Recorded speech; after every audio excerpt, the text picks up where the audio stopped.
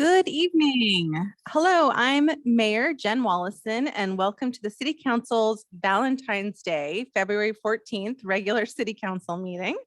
This is a hybrid meeting with City Council, city staff, and members of the public participating in City Council chambers in accordance with public health guidelines for in-person meetings and participating remotely to promote social distancing in this federal, state, and local emergency. I would like to start by introducing City Council members and staff present. Vice Mayor Cecilia Taylor is joining us via Zoom. City Council members Drew Combs, Maria Dorr, and Betsy Nash are here in council chambers. Staff present includes City Manager Justin Murphy, City Attorney Neera Doherty, and City Clerk Judy Herron. City Clerk Herron, would you please provide instructions for the City Council and members of the public on how the meeting will proceed? Thank you, Mayor Willison. And again, echoing a welcome to our February 14th regular City Council meeting. For members of the public who wish to provide comment on an item on tonight's agenda, if you are participating virtually, we ask that after the mayor calls for public comment on your item, engage that hand feature in the bottom of your screen. If you're calling in from a landline or a cell phone, you can press *9. For those of you participating in person, there are speaker cards at the back table. Please complete one of those and then return to the clerk's desk here.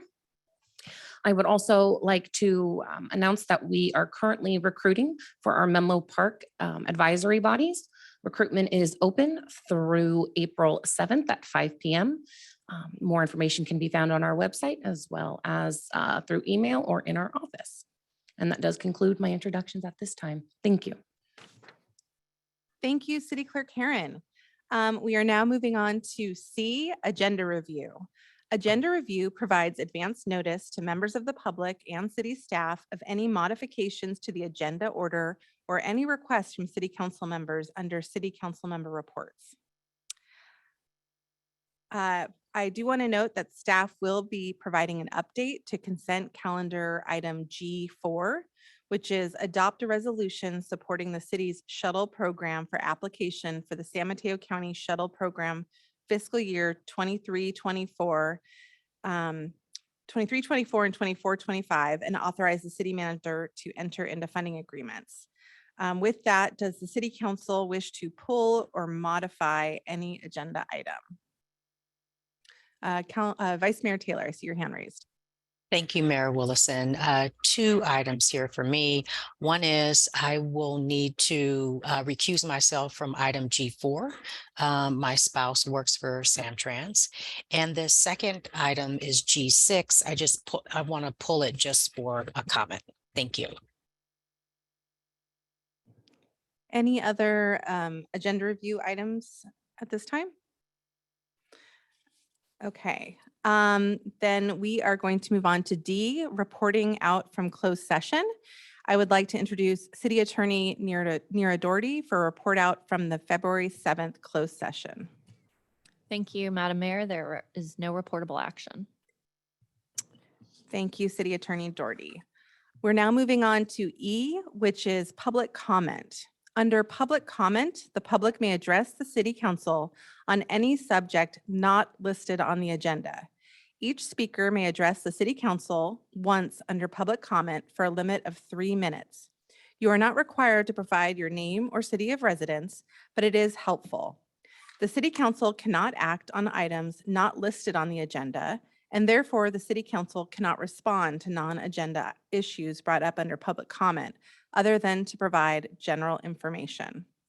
I will call for public comment at the appropriate times for members of the public to address the City Council on any item under agenda sections, presentations and proclamations, consent calendar, public hearing, regular business, informational items.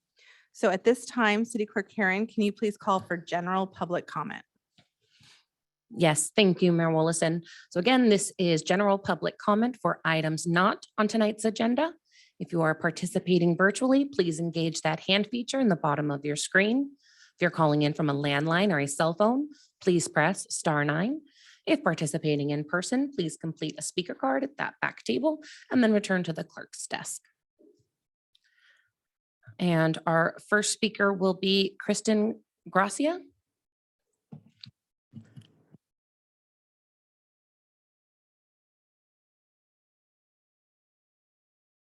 Willison. My name is Kristen Gracia, and I am the superintendent of the Menlo Park City School District. And while I have served the Menlo Park City School District for over the past 2 decades, first as a teacher and then as the principal at Oak Knoll for many years, I wanted to stop by and formally introduce myself as superintendent. For years as a staff member and a community member here, I have valued the partnership our district has felt with the city, and I look forward to continuing that partnership in the service of our students, many who are here tonight, in fact. Never hesitate to reach out. I'm right around the corner, and know that I connect regularly with the city manager and appreciate his willingness to work together. So thank you very much for your service and what you do for our city. Thank you for coming by, Superintendent Gracia, and best wishes to you in your new role. Thank you for your comment. Our next speaker will be JT Faraji, followed by Jayanta Day.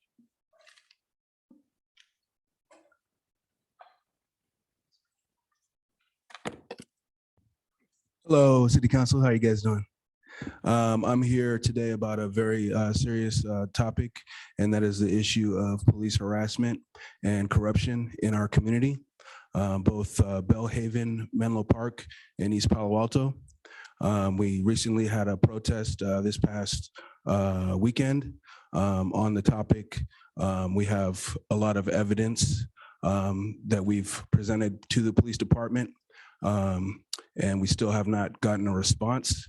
We're here before the council. Again, this is a consecutive issue. It's becoming systemic. This is not our first time in this city council meeting addressing the same thing. We were here last year, the year before, and we're back here again. And we would really like it if you guys could take a look at this issue, respond to emails, reach out to us, and let's talk about how we can change the systemic issues of racism and inequity in Menlo Park. Because it's going to lead to a Tyre Nichols incident here, and it's disgusting. And frankly, I think Menlo Park is much better than that, and I'd like to see that reflected in our law enforcement. Thank you. Thank you for your comment.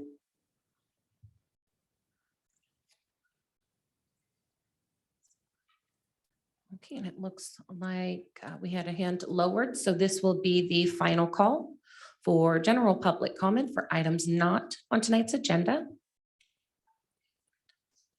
Okay, Eduardo Dureza Nava, you should be able to unmute. Yeah, this me, is it working? Yes, go right ahead. Yeah, hi, my name is Eduardo Deras, and I recently had an incident with the police in Menlo Park, and I live in East Palo Alto, and we've had this problem going on for many years. And I'm in a wheelchair, paralyzed, and there was an incident going on in my neighborhood where somebody was getting, I believe, raided, and I was passing by, and I have video footage, and you could clearly see I was being harassed, and they basically pulled me out my car, and I'm paralyzed, and it was very traumatizing. And I just wanted to say that I put in a report, and I still haven't got a call back. And they said that they left the email, but my email isn't even set up. So I know that is a lie. So I wanted to see if you guys could take a look at this case. Thank you. Thank you for your comment. Okay, so final call for public comment for items not on tonight's agenda. Seeing no further hands or cards. Mayor Willison, you may continue. Thank you, City Clerk Herron, and thank you to the members of the public. We appreciate you coming and sharing your experiences with us. We are now going to move on to F, which is presentations and proclamations. City Clerk Herron, do we have any public comments on item F1, Proclamation Black History Month? Thank you, Mayor Willison.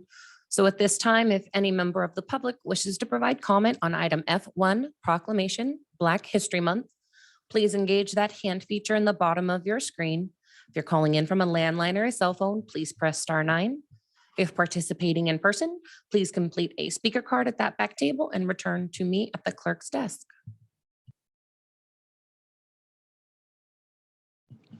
This will be the final call for public comment on item F1.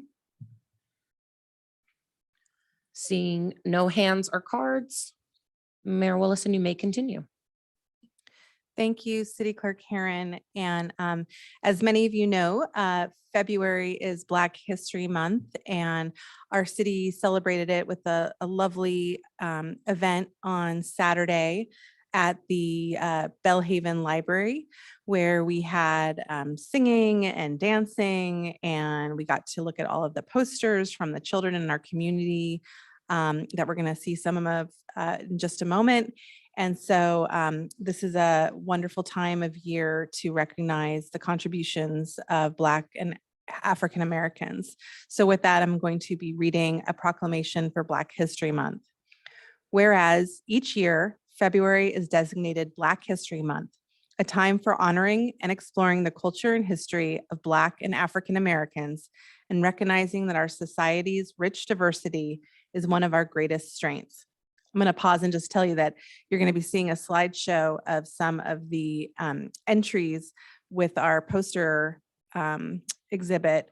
And I believe the title of the exhibit was What Black History Means to Me. So children from schools all over the city submitted their interpretations of that question, and all ages are represented here. So I'll continue. Whereas during Black History Month, we celebrate the legacy of Black and African Americans whose power to lead, to overcome, and to expand the meaning and practice of American democracy has helped our nation become a more fair and just society. And whereas observing Black History Month provides opportunities to gain a deeper understanding of Black and African American history and acknowledge the centuries of struggles for equality and freedom, and calls our attention to the continued need to battle racism everywhere, including in our own city, and build a society that lives up to its democratic ideals. And whereas we must not forget the men and women who worked tirelessly for freedom, civil rights, and equality for all people, and whose deeds helped to broaden and enrich American culture. And whereas during Black History Month, we honor and continue the work of Black and African Americans who have created a more fair and inclusive democracy, helping our nation move closer to the realization of its full promise for everyone. And whereas the City of Menlo Park continues to work toward becoming an inclusive community in which all people, past, present, and future, are respected, valued equally, and recognized for their contributions and potential contributions to our community, the state, the country, and the world. And whereas on February 11th of this year, the City of Menlo Park held its first Black Liberation Celebration at the Bellhaven Library, which included stories of local heroes, dance performances, singing, and more. And whereas, according to the San Mateo Altogether Better website, Menlo Park has the second largest Black and African American population in San Mateo County. And whereas the City of Menlo Park is proud to honor the history and contributions of Black and African Americans in our community throughout our state, nation, and world. And now therefore be it proclaimed, I, Jen Wallison, Mayor of the City of Menlo Park, hereby proclaim and celebrate February 2023 as Black History Month in Menlo Park. Yeah, you can clap. That's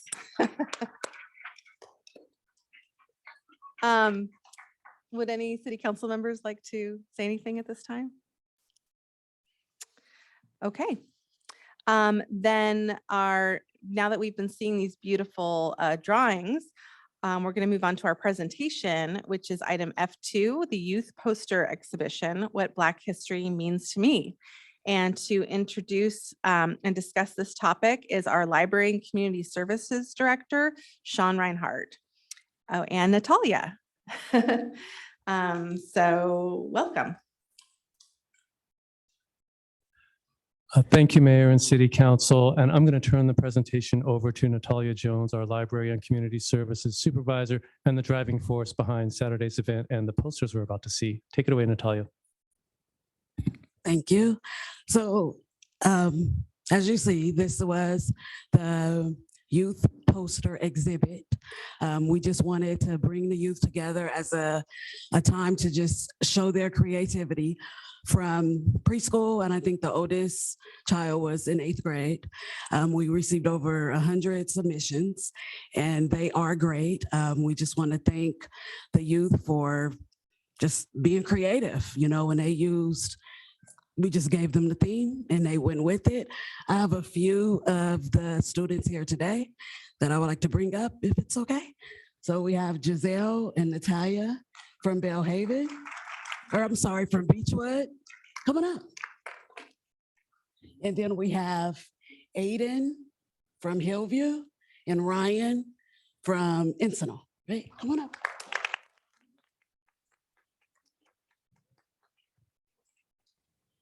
And we just want to acknowledge them. They just really just took the theme and just worked with it. And thank you guys. Do you want to have something to say? No, I didn't think they would, but I wanted to give them the opportunity. But thank you, and thank you for allowing us to do this.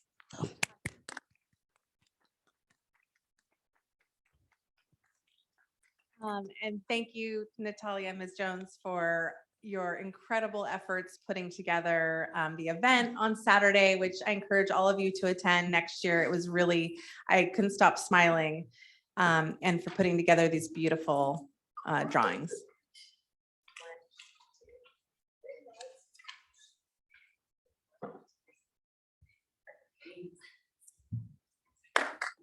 Thank you.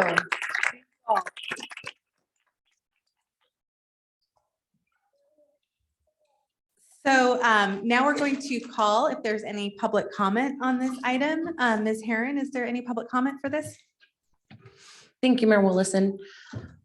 So for anyone who would like to provide comment on item F2, presentation youth poster exhibition, please engage that hand feature in the bottom of your screen. If you're calling in from a landline, please press *9. If participating in person, please complete a speaker card at that back table and then to return it to the clerk's desk. This will be the final call for public comment on item F2. Seeing no hands or cards, Mayor Willison, you may continue. Wonderful. We are now moving on to G, which is the consent calendar. Under the consent calendar, the City Council may take action to approve routine business items in one motion unless the City Council member, city staff member, or a member of the public requests that an item be discussed or continued to a later date. Ms. Judy Herron, do we have any public comment on the consent calendar? Thank you, Mayor Willison. So at this time, if any member of the public wishes to provide comment on our consent calendar items, G1, City Council minutes, G2, a resolution to continue conducting advisory body and City Council meetings remotely, G3, authorizing the city manager to execute an amendment with Bohannon Development Company, G4, adoption of a resolution related to the city's shuttle program, G5, the approval of the Environmental Quality Commission's annual work plan, or G6, a resolution approving the City Council Community Funding Subcommittee's recommendations. Please engage that hand feature in the bottom of your screen. Calling in from a landline or a cell phone, please press *9. If participating in person, please complete a speaker card at that back table and return to the clerk's desk. And this will be the final call for public comment on our consent calendar items G1 through G6.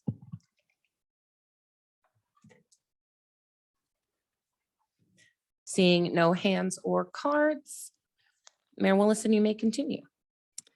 Thank you, City Clerk Karen. And before we begin any council discussion, Assistant Public Works Director Hugh Lauch will be providing an update on item G4.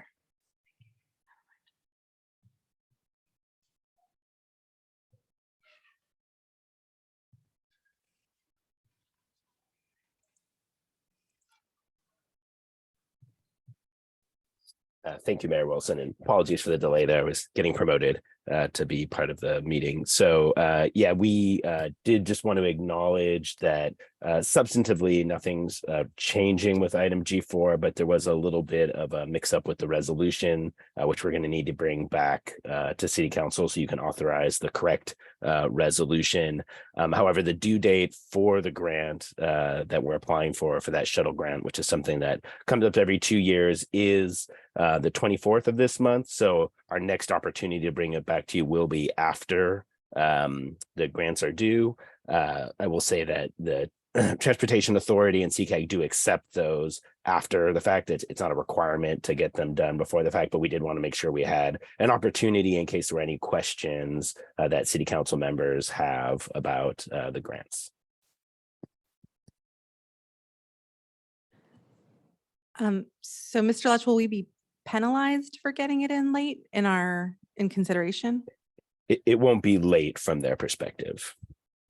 Okay, thank you for the clarification. Are there any other questions on G4? Before we move on to then any motions, City Council, Vice Mayor Taylor, I believe you had a comment on G6. Yes, and I need to recuse myself on G4. So we need to separate the vote. We can Thank you.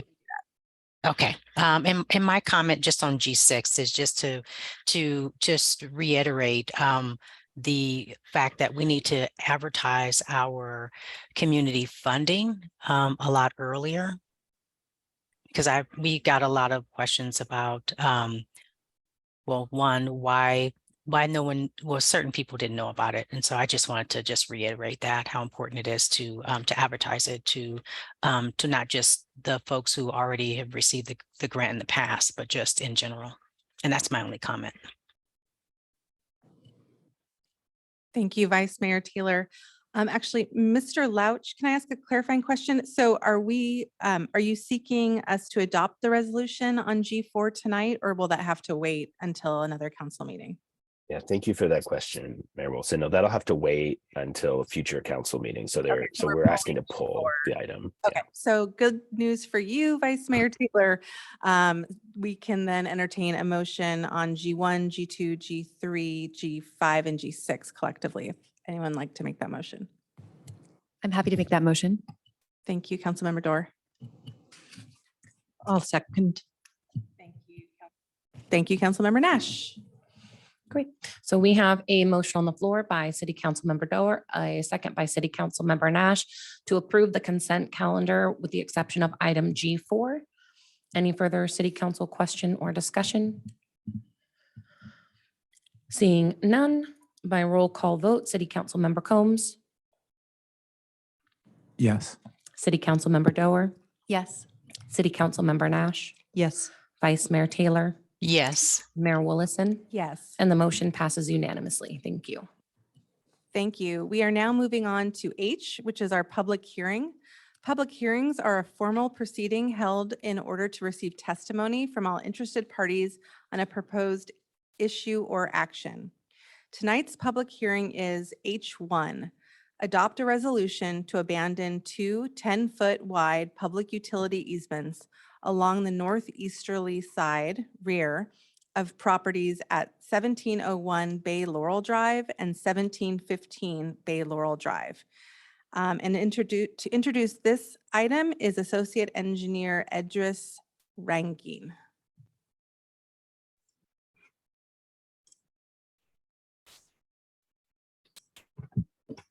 Thank you, Mayor.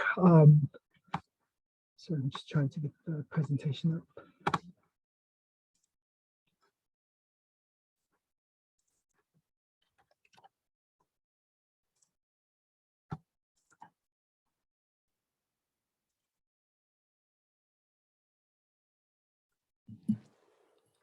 Edris, would you like me to share the presentation and then you just cue me to next slide?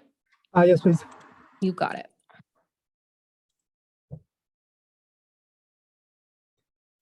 Thank you, Mayor, Vice Mayor, and City Council. My name is Idris Rangin, and I'm an Associate Engineer at Public Works.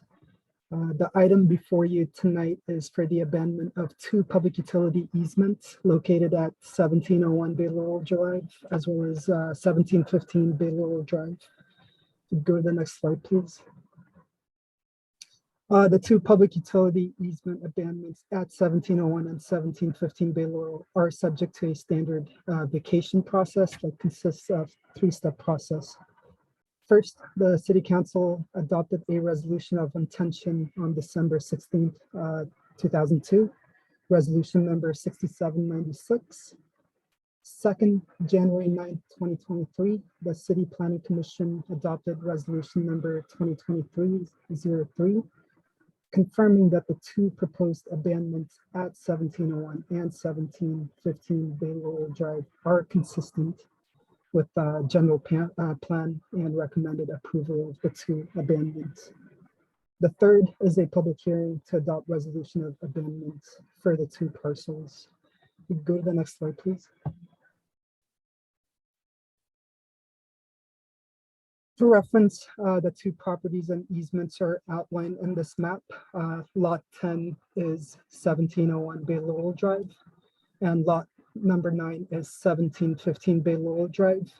The 2 easements in question are highlighted in pink in the rear of the 2 properties.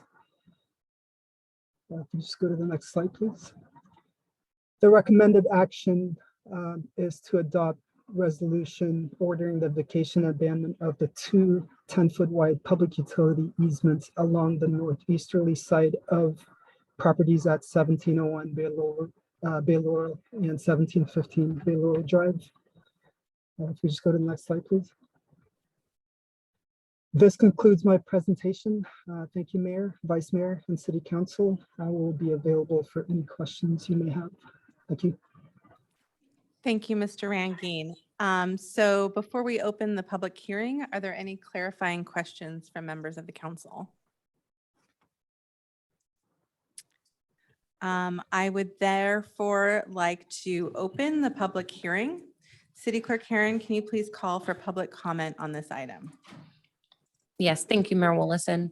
So at this time, if any member of the public wishes to provide comment on item H1, adopt a resolution to abandon 2 10-foot wide public utility easements along the northeasterly side of properties at 1701 Bay Laurel Drive and 1715 Bay Laurel Drive. Determine this action is categorically exempt under CEQA guidelines section 15305 class 5 exemption from minor alterations in land use limitations. Please engage that hand feature in the bottom of your screen. If you're calling in from a landline or a cell phone, please press *9. Participating in person, you can either step to the podium or complete a speaker card in the back and return it to the clerk's desk. And for my in-person speaker, if you can just please state your name for the record. Process. I'm Peter Balte with Topos Architects. I've worked with the Rotier family over the past 2 or 3 years to design and build their new home and to shepherd them through the vacation process for this easement. We'd like to extend a deep note of thanks to the staff, especially Edris Rangin with Public Works. He's been unfailingly helpful as we've worked through this long and complicated process. I have Pete Rotier with me tonight who will say a few words in support of this application. Thank you. Thank you, Peter. Mayor Willison, City Council members, Edris, if you can still hear me. Happy Valentine's Day to everybody. My name is Pete Rotier, and a few years back, my wife and I purchased the property at 1701 Bay Laurel Drive. We've since built a new home there, which has been wonderful for our family. Our children attend Oakno School. We've been residents of the city of Menlo Park for 11 years and very much enjoy the community and the neighborhood. We're blessed to be able to raise our family in Menlo Park. Such a great community. When we purchased the property, we did not fully appreciate the electric utility easement and the electrical lines that stretched across most of the middle of the back of our property. Due to the irregular course of the San Francisquito Creek, which abuts our land, Our backyard seemed quite deep, even though the electric lines stretched across most of the middle.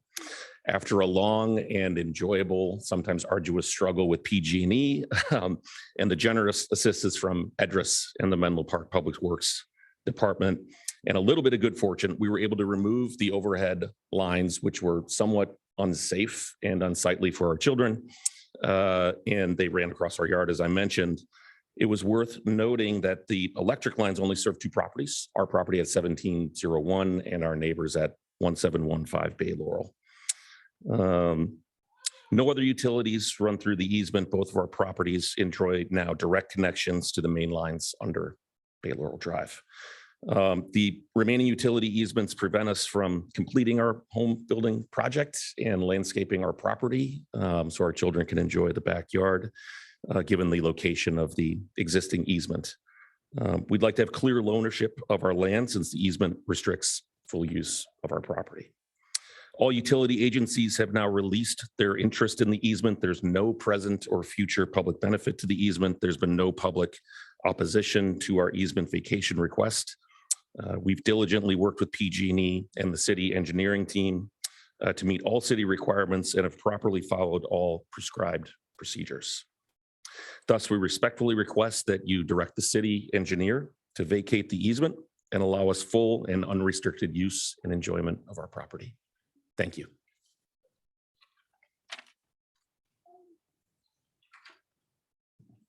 Thank you for your comments.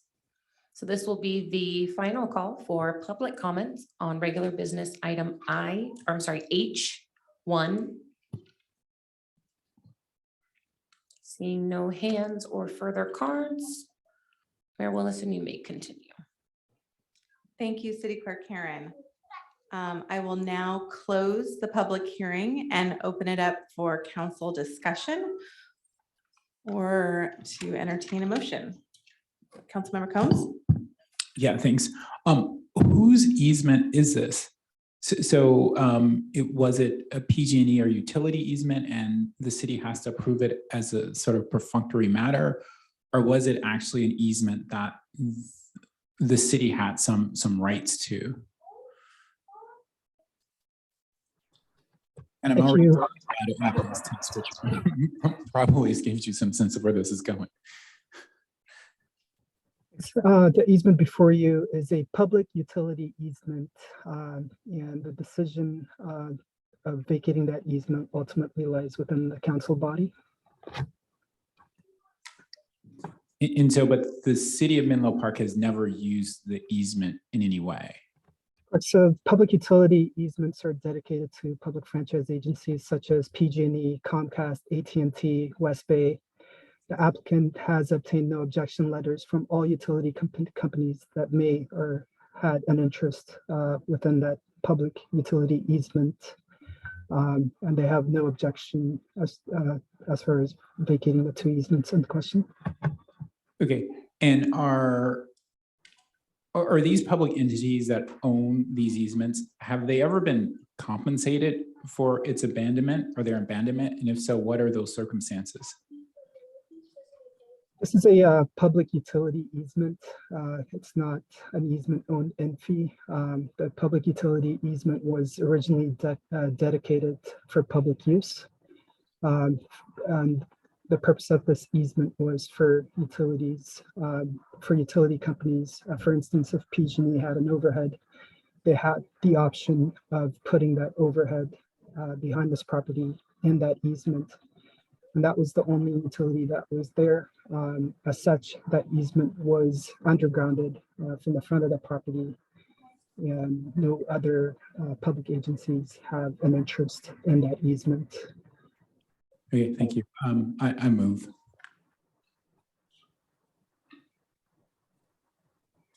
Vice Mayor second. Thank you. Thank you. So I have a motion on the floor by City Council Member Combs and a second by Vice Mayor Taylor to adopt a resolution to abandon two 10-foot wide public utility easements along the northeasterly side of the properties at 1701 and 1750 Bay Laurel Drive. Determine this action is categorically exempt under CEQA guidelines section 15305, class 5, exemption for minor alterations in land use limitations. Any further city council question or discussion? Seeing none, by roll call vote, City Council Member Combs, Yes. City Council Member Dower, Yes. City Council Member Nash, Yes. Vice Mayor Taylor, Yes. Mayor Willison, Yes. and the motion passes unanimously. Thank you. Thank you, City Clerk Karen. We are now moving on to I, which is regular business. Under regular business, the City Council considers recommendations and from city staff on policy matters or administrative actions that require City Council approval. The first regular business item is I-1, provide direction on the preferred bikeway design for Middle Avenue and adopt a resolution to install no parking zones on Middle Avenue. Determine this action is statutorily exempt as defined by Public Resource Code Section 21080.25. I will soon introduce our Public Works Director. I do want to note quite a few attendees, I think, are in chambers for this item. And this item has drawn a lot of public interest. And not everyone on this item will be in agreement on everyone else's positions.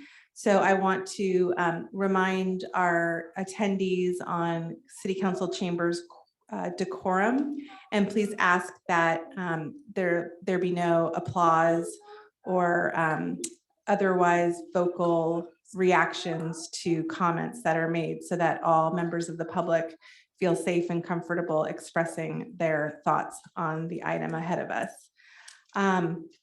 With that, I will introduce Assistant Public Works Director Hugh Louch to introduce this item. Thank you, Mayor Willison, Vice Mayor Taylor, and members of council. Let me pull up my presentation here, and I will walk you through where we're at with this project. So I think, as all of you know, we have been to you with this project a number of different times, and there have been a couple different council directions and actions on the project in the past, which we'll cover. But I wanted to start by kind of doing a little background, sharing the goals for the project, remind everybody listening today, talk a little bit about the outreach, summarize that past council direction we've received, and then walk through the remaining bike lane design options and how we get from where we are today into implementation of the ultimate project, and then the action before you tonight.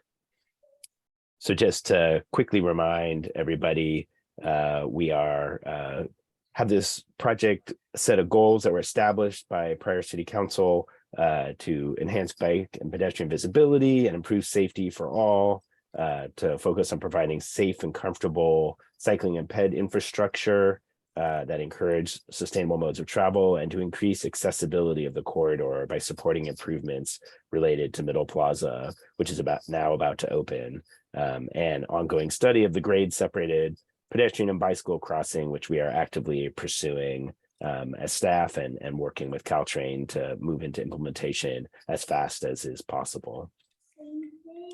A little bit of background about the project itself. So Middle Avenue has about 65 feet of right-of-way. That's the city's. The kind of curb to curb space is approximately 41 to 42 feet. And then there's sidewalks entirely on one side, although only partial on the other side.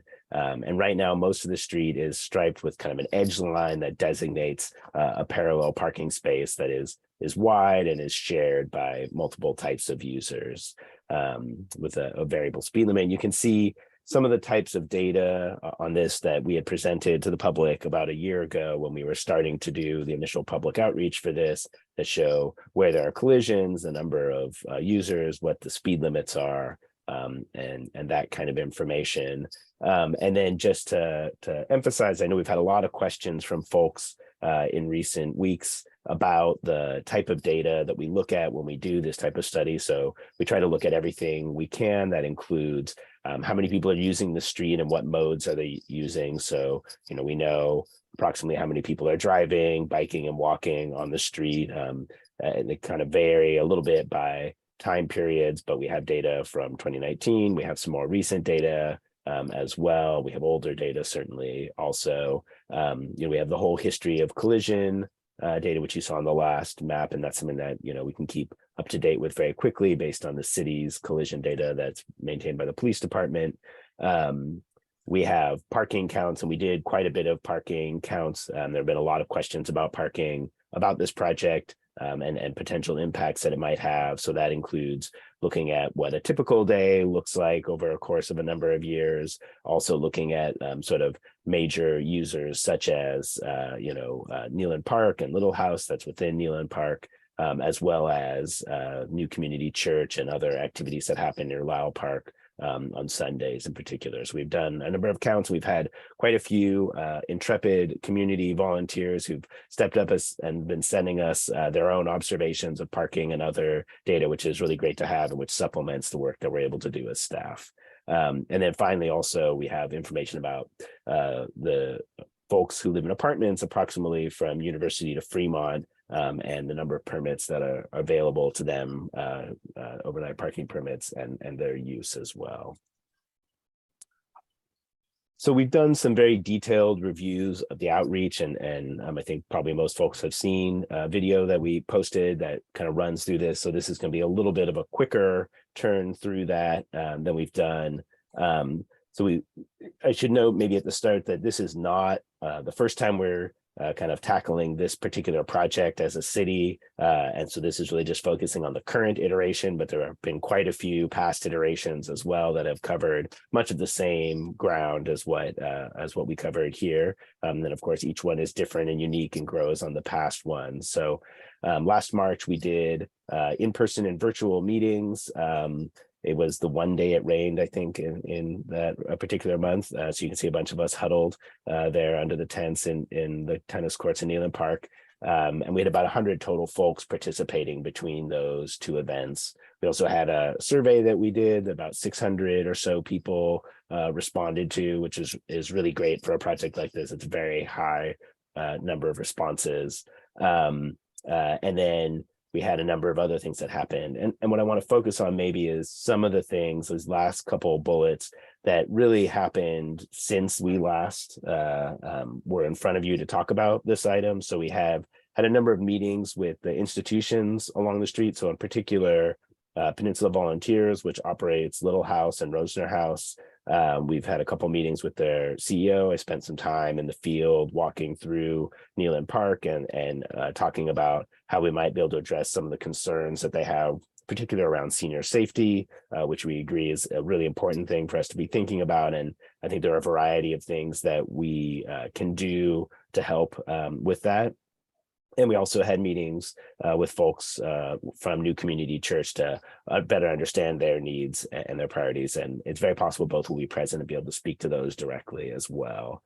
And then back in October, we had some council member led outreach that staff participated in. And then we just had another round of that again that had really great attendance, and really appreciate everybody showing up and participating in those meetings and providing their thoughts. And I will say there's a lot of passion on all sides of this issue and a lot of great opinions. And it's been really wonderful to hear from the community and to try to help provide answers to the questions that they have. Just quickly, one thing that we've been showing throughout, this is from the survey, gives you a sense of kind of at a high level what different groups of folks who said they use the street for different reasons, whether they live on the street or they go to school or live nearby, visit the parks, what we kind of heard in terms of what people's preferences were. And, one thing that stands out is that for each of those groups, the largest share of folks suggested removing parking on both sides of the street to accommodate bike lanes. But in some cases, like on people who live on Middle Avenue, if you add together the people who want to keep parking on one side or both, it's a slightly larger share. So a little bit of a mix, but generally speaking, we heard from folks a strong interest in investing in bicycle infrastructure and removing parking to do so.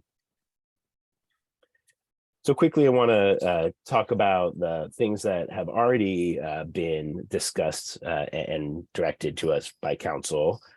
So back in September, and I would say I didn't kind of go over the outreach slides, but we did also hear almost consistently across the community a desire for implementing traffic calming measures that include things like raised crosswalks and speed humps and flashing pedestrian beacons and some speed feedback signs.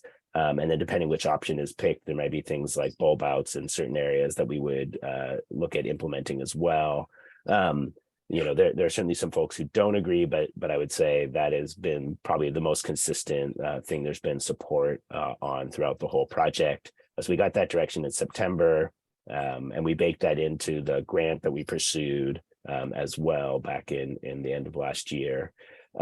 We also got approval at the October 18th meeting to install an all-way stop sign at San Mateo Drive and Middle Avenue. And we'll formally apologize in this meeting that there was a little mix-up with that installation and a misunderstanding from our contractor. So that was temporarily installed and removed and will be returned here in the next few weeks or so as we work to getting all the needed improvement installed at the same time. That meeting also had approval of a temporary closure of Blake Street at Middle Avenue that was requested by residents and was generally supported by most folks that we heard from as well, and was supported by council. And we are working as part of this overall process to look at implementing that as soon as we're able. And then we did hear some interest in pursuing intersection safety improvements at El Camino Real and Middle. That's certainly an area that we heard a lot about, I would say, over the last week as well, and about the importance of focusing on that area and in front of the Safeway. And it's something that as we move into design of the project, it's certainly going to be an important focus for us. And then we also got direction to add completion of the sidewalk on the other side of the street to the city's 5-year CIP. And then we heard some other interesting ideas as well about things we might try to do in the meantime to help make that space usable by folks. So the kind of key item that remains from the set of decisions that have been put before council are the selection of the preferred bicycle lane option, and then the path to get that implemented. So I have, and these are, one of the attachments to the packet that show the different options. And as I think I've said a million times, keep in mind that these are very compressed on your screen so that the horizontal distance is a lot shorter than the vertical distance, which means that, everything looks a little bit closer together than it actually is. But this gives you a sense about what the options kind of very generally look like. And then also please keep in mind that these are not design plans. These are just kind of graphical representations of approximately what things will look like. So you can see a center line, you can see what looks like a buffer, and you can see what would be the bicycle lane space. You can see where there's potentially going to be conflict striping. That's the sort of green dashes on here, and where parking would be removed, which is the red areas. And then the little red dashed areas kind of give you a sense about where there's already no parking allowed. So that gives you some sense of what's going on in the street. I will draw folks' attention to the area in front of Nealon Park, where what's being proposed is to convert the head-in parking to parallel parking and to put the bikeway behind in the space that's used for parking right now. And there's sufficient space to do that in a way that we think can be done quite safely and work well for folks. So that's option one, which would be to remove parking on both sides of the street.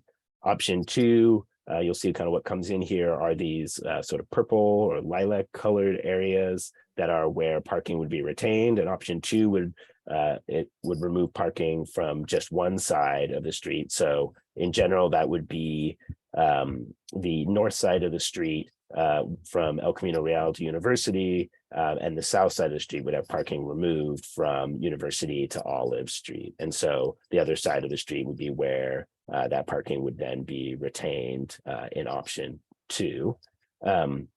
And then option 3 is a sort of variant of option 2 that keeps parking on one side of the street, but only in select areas that were identified as having somewhat higher use or need for parking. So near New Community Church, which as I mentioned before, we do see quite a bit of parking on Sundays in particular for their services, and especially on Sunday mornings. Near the multifamily housing where they have limited access to parking on site, and also parking permits that allow them to park in some cases. And then near Neelan Park where just the variety of different types of uses that are going on there at different times of the day mean that there is above average parking demand compared to elsewhere in the corridor. And while we did do counts of that parking use, when this area where the bikeway would go was closed because we were building the sidewalk back here, we did find generally that there appeared to be sufficient parking without that area in front. However, we also know that Little House wasn't necessarily in complete full operation at that time, and that there are other there certainly are high peaks sometimes, even if maybe the average use isn't at quite as high. So when we think about these different options, I think the thing that from a staff perspective, thinking about transportation, that I want to emphasize is that we think these are all good options to consider, and staff it does not have a recommendation about a specific option to give you. We do think there are trade-offs among each of the options to consider, and that's kind of generally summarized in this table, although we can kind of get more specific as you have questions. So, the advantages of removing from both sides is that you do have more space for bicyclists. You have less potential conflicts with vehicles, including less chance of dooring, where people have the risk of getting hit by car doors as they're passing by, as people are getting in and out of their vehicles. But you do shift that parking then over into side streets to the extent that there is parking happening for residents of the street today. And then you also create a space that may in fact be used for passing, although that may be true for other options. It just might be a slightly more likely in this option where there's more likely to be some space available. Moving from one side retains parking across the corridor and provides what from staff's estimation is probably sufficient capacity for the type of parking needs that we see on the corridor. And the trade-off there is that you get slightly narrower bike lanes and buffer space and a slightly increased risk of dooring compared to that first option. Although from our perspective, the type of area this is, that's less of a concern than it would be, say, if we were talking about right near, right in the middle of downtown, where you have a lot of turnover of vehicles. And then the third option is obviously a mix of the two, where you're retaining parking for folks who are the kind of highest demand need, and you're getting that trade-off of those narrower bike lanes and buffer where those are not, where those parking is retained, excuse me. But again, I think the kind of consistent message here that I want to give is that all of those options are ones that we consider good. Back in September, October, we did get direction for that first option to bring it back as a pilot, and staff very much agree that if you're going to choose to pursue option 1 tonight, that we would recommend doing that as a pilot, just because it is a more substantial change than we had initially anticipated, I think, when we brought this item forward back in September. However, we don't think options 2 or 3 would need to be piloted, partly because there are work that or similar projects have been done elsewhere in the city effectively, and partially because they do require a more substantial kind of shifting of the lanes. So you start to have the center line moving and other things like that, that then makes it a little bit more complicated to pilot it from my perspective, although certainly not impossible if that was the direction we were given. And then just generally, if we do a pilot, it would be about 6 to 12 months and would span multiple seasons. We want to make sure we're understanding how different types of users at different times of year. And generally, we'd be working hard to make sure we could start in the summer so that if there were any immediate issues that came up, those could be resolved when traffic volumes and use is a little bit lower. People are out of town more, and then they'd be ready for fall when school starts and we had a better understanding and we're ready to go for that. So that's kind of the general preference. And we do have this figure here that's also in your packet that shows areas during a pilot that we would be doing data collection. Some of these are areas where we already do some data collection. And then there's some other data, obviously, like the collision data that we can look at anyway. And I do want to emphasize that even if a pilot is not pursued, that doesn't mean that we won't look at some of these kind of data. And we already have folks who are going to be collecting some of the kind of count data, some of the automated count data that we'd be using to help support this regardless, just so that we don't foreclose having kind of the pre-pilot data available to us. So in terms of implementation, we laid out two kind of general schedules that kind of try to communicate what we do with this project with a pilot and without a pilot.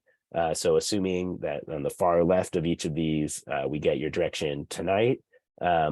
If we have a pilot, then we would move very quickly into designing that pilot bikeway. We would also go to the Complete Streets Commission and bring them the evaluation approach that we would use, so a little bit more fleshed out version of what's in your packet now and a little more precision on that.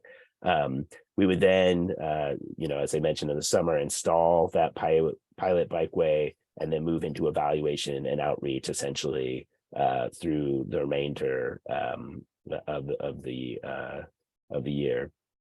And then that would then kind of lead into a review both by Complete Streets and by City Council, at which point we could move into final design of the whole project. And as I mentioned, we did receive a grant from the Transportation Authority that will fund the full project. So that includes the traffic calming, that includes the bikeway infrastructure, that includes a number of other little items there, looking at the intersection of El Camino and Middle and things like that. However, really kind of getting that into full design is going to be something that we're going to need to have pretty good certainty. We can't do those designs twice. We really need to do them a single time. So that would naturally have to come after the pilot, which would then go into kind of project bidding and award and construction, which really puts the construction out into the kind of second quarter of 2025 is what we'd be looking at in all likelihood. And of course, we would always try to make things move as quickly as we could, but that's the general sense of the schedule for that.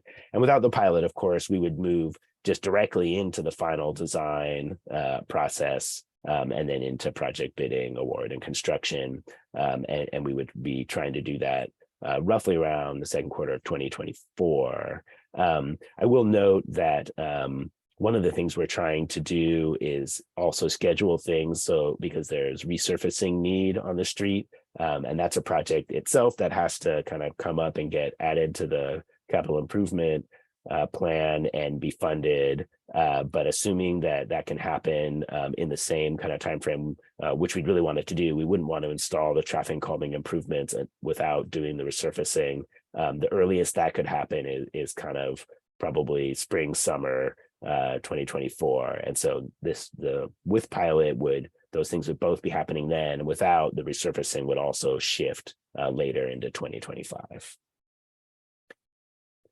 So the action before you tonight is to give us direction on the preferred bike lane design option, and as well whether or not you would like us to pursue a pilot. And then to adopt a resolution to install no parking zones on Middle Avenue consistent with that preferred option. And with that, I will stop and take any questions. Thank you, Mr. Louch, for that presentation and for all of the work that's gone into it thus far. So I think rather than taking council questions, I know we have many folks here who might have bedtimes, myself included. So I think we'll go ahead and turn it over to public comment at this time. City Clerk Karen, can you find out how many people want to speak? Because we typically allow 3 minutes, but when there is a lot of public speakers, we sometimes reduce the time to 2 minutes so we get out for our bedtimes. So City Clerk Karen, can you please figure that out for us? Thanks. Yes, thank you, Mayor Willison. So at this time, if any member of the public wishes to speak on item I1 related to Middle Avenue, please engage that hand feature in the bottom of your screen. If you're calling in from a landline or a cell phone, please press *9. If participating in person, please complete a speaker card at that back table and return it to the clerk's desk.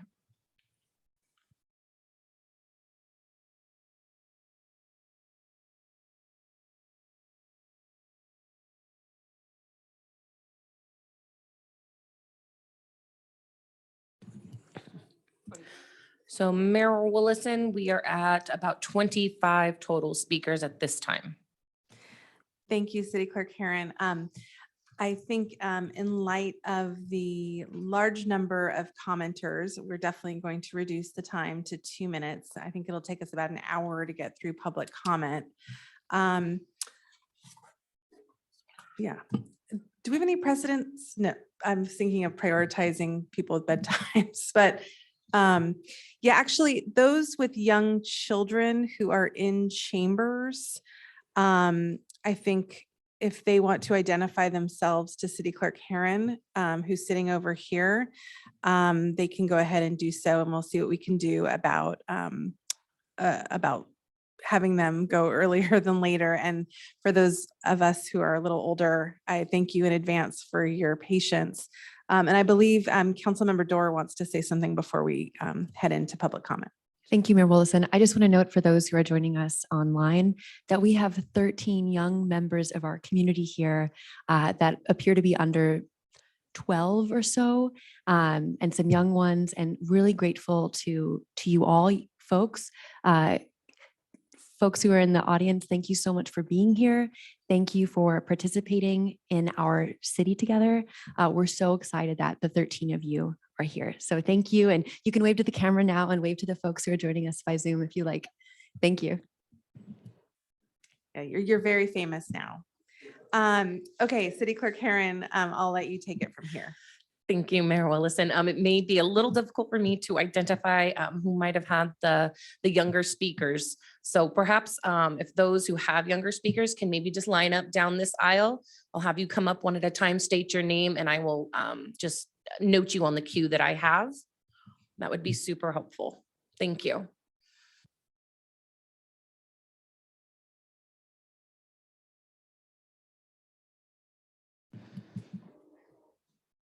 Great. So if you can step up first, and if you can, please state your name before you start. My name is Alex, and with my brother Peter, we would like the city council to support the Middle Ave bike lane project, including removing parking from both sides of the road. We belong to the Allied Arts Bike Bus, and we frequently bike to school, to Laya Park, and downtown Menlo Park. I worry about being hit by a car or a car door when I ride. Bike lanes would make the children of Menlo Park safer, while also encouraging more biking, which is good for your health and the environment. Yes. Now you say, Peter, please make safer bike lanes. Please make safer bike lanes. Thank you. Thank you for coming this evening. We appreciate your comments. Thank you, Mayor, for running our bike bus. Thank you, Mayor, for riding with our bike bus. We really appreciated that. Again, if you can just state your name for the record. I'm Corey Binns, and with me is Hazlet Carey, and she is a cyclist at Oak Knoll. And we are here on Valentine's Day because we love our community, we love Menlo Park, and we love our friends, and we want to keep them safe. And so we are here to point out the stature of some of the bicyclists who are riding on Middle Avenue. They are smaller than cars. And so I think it's important for both us drivers and the cyclists to be as safe as possible. And I thank you all for all of your hard work on this issue. Thank you for your comment. Hi, Matthew. So I do know that Matthew has a presentation, which I will be able to share screen. Matthew, in the background, I'll be keeping the time, so I'll just alert you when there's approximately 10 seconds remaining. Okay. Great, thank you. Thank you, Madam Mayor and City Council. My name is Matthew Raskoff. I'm also part of the Bike Bus and Allied Arts. I'm here with my son, Jasper Raskoff, who's a first grader in the multi-age program at Oak Knoll. And we are speaking on behalf of option one, removing both sides of parking and with no pilot so that we can implement this as quickly as possible. And we wanted to offer 3 reasons, and I'm going to explain the data, which is a little bit hard to see on this map. But the first is the safety of children riding to school, but also parents taking a walk and seniors crossing the street, all of whom use Middle Avenue frequently. The data that I pulled comes from UC Berkeley, which compiles crash data across the state. They showed that in the past 10 years, there have been 333 crashes in our city that involve a bicycle. Fully 1/3 of them involve children or people from 0 to 18. And on this stretch of Middle, there have been 8 crashes in the past 10 years, half of which have involved children. So every month for the past 10 years, there has been a crash in our city that has caused either a serious injury or death. That is the basis of these data. That's 333 over 10 years. And they're disproportionately dangerous on Middle Avenue. It's 1/3 across the city involve children, but half on Middle Avenue involve children. So to me, all road users have the right to use this public right of way, but the current design privileges fast-moving cars at the expense of pedestrians and cyclists. The city set goals for Vision Zero, and it now needs to put them into practice. Second, there's the sustainability of our transportation system. We've also set goals for climate action in our city. With new development coming in the city, which is wonderful, we've got Middle Plaza that can either add traffic on El Camino or Middle, or we can encourage 10-second mark. we can encourage new residents to take greener modes of transportation. The last item is leadership. I'm asking you to step up. Our children are literally watching you tonight, and now is the time to act to help the city move into the future. Thank you for considering this. Thank you for your comment. Our next speakers, and if you could state your name for the record, please. Hello, my name is Lucy Pedrez. I am 9 years old and a 4th grader at Oak Knoll. I ride my bike most mornings along Middle Avenue with my 8-year-old brother Henry, a 2nd grader at Oak Knoll, and my 6-year-old sister Grace, a kindergartner at Oak Knoll. I see lots of my friends at Oak Knoll biking each morning too. I'm here tonight to ask that the city please take action and vote in favor of the pilot to help make Middle Avenue safer for bikers. While I like the nice wide bike lanes on Middle Avenue today, I get a little nervous every time there's a parked car that blocks the bike lane. I have to swerve into traffic and go around a parked car, and I get worried I'm going to get squeezed by the car passing by. It is very scary. I know that I have responsibility to be a safe biker. My brother, sister, and I are working on it every day. Our hand signals are getting pretty good. I hope that the city can also do their part to make Middle Avenue safer for the bikers, as well by putting in real bike lanes with no parked cars. While accidents with bikers don't happen often, please let's not let the next accident be with one of my siblings, me, or my friends, because we delayed again to taking action to pilot safer bike lanes next year. Thank you for allowing me to speak tonight and for helping to make our streets safer for bikers like me. Thank you. Thank you for your comment. Next speakers, if you can state your name. Hi, my name is Eloisa Visser. I am in the 4th grade at Oak Knoll. I sometimes bike to school with one of my parents. Most days I walk home with my mom. Middle Avenue can be scary because sometimes cars don't stop at the crosswalk to let us cross. We wave our hands and we walk across to make sure the cars see us and stop. I would like to bike to and from school with my friends, but I'm nervous because of the cars. Please make Menlo Park safer for bike riders. Hi, my name is Sophia Visser. I'm in 6th grade at Hillview Middle School. I live on Middle Avenue. I bike to school every day. Cars speed by, not stopping at the crosswalk on Middle and San Mateo Drive as I'm trying to cross. And parked cars can make my ride to and from school very scary. I love being able to ride my bike to school on my own with my friends. I love that it is better for the environment than having a parent drive me. It keeps me active and it gives me some independence. However, I know it stresses out my parents because it can be dangerous. When a car is parked on Middle and I need to go into the car lane to get around it, it's hard to see, and I get scared that I'll be hit by a car. City Council, please vote to remove parking from both sides of Middle.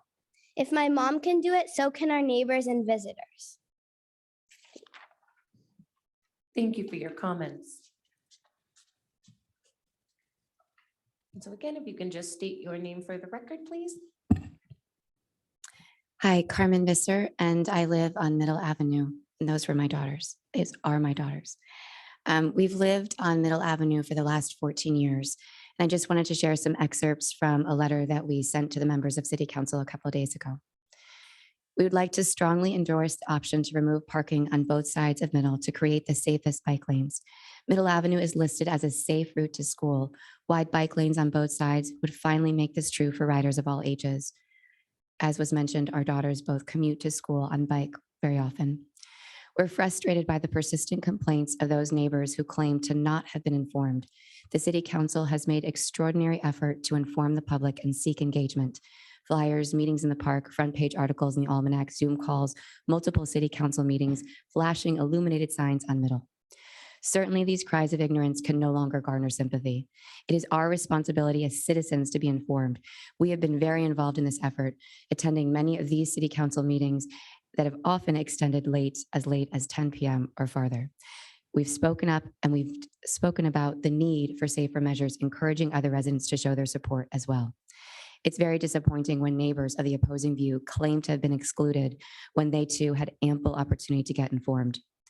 Timed no parking is regrettably not sufficiently respected, even in front of our schools where there are no stopping signs during drop-off and pickup. Parents who should be most engaged in concerns of safety too often succumb to temptation when they are running late and they park illegally. So there's little doubt that drivers on Middle Avenue that are parking could potentially also not abide by those restrictions. We understand that the church on Middle Avenue has cited some concerns about the parking. We would like to suggest that a church service that happens weekly for 2 hours once a week should not be compromising the safety of this street throughout the week. We also would propose an amendment to option 1, the removal of parking on both sides, if necessary, amending it with the exception of Sundays, perhaps in front of the church location, again, to appease the concerns there. I also submitted a video. I'm not sure if you're able to share the video, but that would be great if you're able to. Thank you. Thank you for your comment. And for our next speakers, please state your name for the record. Hi, my name is Emily Baylard and I live at 625 Cotton, and this is William. And we wanted to share that William and his sister Jane ride their bikes to school every day. And William, do you wish that you had permission to ride by yourself? Definitely. And he's not quite ready for that yet. And a big reason why is needing to go around parked cars. And we're really excited about all the different measures that are being planned for Middle and the traffic calming measures and supportive of all of the measures. And just want to encourage all of you to move forward without delay, not go through a pilot process. And quite frankly, all of the options will be a lot better than what currently exists. But if possible, we're in support of option 1. Thank you. Thank you for your comment. And please do state your name for the record. Thank you. I'm Sam Schroeder. This is my son, Callum. I'm Callum. And this is Ethan. And Callum goes to Oak Knoll, and Callum and I ride to school every morning. We are in favor of option 1, and we would recommend that it does not involve a pilot. I think the critical piece of data, I think, from what your guys' research has shown is that the key demographic that's interested in this change are the people who are cycling to school in the morning. And the reason for that is because that's when the volume of traffic is a lot higher. And so the danger associated with cycling is higher as well. And to that point, option 2 doesn't really address that because the flow of traffic going to school is high and the flow of traffic going away from school at the end of school is high as well. And so not providing that extra space is going to have a detrimental safety effect. And we would highly recommend option 1 for that reason. Thank you. Thank you for your comments. Bye. Bye-bye. Okay, so I'm going to return to our current list. If I do recall anyone who's already spoken, will not have an opportunity to speak again. So just let me know. And the next speaker will be Brian McCarthy, followed by Hilberman.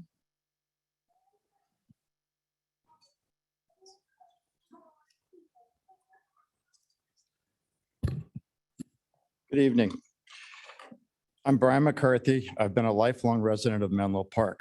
I've raised my family in Menlo Park. My children have attended local schools. I'm also experienced in development and planning relating to commercial real estate. I'm a frequent user of Middle Avenue, both as a pedestrian and as a driver. I understand the traffic, bicycle, and pedestrian usage patterns on Middle Avenue on various times throughout the day, week, and year. After reviewing the city's proposed options, I became concerned about the consequences of the proposed recommendations. I'm also concerned that council will be implementing a very aggressive change to Middle Avenue without thoroughly studying the bicycle patterns and usage facts to support their recommendations. I attended the informal dialogue meeting on February 11th, which included transportation staff and a couple council members.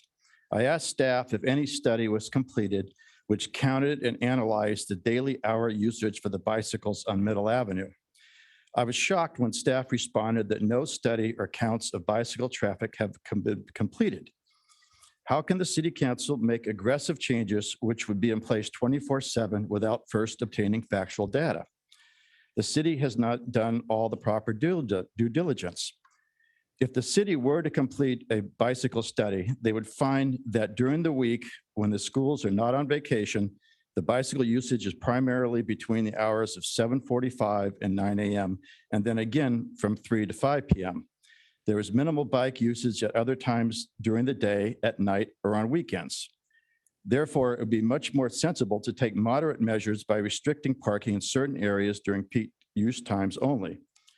The council is aware that making major changes to Middle Avenue parking has ramifications for the residents of Middle Avenue as well as those on the adjacent streets. In addition, there will be ramifications for church attendees, the preschool, the park users, its seniors. It's the city council's responsibility to represent all residents of the city. The city should proceed methodically and thoughtfully before they make an aggressive change such as this.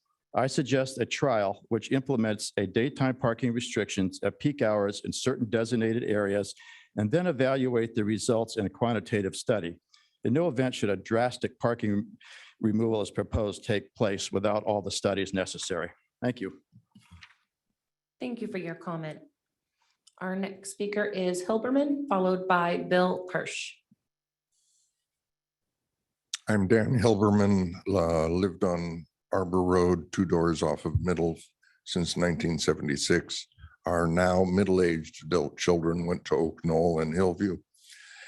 I'm here really to reemphasize that the whole business of improving middle bike lanes was because we're doing the pedestrian underpass under the railway. And that was going to draw larger volumes of cyclists going to Burgess, the community center, the library, everything that's in that complex, this complex. So studying the bike usage today is only, while it helps you with time of day, it does not help with the overall strategy of why we wanted to make Middle a thoroughfare for bicycles. And most important, let's move this forward. Pick a pilot, whatever option you choose, let's get it started.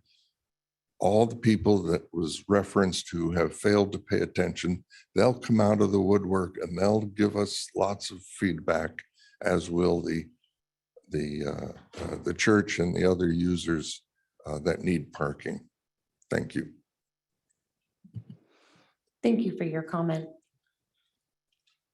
So our next speaker is Bill Kirsch, followed by Jackie Cyprian. City Council members, City Council Member Dorr, welcome to the City Council. I love you guys for all the work you do. It's Valentine's Day. I appreciate all these hard decisions. I'm in favor of option one, and I think we should get going on it as soon as possible. Let's do a trial. And in that way, we can work out any kind of modifications or other options for the apartment dwellers. I think the church doesn't need to be dropping folks off on Middle Avenue. There's a parking lot behind it, and maybe we can work out something for church on Sunday. I think the parking in front of Nealon is a terrible idea. It doesn't need to be there. To me, it's just gratuitous parking. And if it becomes parallel parking, I think that'll be an awful option because of cars having to back in and out, make those difficult maneuvers. Plus cyclists, when we have continuous bike lanes, are not going to want to be swerving behind those cars. So eliminate the parking in front of Nealon. We don't need it. The staff did a great review of the parking and found that there's plenty behind there. Also, I think every one of the residents has more than 3 parking spaces or parking lots, driveways that'll accommodate more than 3 cars. I'm up to 4. So we have precedents. We've done this on Santa Cruz Avenue very successfully. I think some of you may have direct experience with that. We did it on University Drive. It's been a great success. We did it on Oak Grove Avenue. That's been a great success.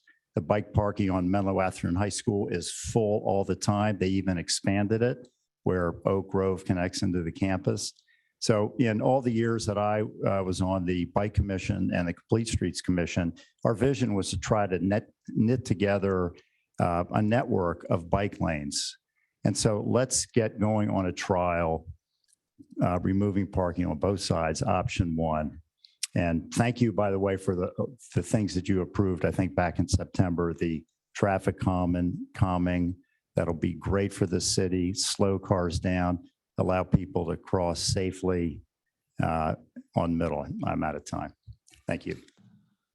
Thank you for your comment. Oh, real quick, I can't stay for the Burgess discussion, but I vote for Team Sheeper to come back for the contract.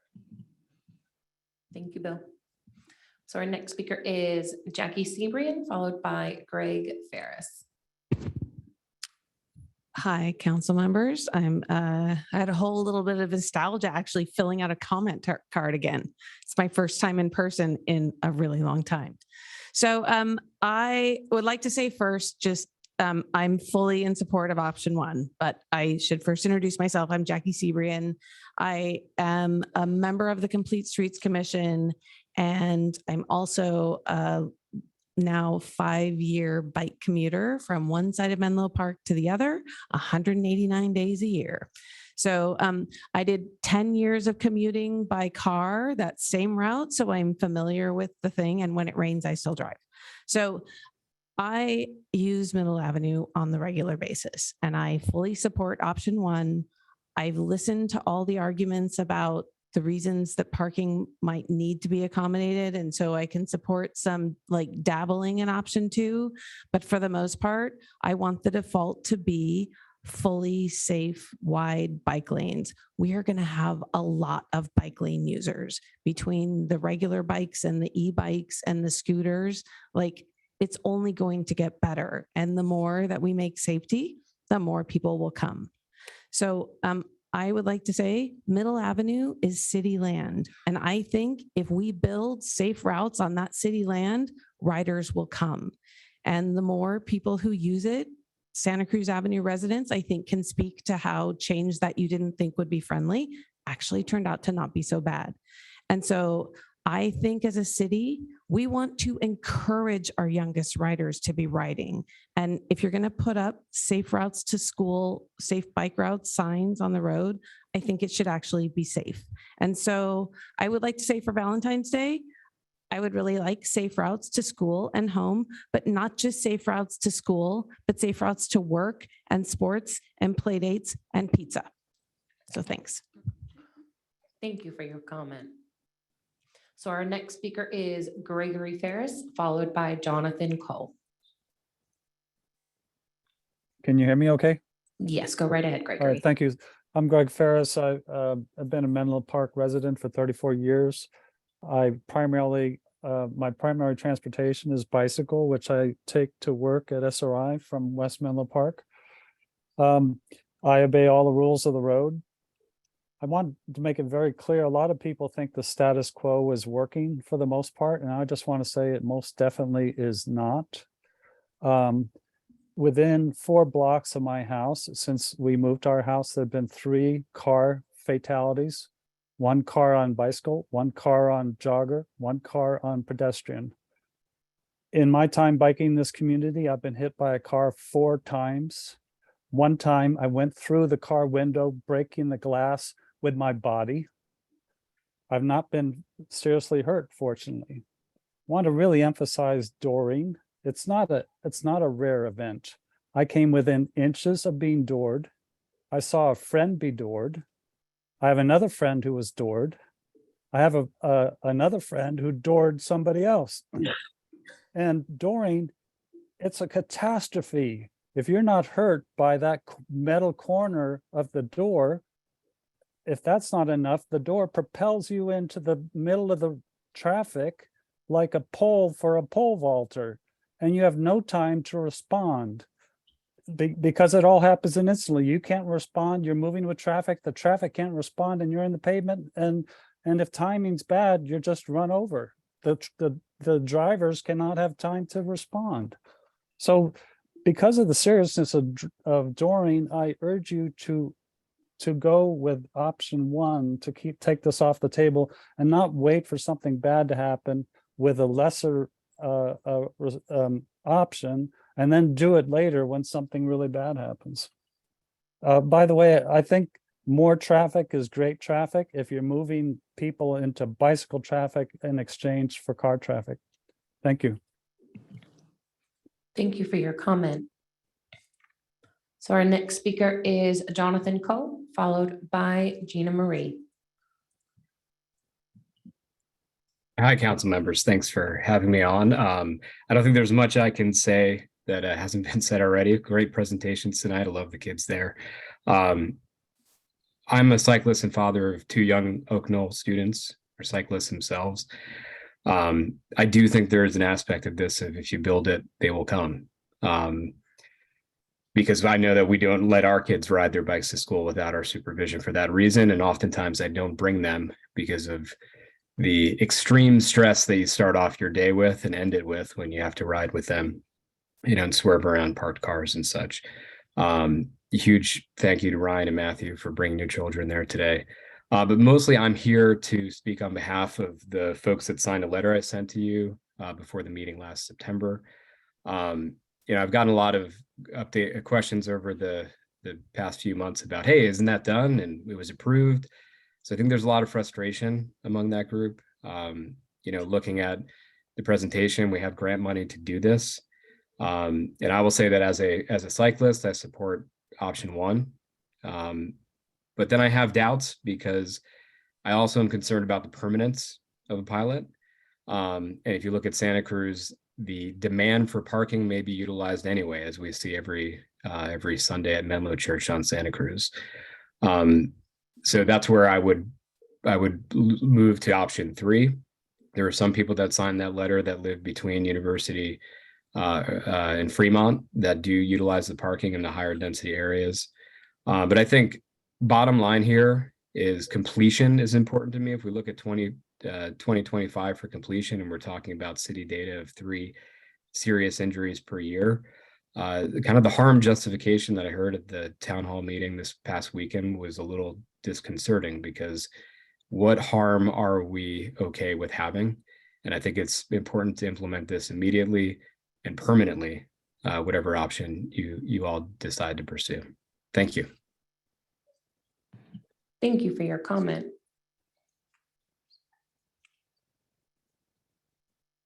So our next speaker will be Gina Marie, followed by Katie Baruzzi. Hi, good evening. Thank you so much. I am very excited about this conversation. I grew up on Kenwood Drive. I went to Oak Knoll many, many years ago, and I would bike down all the way middle to go. And I'm just thrilled to see so many parents and children coming out and speaking in support of safer bike lanes. My family now currently lives off of Oakdale, so we're on the other side of Middle, and I frequently use Middle as a pedestrian, a driver, and a biker. But I do have some clarifying questions. I'm curious how wide the lane is as of right now, and if that would accommodate a 10 to foot double bike path if option 2 were chosen. Yeah, I'm curious about how wide that is, knowing what the standard bike paths are, if there would be enough safe space for that to happen. And if that's the case, I am unclear about the risk of dooring if cars would not be allowed on that side of the street for option 2. That's something I would appreciate clarity on.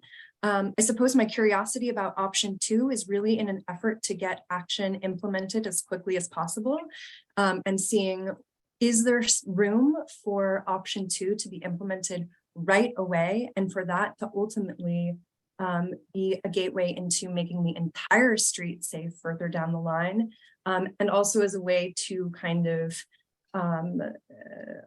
create a little bit of harmony between the opposers to this, knowing that this street is used for so many different purposes. I'm just curious about the option of going with 2 so we can start right away, not have a pilot, take immediate action, and perhaps it would also cost less in the short term, and see how that goes. Thank you so much. Thank you for your comment. So our next speaker is Katie Baruzzi, followed by Mikal Brenzel. Hi, Council. Katie Baruzzi. I'm feeling kind of left out that I'm not in council chambers with everybody tonight, and also very nostalgic. But I want to speak quickly because I have a lot to say. So Katie Baruzzi, I'm a longtime member of the Complete Streets Commission. And for many years, I biked along Middle Avenue with my son on our way to Oak Knoll. But he's also biked there to parties at Jack Lyle and Neil M. Park and tennis lessons in friends' houses. He went to daycare and aftercare at the church on the corner of Arbor. So we're pretty familiar with Middle Avenue. In fact, I had friends who lived in the apartments that are the subject of the discussion today. So I want to make 3 quick points. One, although we're talking about this as though it's unusual, Middle is actually one of the last streets of its nature with this level of traffic to get bike lanes in Menlo Park. We have bike lanes on Willow, we have them on Middlefield, we have them on Oak Knoll, University, et cetera, Santa Cruz notably. And so some of the problems that people are concerned about have been worked out. They've been worked out with creativity. Some of them actually, frankly, never really transpired. And in general, our city is better when we can move forward with these kinds of projects. Another point I want to make is that although I have sympathy for the parking needs, as somebody who biked with a young child, I really appreciate bike lanes that are wide enough for biking 2 abreast, because that's what parents, frankly, should be doing when they're trying to teach their young children how to ride. You should be riding between them and the traffic, being able to put your hand on them and steer them a little bit and talking them through the experience. So I think the buffer bike lanes as wide as possible is a good thing. And finally, I'll say that my friend is a sophomore in high school today, and he hasn't even asked about driver's lessons. He bikes everywhere. He bikes to lessons, to friends' houses, to school, to the train so he can go to San Francisco. And my friends in other cities around the country are so envious because they're trapped in their minivans and worried about their kids killing themselves in order to go to high school or regular lessons. So Menlo Park is special in this way, and I think we need to keep improving and leaning into that goal of complete streets. Thank you so much. Thank you for your comment. So our next speaker is Mikal Brenzel, followed by Mel Van Lenden. Hello, I'm Michael Brenzel. I am a 35-year resident in Menlo Park. I use Middle Avenue as a a bicyclist, as a pedestrian, and also as a driver. I am also a past president of Peninsula Volunteers. There hasn't been much mention of the fact that Peninsula Volunteers is the actual user of the large parking lot behind Nealon Park. It is critical to the programs that we run for our seniors. Our seniors cannot bicycle, they drive. They need to be able to park near the facility. The same thing is true for our Rosner House facility, which serves for adult day services for, again, largely a senior population. The parking is very, very limited. We will be in competition with all of the users of Nealon Park and with New Community Church if parking is eliminated from Middle Avenue. That's why I believe we need a compromise solution, which would be either option 2 or option 3, to provide sufficient parking for the incredibly valuable use of Little House and Rosner House by the seniors in our community. I would also add that it strikes me that I'm surprised there was not a timed parking option provided. It seems that the entire purpose of the bike lane usage for younger riders is during the school hours, and therefore a timed solution would certainly provide the best compromise for the people who use the church, for the people who use Little House, Rosner House, and the apartments. So that would be my alternative, but otherwise I would strongly urge you to consider options 2 or 3, which is a way of accommodating all the users of Middle Avenue and not just children cycling to school. Thank you. Thank you for your comment. So our next speaker is Mel Van Lunden, followed by Philip Weiderscherson. Hello, my name is Mel and I live on Arbor Road in Allied Arts and would be impacted by the parking overflow. That said, I'm a cyclist and in support of option 1 with the wide bike lanes with no pilot. We have a 3-month-old that will be biking to Oak Knoll in the local middle school soon, and the bike lanes will make the journey safer for him. We also cross Middle almost daily to go downtown or visit Jack Lyle or Nealon Park. And half the time, cars disregard the stroller waiting on the side of the road.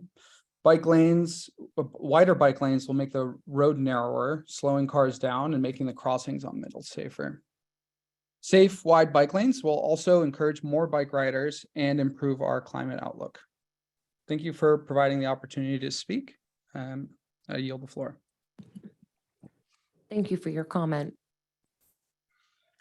So our next speaker is Philip Weiderschossen, followed by Burson Maytaken. Hi there, my name is Philip Weidershausen. My partner and I moved to Menlo Park a few months ago with our baby boy. We specifically selected Menlo Park for our new family because of its walkability and bikeability. And we want to extend a thanks to everyone in city government who's worked really hard to shape the city so far. And we're really thrilled to be part of this community. I can only agree with the speaker and the specific speaker and all the speakers before me, especially all the young constituents who spoke before me. It was just really heartwarming to see that. I also wholeheartedly endorse option 1 without a pilot. I have 3 specific comments or questions for the Public Works Director or alternatively the City Council. Number 1, what sort of physical protections for the bike lane are being considered? For instance, why isn't the bike lane positioned on the outside of any parked cars in option 2 and 3? If any parking remains, how will cyclists be actually protected from dooring? As somebody who has been doored and suffered a hand fracture as a result, and whose other family members have been hit by cars, even though they were actually riding in the bike lane and doing what they were supposed to do, I would really urge the city to consider physical barriers to protect cyclists, not just air. Number 2, if parking is removed entirely, how is the city going to enforce that cars don't actually park in the bike lane? This occurs regularly on University Avenue, where we live, on Santa Cruz and other roads, and it is a huge safety hazard. And number 3, it looks like the plan is to reduce the speed limit to 25 miles an hour, along with corresponding calming measures, which would be most welcome, because the current 30-mile-an-hour limit still creates a huge speed differential between cyclists and the cars. And let's face it, it is a limit that is rarely observed, as far as I can tell. Thank you so much for having this hearing and thanks for considering this improvement.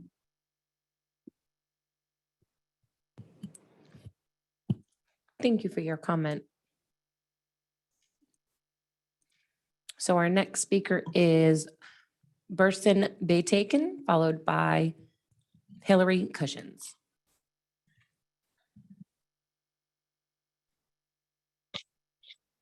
Hi, my name is Burçin Baytekin. I live in Allied Arts area, and I strongly support option one because when there are cars parked in supposedly bike lanes, it's not just a problem for kids. It just physically it doesn't leave enough space between a parked car and the traffic lane for people to squeeze through. Even without a dooring incident, I had a problem with a bus that almost took out my elbow. So, and this was, on a early afternoon coming from shopping at Safeway kind of a thing. So, and you won't see me in the afternoons there because it's not safe, not because there's no demand. So if we don't make this road safer for every, bicyclist, you will see that your churchgoers and school drop-offs and shoppers are going to have to drive. It will look like they will have to drive or they want to drive, but that's not necessarily the case. And I hope the city will make the public land not be monopolized by people who wants to store their cars in there and monopolize it for hours and days at a time. Because parking, yes, it is a big convenience. I sympathize with people who are used to parking there, but ultimately it's a convenience. But this has to be weighed against actual safety, and not just for kids going to school, but everybody else in the community. Thank you. Thank you for your comment. So our next speaker is Hillary Cushions, followed by Brandon Visser.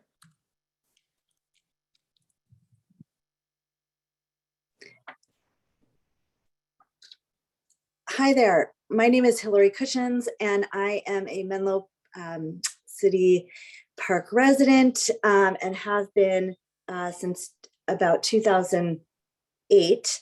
But more importantly, I am also the mother of a fifth grader, Mika Hersher, and she is going to now take the rest of my time and speak.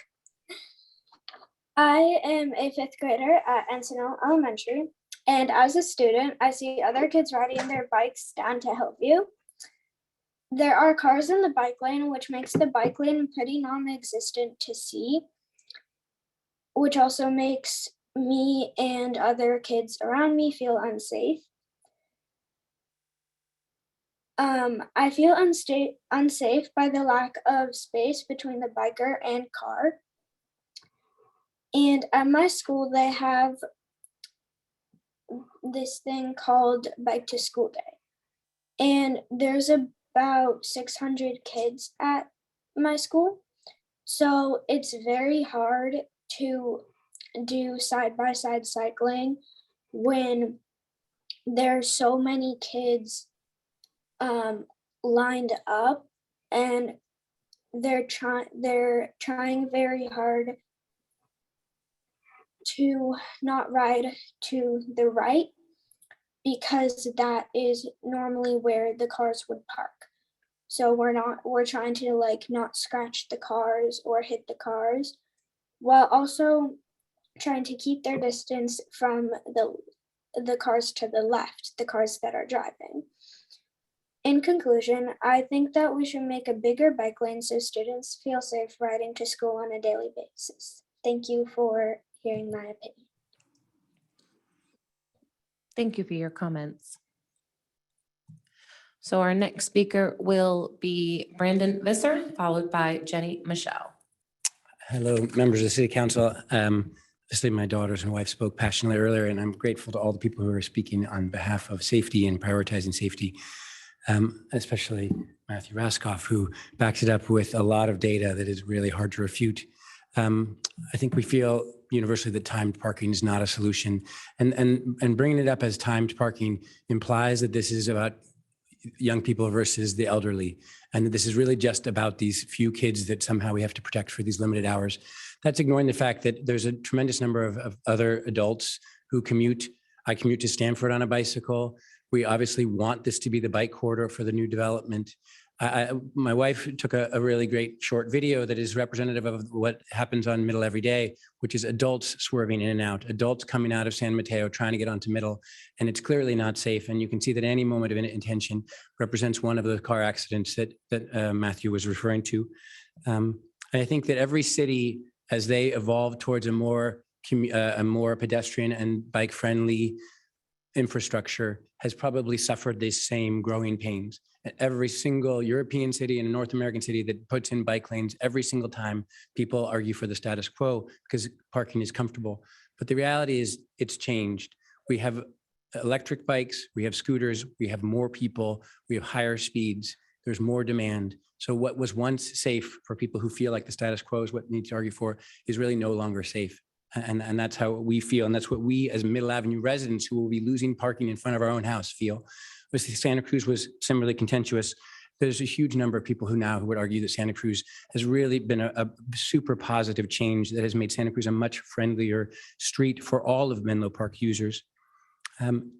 Another thing to note that hasn't really been brought up is the idea of just scooting over the midline and taking one side to be a parking side and one side being a bike lane against the curb as a pilot is not a tenable solution because we have very profound crowning on Middle Avenue, basically on the stretch that I live on near San Mateo.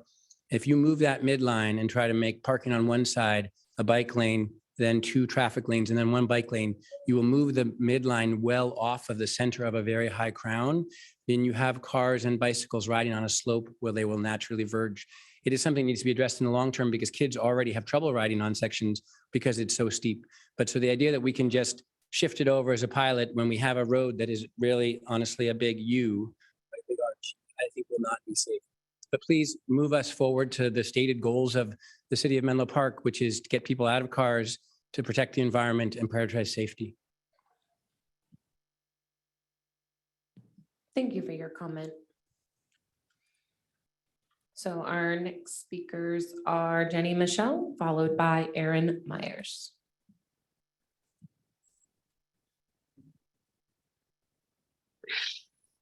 Dear Mayor Willison, Vice Mayor Taylor, Council Members Combs, Nash, Doers, city staff, fellow neighbors, members of the public, I'm Jenny Michelle from the Coleman Place neighborhood block, longtime renter on Willow Road next to the VA hospital, one of 2 major arteries pumping vehicle traffic from the bridge, mother of IEP student at Upper Laurel Elementary and bike commuter wherever possible. As a renter, I appreciate the concerns fellow neighbors have voiced regarding the removal of parking spaces. The key to making our city more climate resilient is to make our streets safe for non-vehicle traffic, using more shuttles for seniors, churchgoers, and non-able-bodied residents. Most neighbors in Bellhaven District 1 have documented serious health consequences as a result of chronic vehicle pollution and disproportionately lower urban forestry at 7% versus Menlo West at 15%. Prioritizing the dynamic health of our residents is paramount in the context of our safety and environmental justice elements. As a cyclist who attempts to commute and a car owner who is looking to abandon all single-use vehicle use, I fully support our collective transitioning away from parking use, encouraging bike and pedestrian traffic. Our own 8-year-old, who is too shy to speak up tonight, has braved biking across Ravenswood at the Caltrain tracks on several occasions where there is no dedicated bike lane. We fundamentally support our municipality beefing up on safety for non-vehicle traffic wherever possible. I support action tonight with very limited pilot program to appease the vehicle users and adding scope for physical barriers to protect us, and then extending this program out through the whole city. Thank you for your time. We appreciate you. Thank you for your comment. So our next speaker is Aaron Myers, followed by Sandy Napel.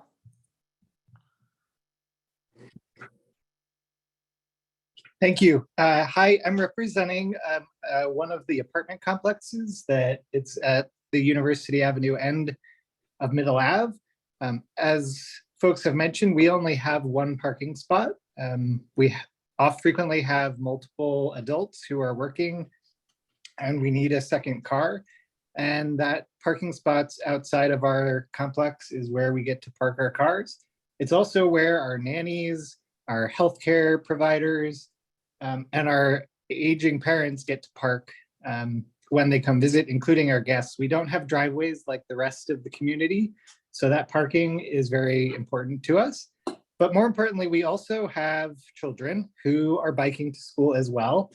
And what are we going to do when our parking is removed? And this is a fatal flaw that pretty much every single person has talked about so far, has missed so far, is they've failed to think about the entire route that our kids are taking. Our kids don't just magically arrive on Middle Avenue. They have to leave their house, which is on the side streets, and then make their way all the way to school. If parking is removed from Middle, we're going to have to park on the nearby side streets. There's no crosswalk at Yale Avenue, so most likely we're going to move our cars to San Mateo and to Fremont, right where all the kids are coming. Now, the safest way for our kids is to have a controlled environment. Middle Avenue is now going to have raised crosswalks, a new stop sign. All the kids who talked about having to swerve from cars are no longer going to have to do that because we're going to have the new dedicated bike lane. However, when they leave their house, there's no sidewalks, there's no bike lanes, and the most dangerous place is now going to shift to the side streets. We're just going to move the problem in option 1 from Middle to the side streets. We haven't thought through the entire flow. Oak, Olive do not have sidewalks. They won't have bike lanes, and the kids are still commuting on those streets. If we go with option 1, we absolutely need to put sidewalks and bike lanes on all the streets, not just Middle. Thank you. Thank you for your comment. So our next speaker is Sandy Nepal, followed by Adina Levin. Hi, good evening, everybody. I'm Sandy Napel. I've lived on Blake Street with my wife Lynn and our family near Middle Avenue, just across from Nealon Park for well over 30 years now. I first want to thank the City Council and staff, including Hugh Lausch, for their efforts to improve safety, studying the problem to improve things for those who use bicycles and those who walk through our neighborhoods, while accommodating the increased traffic on Middle Avenue that is expected with the opening of Middle Plaza. I want to thank you again for careful outreach and study to date, and now want to urge the council to move this forward by choosing an option tonight and starting the long process of implementing it. They're all good options. There's things to be said for each. I think now we just have to pick one and give it a try. Thank you. Thank you for your comment.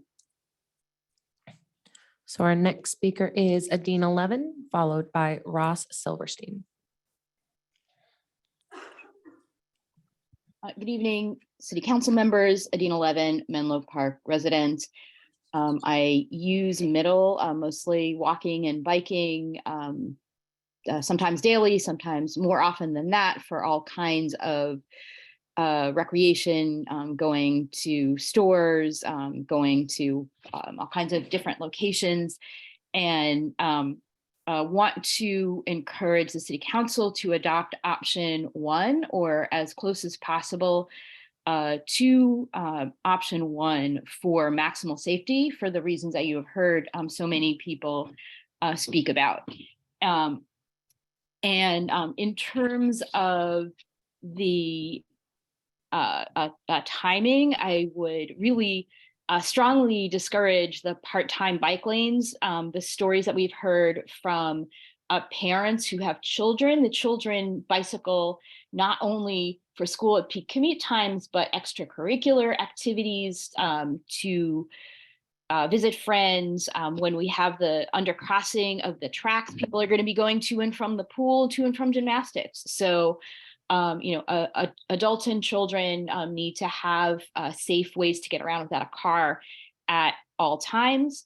And in terms of some of the peak uses and the potential for parking on side streets during peak uses, where I live, it's near the Menlo Church. And when there are activities, the craft festival downtown, sometimes people park on my street, and that makes me happy that I'm living someplace that people are celebrating in community. And I think that is a situation that we have when we live someplace that sometimes we have community events. So would really encourage the city council to support the options with the most safety. Thank you. Thank you for your comment. So our next speaker is Ross Silverstein, followed by Pamela Spearley. Hi, City Council. Can you hear me? Yes, go right ahead, Ross. Great. I'm Ross Silverstein, and I'm here to advocate for option 1, which removes parking from both sides of Middle Avenue. I don't think a pilot is needed at all, and I'm also disappointed that option 1 doesn't even include physical barriers between bikers and car traffic.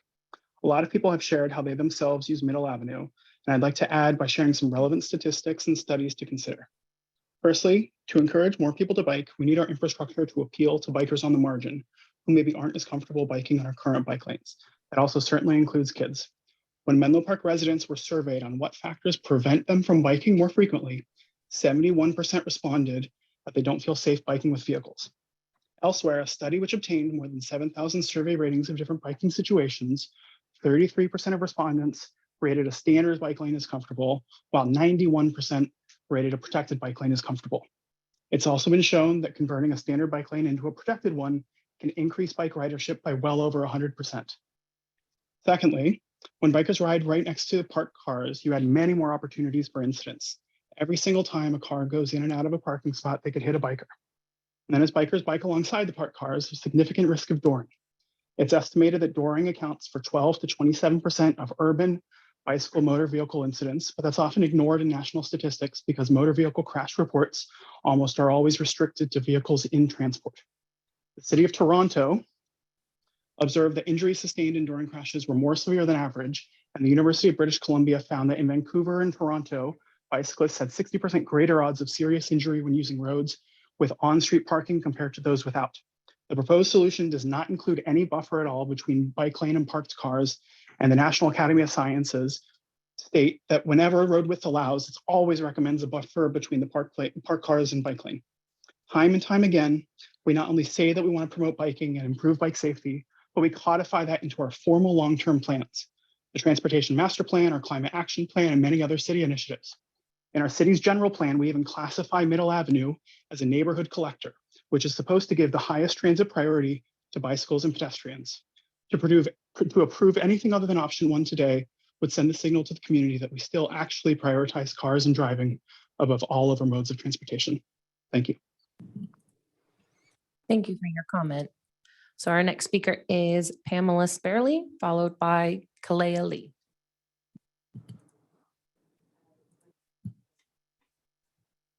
I'm here as a former Middle Avenue resident and a mom of 3. Every one of them has gone to Oak Knoll. Every one of them, sorry, every one of them was able to do it pretty daily. And I think what I'd like to speak about is the apartments there. And I have to say that unlike a lot of the road, they don't have the same parking as other people do. And it's insufficient parking. So it'd be something that I think could be worked out with landlords in the future. But for now, the parking, I think, needs to remain in front of the, at least apartment complexes. And I can see some of the points for other areas such as the senior centers and the daycare areas as well. I think that if we were just to leave it on that area, there would be competition for the parking, like someone else had said. And so I am all for option 2, and I really agree with all of the other safety measures put into place, like the elevated walkways, et cetera. And I do think that if we do option 1, it is going to push more parking over to the side streets, which will also cause problems for pedestrians there. So that's something that if you were to go with option 1, I think you'd need to think about everything on the side streets and pushing more pedestrian measures there. All right, thank you for your time. Thank you for your comment. So our next speaker is Kalea Lee, followed by Sally Cole. Hi, I am in favor of time parking option as an alternative.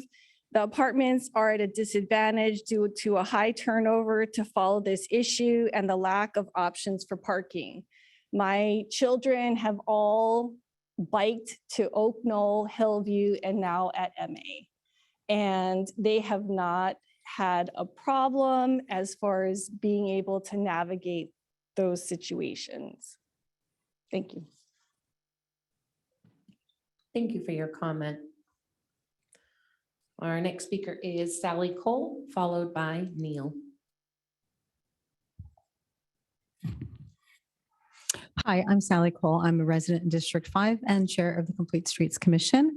We're here today not because of recent events. We're here because residents have been expressing concerns about safety on Middle Avenue to the city for the past 15 years. So first, I want to commend the city for taking this moment to prioritize Middle Avenue, for realizing that making Middle Avenue safe and secure required the city to dig deep, find the budget, and come up with a plan that addresses the whole street from end to end. Thank you for doing that, because now, after 15 years, we have the opportunity to make Middle Avenue a safe street for everyone once and for all. This week, I attended 2 community meetings where people voiced their opposition to removing street parking on Middle. And boy, could I relate. As a resident of Santa Cruz Avenue, I spoke out several years ago against removing street parking to make room for installing sidewalks. I got up here in chambers and I implored the city to do anything except take away my parking. Instead, the city voted to remove street parking and install sidewalks. Construction immediately began. There was no pilot. There was all of a sudden simply no street parking. And we all adapted. We utilized the space in our driveways more frequently and more efficiently. Like Middle, most of the driveways on Santa Cruz can accommodate 2 to 3 cars. Losing street parking turned out to be an inconvenience we could all overcome. And in exchange, we got a street that was transformed into a much safer place. The city made the right decision to utilize that space for the benefit and well-being of hundreds of residents every day, not just me.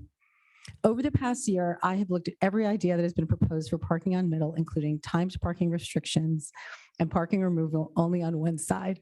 But I always return to the belief that the right decision for Middle Avenue going forward is to remove parking on both sides, partly because it will not have an undue burden to residents. According to the city, the street parking utilization of Middle Avenue at this time is only 9 to 12%.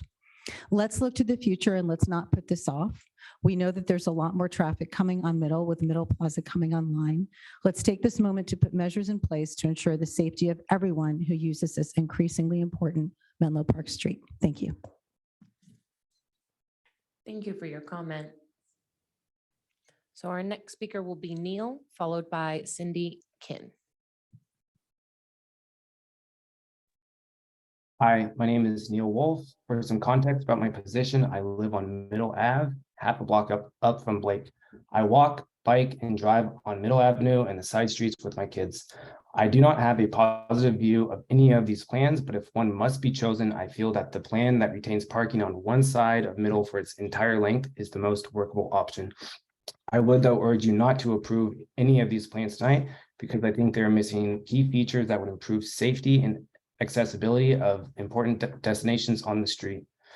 From the onset of this project, the city, in my opinion, has narrow-mindedly made these designs with only bike riders in mind.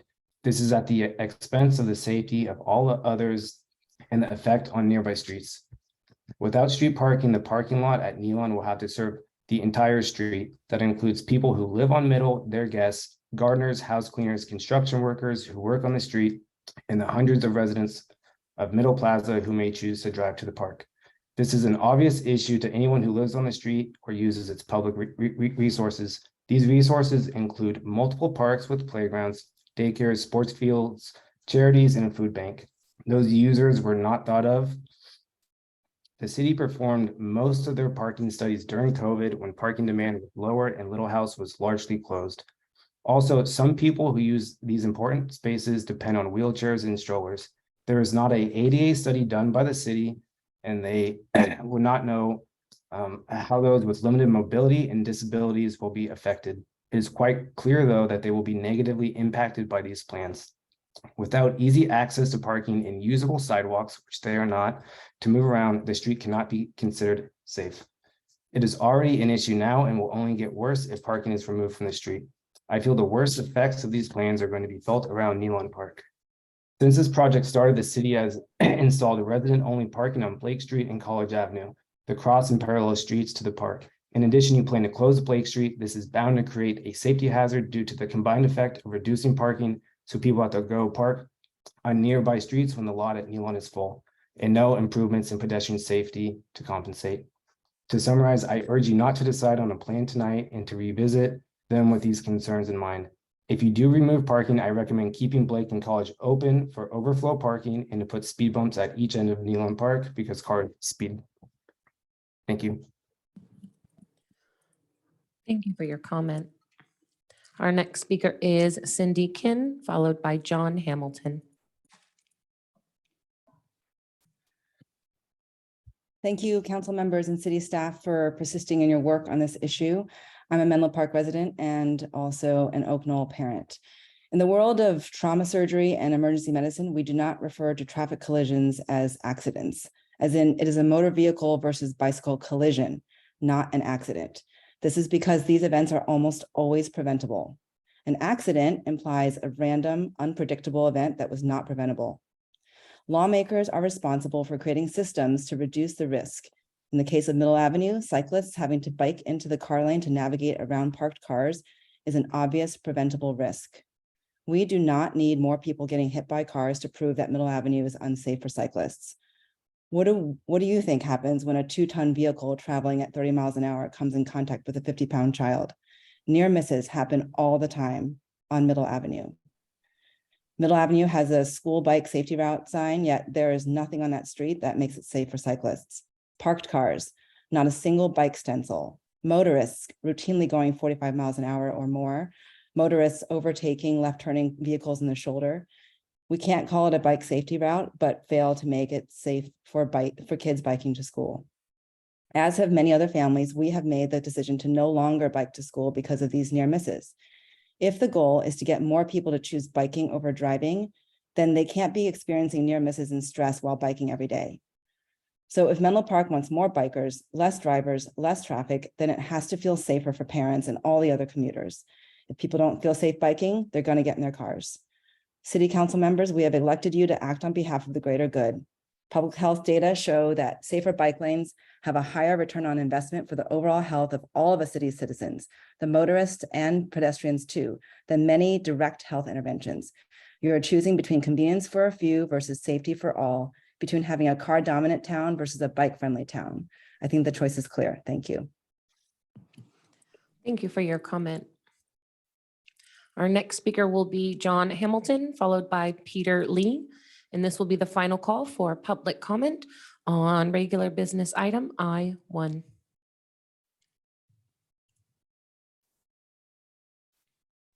Hi, this is John Hamilton with Martin Patterson. We are residents on Arbor Road, and we use Middle Avenue at least 3 times a day to get to Lau Park. We're strongly in favor of improving safety on Middle, particularly as pedestrians. It is a highly, highly dangerous street. Speeding cars are a real problem. However, we're very concerned about the approach that the city is taking in banning complete parking on Middle. It's not like the cars will magically disappear. As we've already covered use cases for the apartments, for Rosner House, and for the church, and just general use for anybody who has any people coming to visit them in Middle. Those cars will be displaced onto the side streets, and the side streets are actually narrower, but yet also have high bike traffic. Arbor in particular has a lot of traffic that is coming from Stanford. So the earlier data with the accident map with the little dots that were showing on Middle, and where did the approach of moving all the cars off of Middle will displace the traffic and displace the accidents onto the side streets. So the concerns about dooring and so on are actually going to be, I think, just move to other streets. So with that, recommendation would be to retain some parking, maybe option 2, option 3, but also do a trial. We're also wondering why the trial period is so long with not being able to act before 2025. So an expedited trial to see if this proposal actually is safe and not just merely displacing the problem, I think would be a very wise approach for the city itself. Thanks, and thanks again for looking into it. And we're very excited about the raised crosswalk at Middle and Arbor. This, I think, will actually help things a lot as well. Thank you. Thank you for your comment. So our next speaker will be Peter Lee, followed by Peter Olson.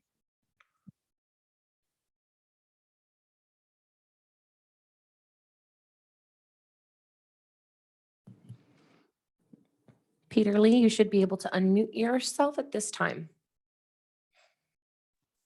Oh, sorry about that. Great, go right ahead. Thank you. Okay. I'm Peter Lee, and I'm in favor of option number 2. I've had 3 kids bike to Oak Knoll, Hillview, and MA without incidents and safely. A lot of the examples given by folks today and the children seem to be primarily with moving cars. So, you know, they give examples of cars not stopping at crosswalks for them, or cars not stopping for strollers. This doesn't seem like a parked car issue, but more of a maybe a traffic pattern issue. And I think a lot of the traffic calming measures will address a lot of these. So, you know, my thoughts are that Middle is a very safe street, and we do bike and ride it regularly. And again, I'm in favor for option number 2. Thanks. Thank you for your comment. So our final speaker will be Peter Olson. Hello, can I be heard here? Yes, go right ahead. Thank you very much. Thank you for City Council and for the city staff and reaching out over the last few weeks to work on some possible solutions for Nealon Park and for the participants, the seniors that come to Little House. I am still concerned. You know, there's a lot that we can do within that parking lot, but one thing that I've heard a couple of times tonight is that the impact of shutting down complete parking on Middle, especially in front of Nealon Park, is going to have an even greater impact, not just from those utilizing the park, but also residents in the streets to continue parking in the Little House parking lot. So I'd like to continue working with city staff to be able to figure a solution out for that. I'd like to look at changing the code to allow enforcement of parking, especially overnight parking within Nealon Park. So I hope that city staff will be able to continue working with us on that. All that being said, we are supportive of option 3, eliminating parking on one side, but keeping parking in front of the park. Thank you very much. Thank you for your comment. All right, seeing no further hands or cards. Mayor Willison, you may continue. Thank you, City Clerk Karen, and thank you to all of the many public speakers we had on this item. I think that there has been a request from council for a 5-minute break. So I think we'll all take this opportunity to take a deep breath, and we will reconvene at 8:25. Thank you.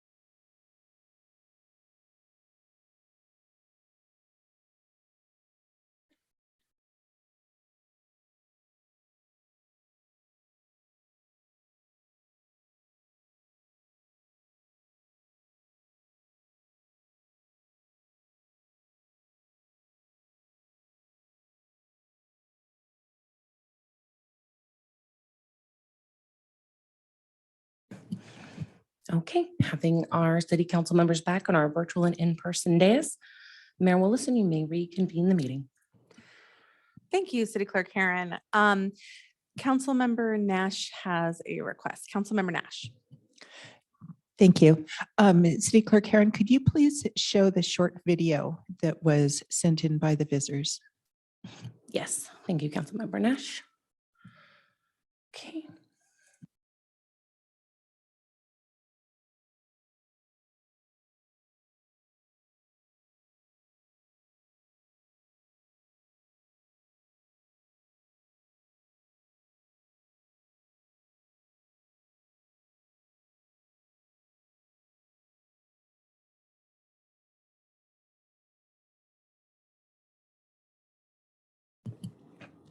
And that does conclude the video.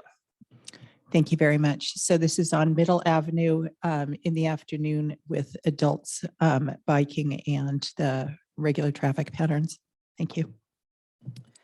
Now is the time where we are bringing the discussion back to the dais for council deliberation. Before we do that, Assistant Public Works Director Louch, there is a slide that you showed which has previous direction from the council on, I believe, traffic calming measures and things that we've already given direction on. So I just wanted to center our conversation.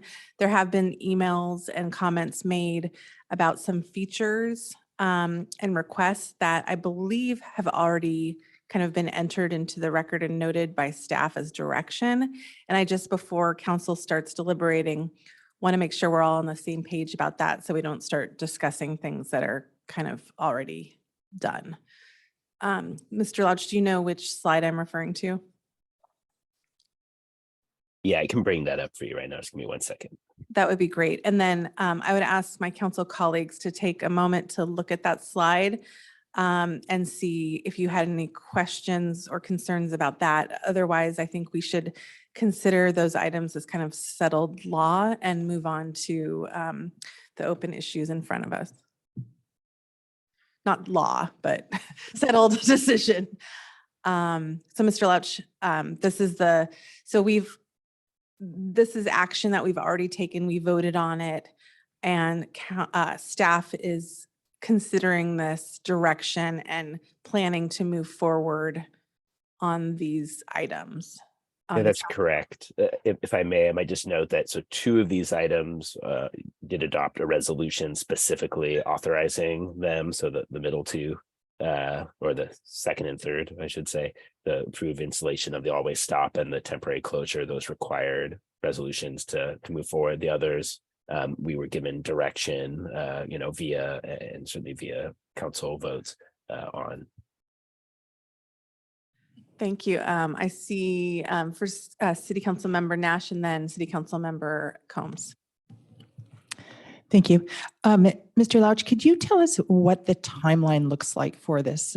I was wondering how this plays with the pilot. It's the first time, today was the first time I sort of started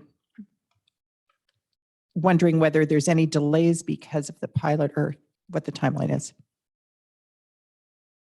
Can you clarify for me, do you mean this list of items as they relate to the pilot, or do you mean more generally? Okay, yeah. Yes, and so not the CIP item, but the the other items. Yeah, I mean, I would say so each is a little bit distinct, Councilmember Nash. So the always stop sign was approved and will be installed separately, essentially, from the other work that happens on the corridor. It's relatively straightforward to install a stop sign, so that's not something that we think needs to wait, and is something that can move forward independently. Similarly, the temporary closure of Blake Street isn't necessarily something that we're waiting on the pilot. It's also temporary. It's also something where I think if we observe that it's creating additional issues or challenges, we could bring that back to council to revisit. But we weren't necessarily trying to fit that in with the pilot in the same way. So those 2 items, maybe just a little bit independent. The traffic calming work, you know, will have to be part of the final project. So that's really contingent on when we can get to sort of resurfacing and installing that in. And of course, before that, doing the design work, as I mentioned.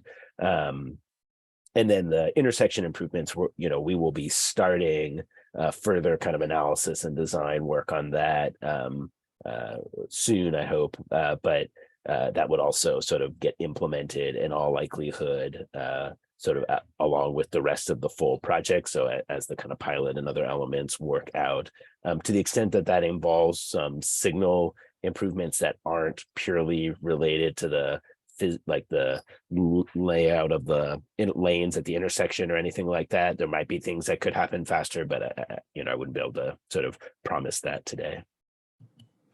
Thank you. I understand how looking at the traffic calming measures, I understand how the raised crosswalks and speed humps might need to happen with the resurfacing, and maybe you could confirm that.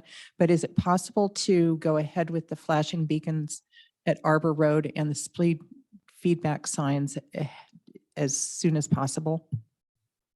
Yeah, some of the things could certainly move together, move faster. Items that, right, as you mentioned, don't necessarily need to have that kind of final design of the street. The two issues, I guess, that may come with that, and neither of these are necessarily fatal flaws, but are things that we'd want to work through, I guess, and sort of figure out when we can do them. One of which is that, you know, we are creating a situation where then we are bidding out multiple different projects. And so that does in and of itself kind of add sort of time and effort for staff to manage and bid and then, you know, receive bids and get them constructed. So for some things that may be more of an issue than others, but it's again, not necessarily a fatal flaw, but something we want to look into. And then the only other question is that if the ultimate design were to retain some parking in some areas, there might be places where we'd also want to be thinking about bulb outs and things like that. And that might actually change the placement, say, of some of the flashing beacons. So again, that doesn't necessarily mean that we couldn't do it. And as I say, we'll look into it a little bit more, but it is something that sort of is on my mind that we'd want to think about. Honestly, I guess I was hoping that these would be happening in 2023. Is that possible?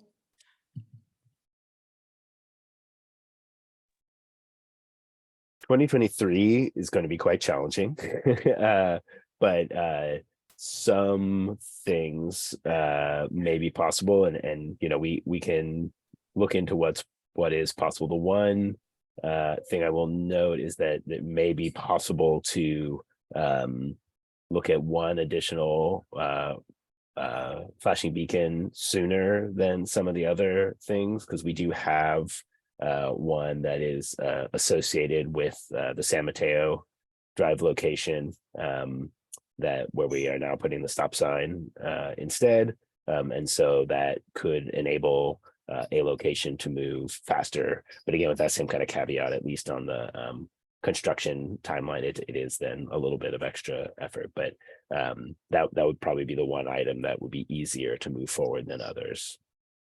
Thank you. And I do know you're extremely busy and appreciate all the work you're doing, even on Saturdays and Wednesday evenings. And thank you. Councilmember Combs.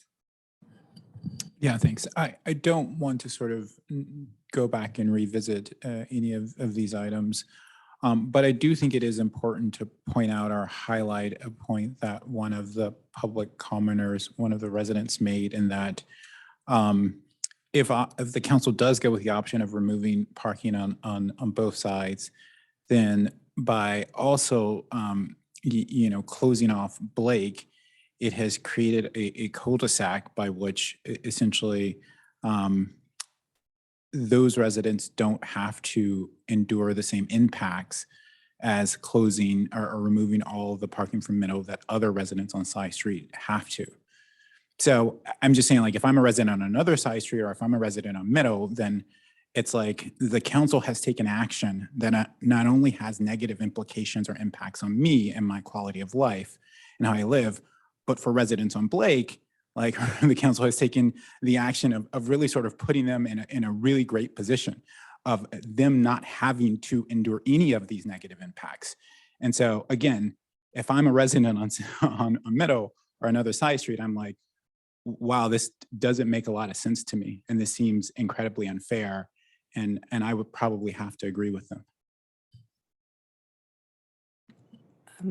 Councilmember Nash, did you want to say something?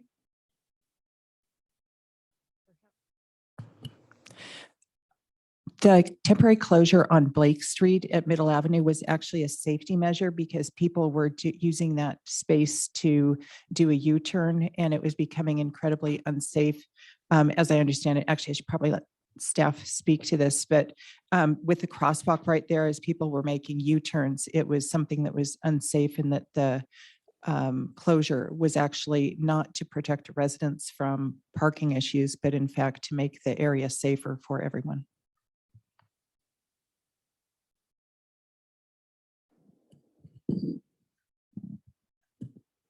Sorry, let me try to get close enough to the mic here. So Nikki Nagaya, Deputy City Manager, and Councilmember Nash, I think that that's correct, the feedback and the input that we heard from residents of Blake Street. We were really looking at the intersection of Blake and Middle when the plans for the temporary pilot for the closure were developed. But I think in terms of then parking on the side streets, it does have the benefit of also preventing vehicles from spilling into Blake if there is parking removal. So I think both your statements are true, as well as what Councilmember Combs is outlining. There still would be access to parking on Blake Street from College from the south, but it's not as convenient as trying to access from Middle Avenue directly. And if I may, it may be also worth noting that Blake Street is parking permitted area, so it's not generally available for long-term parking for sort of the general public. Again, another indication of how we have designated the residents of Blake to have incredible special privileges. That no one else in that area has. And so, Mr. Louch, I think you just sort of reinforce the point. But I think irrespective, I think that the impacts are the same, and that is that like Blake is closed off, and I voted for Blake being closed off.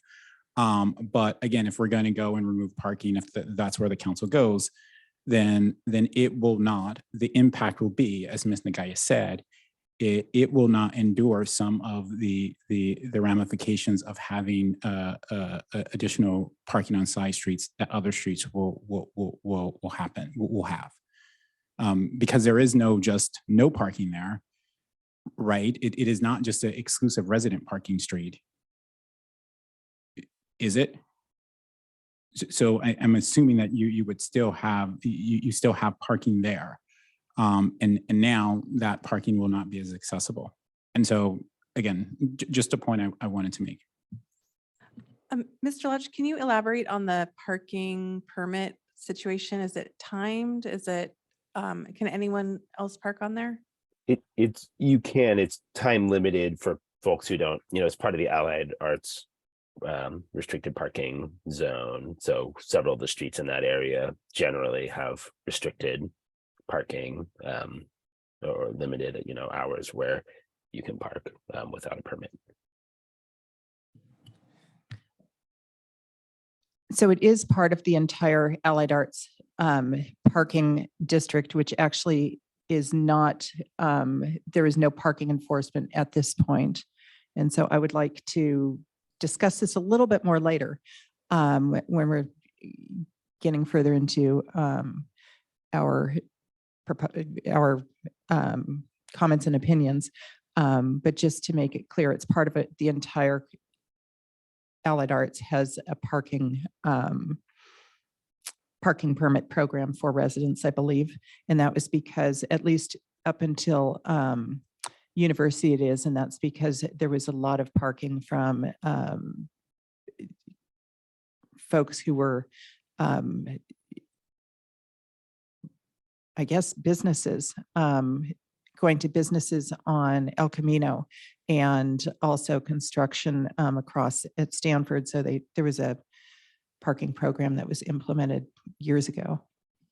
Through the Yes, mayor. Ms. Nagai. Councilmember Nash, the parking permit program in Allied Arts, I think dates back. I don't have the specific date tonight, but from the time when the car dealerships were in operation on El Camino. And so there was parking overflow that was occurring in the neighborhood, both from, I think, service vehicles as well as vehicle storage, and may have the side benefit of having prevented construction activity from parking in those streets over the last couple of years. But that's a little bit of context for where the parking permit program came from.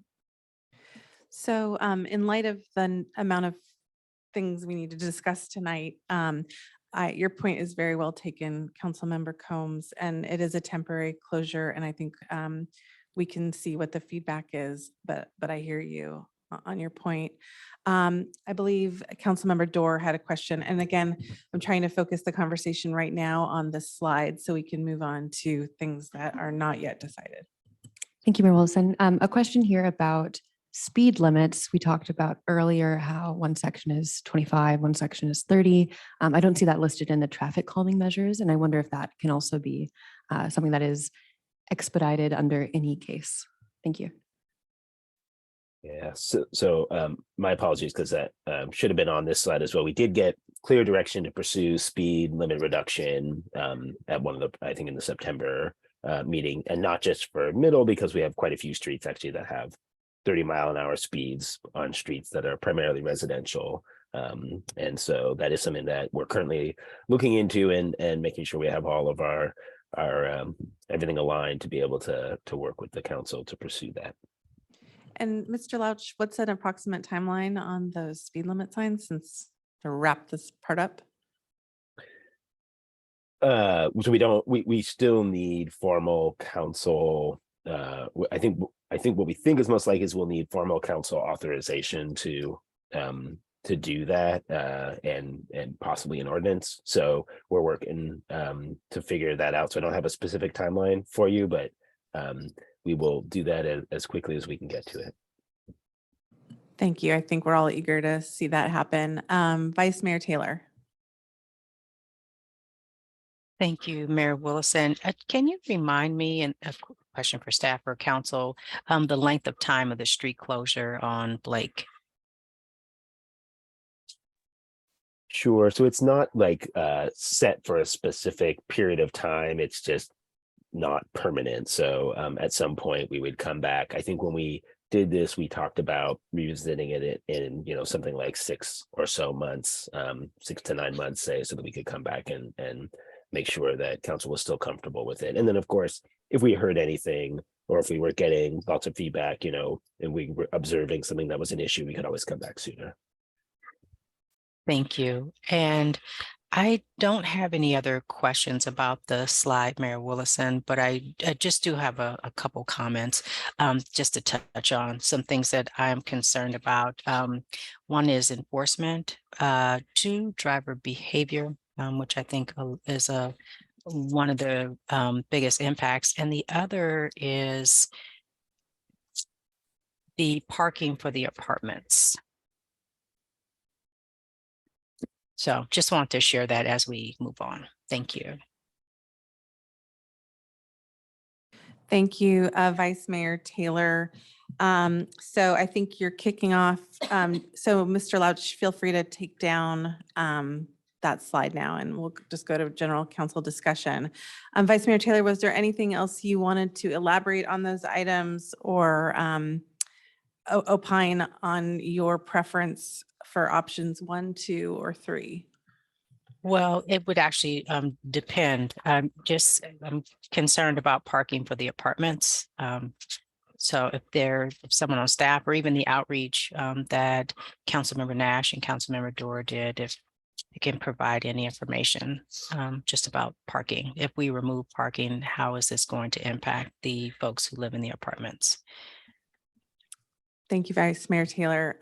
So I'll start with staff then, in terms of what outreach has been done to the apartments and what your assessment is on their needs and any mitigations that can be put in place. Yeah, thanks, Mayor Wilson and Vice Mayor Taylor. Appreciate that. So we have had quite a bit of interaction with folks from the apartments. I think there were some folks tonight. There have been more, I would say, at other meetings. I think, you know, they probably understand their needs better than we do. And so definitely take their concerns and understand them. In terms of the data and information we know that, you know, they have access to overnight parking permits up to 42, I think it is, or 40, it's something like that. And about only 5 are in use. So it doesn't appear that there's tremendous current use of those available permits, but certainly there could be more, and there's more availability for that. And then certainly if they did not have access to parking, then they would be parking on some of the nearby side streets, presumably when they needed to have an extra vehicle out of space. We have heard from some folks that, you know, they use it throughout the day, maybe because they need to be getting in and out, and it's, you know, they might have to be parking cars in tandem and things like that. So we have heard that kind of issue as well. So less maybe about not being able to park at all versus just the convenience of sort of being able to access a vehicle when needed. But yeah, I think that's probably summarizes what I think I've heard, but I will certainly, I'm sure council members have heard other things as well, and I would love to hear what they've heard. Mr. Lauch, can I ask one more question regarding the apartments, and then certainly council members Dorr and Nash, who've held some listening sessions recently, can chime in. I know at least one of the emails that came in from an apartment dweller talked about Yale and how that would be the closest side street to, I believe it was 908 Middle, but that there's not a crosswalk there. Is that something that could potentially be added, a crosswalk, so that if a couple cars need to park on Yale, that there's safe crossing? Yeah, thanks, Mayor Wilson. We can definitely look at adding a crosswalk at that location, and it raises a really good point. And we can look not just at that location, but at other locations where people might possibly be needing to cross if there were parking issues. So we'll look at all the intersections. Thank you. Vice Mayor Taylor, would you like to me to see if council members Nash or Dorr have any insight from what they've heard? Yes, thank you. All right, council member Nash. So the apartments, the legacy apartments, as there's 42 units that have access to the overnight parking permits, the annual overnight parking permits. So I'm assuming that there's 42 apartments that are actually affected as long-term apartments who only have one parking space, and it's in the code, our municipal code, that they are have access to a parking permit on an annual basis, as opposed to what other city residents have access to on the daily basis, the individual parking permits. Of those 42, my understanding is only 5 are using the annual parking permits at this time. So I don't know how big, what that basically shows, that there's not that great a need at this point. Having said that, I think that I have spoken with several of the apartment owners, one of whom I know is parking over at Nealon Park because they didn't want to purchase a parking permit, and there's parking over there. I guess what I am concerned about with this, with the legacy apartments, is twofold. One is, I know that there are some special considerations there.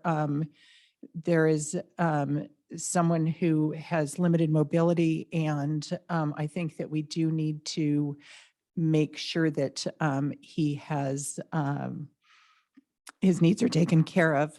Having said that, I think that I personally saw this as an opportunity for the city to work with the landlord and the tenant, and just ensure that there is adequate parking for people who don't have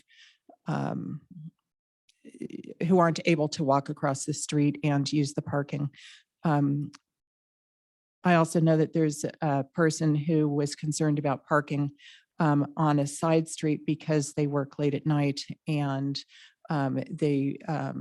he was concerned about his wife who works and comes in at 1 or 2 in the morning and having to walk on dark streets.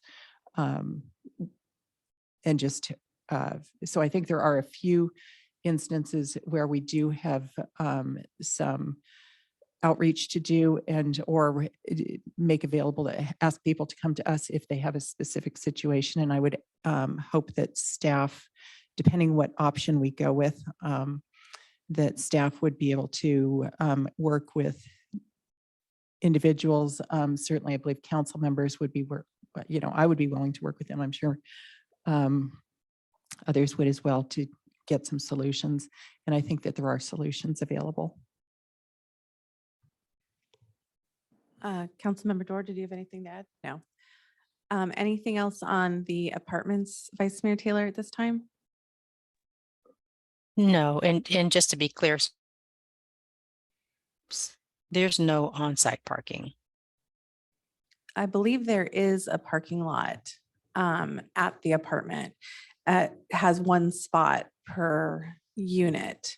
And so I believe the issue is those with more than 1 car, or those who don't necessarily want to pull into the parking lot to drop things off, or caregivers. And is there an on-site space for someone who has a placard? For handicap? Yes. I'll defer to staff for that one. I don't know that I necessarily have a specific answer to that, but I believe that they may have designated spaces for the units, but we can look into that and see like how that's handled for these buildings. Some of these older buildings won't conform, to newer code revisions necessarily, so it won't necessarily have the same design as a building that you would approve today, but we can definitely look into it. Thank you. I'd appreciate that. And if there isn't anything designated, is that something that the city can do, or is that something that the property owner can do on their own? I might at this point defer to others, because you're kind of into the world of building codes, which is not my area, but I don't know that we as a city, once it's built, our ability to go in and ask them to do something different than what was required at the time is probably limited. But the deputy city manager wants to thank you. Through the mayor. So I think in this particular case, as Mr. Louch said, that the city doesn't have the ability to require the private property owner to make changes or upgrades in any way. That usually only happens at the time that they're doing significant renovations or construction activity. So I think if providing parking in some amount is important for the apartment units, I think there are also options 2 and 3, and you could also potentially scale the amount of parking shown in option 3 to meet the demand kind of right near the apartments. And so those are another couple options in terms of mitigation measures and providing some amount of on-street parking and flexibility for residents in that area as well. So I think we can definitely look into the crosswalk options, as Mr. Louch said, but there is also the ability to provide some amount of on-street parking through those options. Thank you. Councilmember Combs. Yeah, I just want to be clear. I know that staff can't speak definitively, but for the most part, apartment buildings in the city of this vintage do not have visitor parking and do not have separate visitor handicap parking. So I think it's fair that the staff can go look, but it's likely not to be there because it doesn't exist in any other, or the vast majority of other apartments in this vintage in the city. And there were no requirements at the time these were built that they have that. So I think it's fine we have this debate, but we have to have it based on in facts and not assume or make sort of what I think are rosy assumptions when we have a very clear sense of what the facts are. Okay, so I guess we have two choices. One is to kind of go through area by area that might have bigger issues, or if one person just wants to go and say every thought. It sounds like Councilmember Nash has some things to say. So I guess basically, I want to say first that I expect that not everyone will agree with whatever we decide tonight. And I just want people to realize that we have heard them and thought about all the input and are making the best decision that we can, balancing all the various needs in the interest of Menlo Park community as a whole, and also looking to the future and all the new development, the new infrastructure that is coming with under the Caltrain tracks and what that will bring. I actually had written out how we've got the Stanford Middle Plaza, the Caltrain, and all the different competing uses, but I think people have done a really good job tonight of outlining those, so I won't go back through those. So basically tonight, after years of meetings and discussions, I am comfortable moving ahead with option 1 to provide comfortable 7-foot wide bike lanes with a 3-foot buffer by removing parking. And I've heard concerns about that option. I'm going to, what I'd like to do is ask staff to pull up attachment F, which is page I1.12, and I will talk about what I find an insurmountable problem for me with options 2 and 3.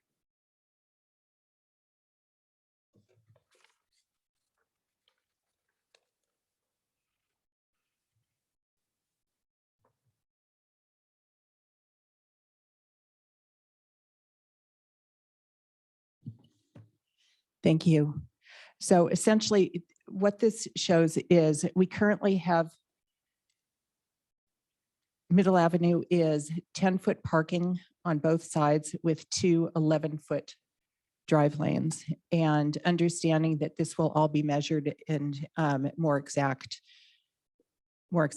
when we make a decision and the pilots and the design move forward. But essentially on option 1, which is removing parking on both sides in order to facilitate bike lanes, we have the sidewalk. Then on both sides, we have 7-foot bike lanes, 3-foot buffers, and 10-foot drive lanes.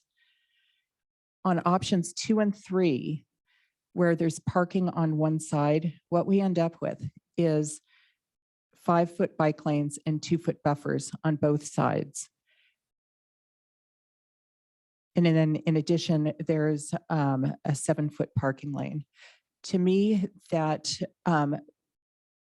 the bike lanes on both sides would be 5 feet wide with only a 2-foot buffer. That's 3 feet less room than in option 1. And we know that there's distracted drivers, bikers, and pedestrians. There's trash cans in the bike lanes once a week.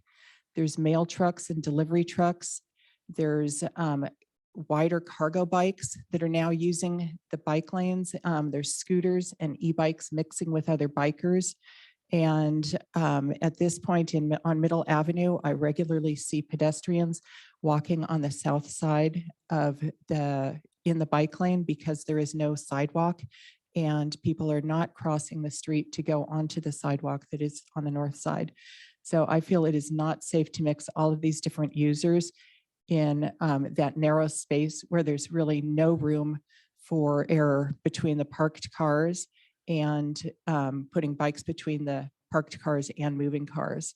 On Santa Cruz Avenue, so I live on Santa Cruz Avenue, as Ms. Cole had represented. We were very much against removing parking on Santa Cruz Avenue at the time. And at this point, I would never go back. It has been wonderful to have the bike lanes, with buffers and nice sidewalks, and so many people have started using the bike lanes and the sidewalks now that they're there.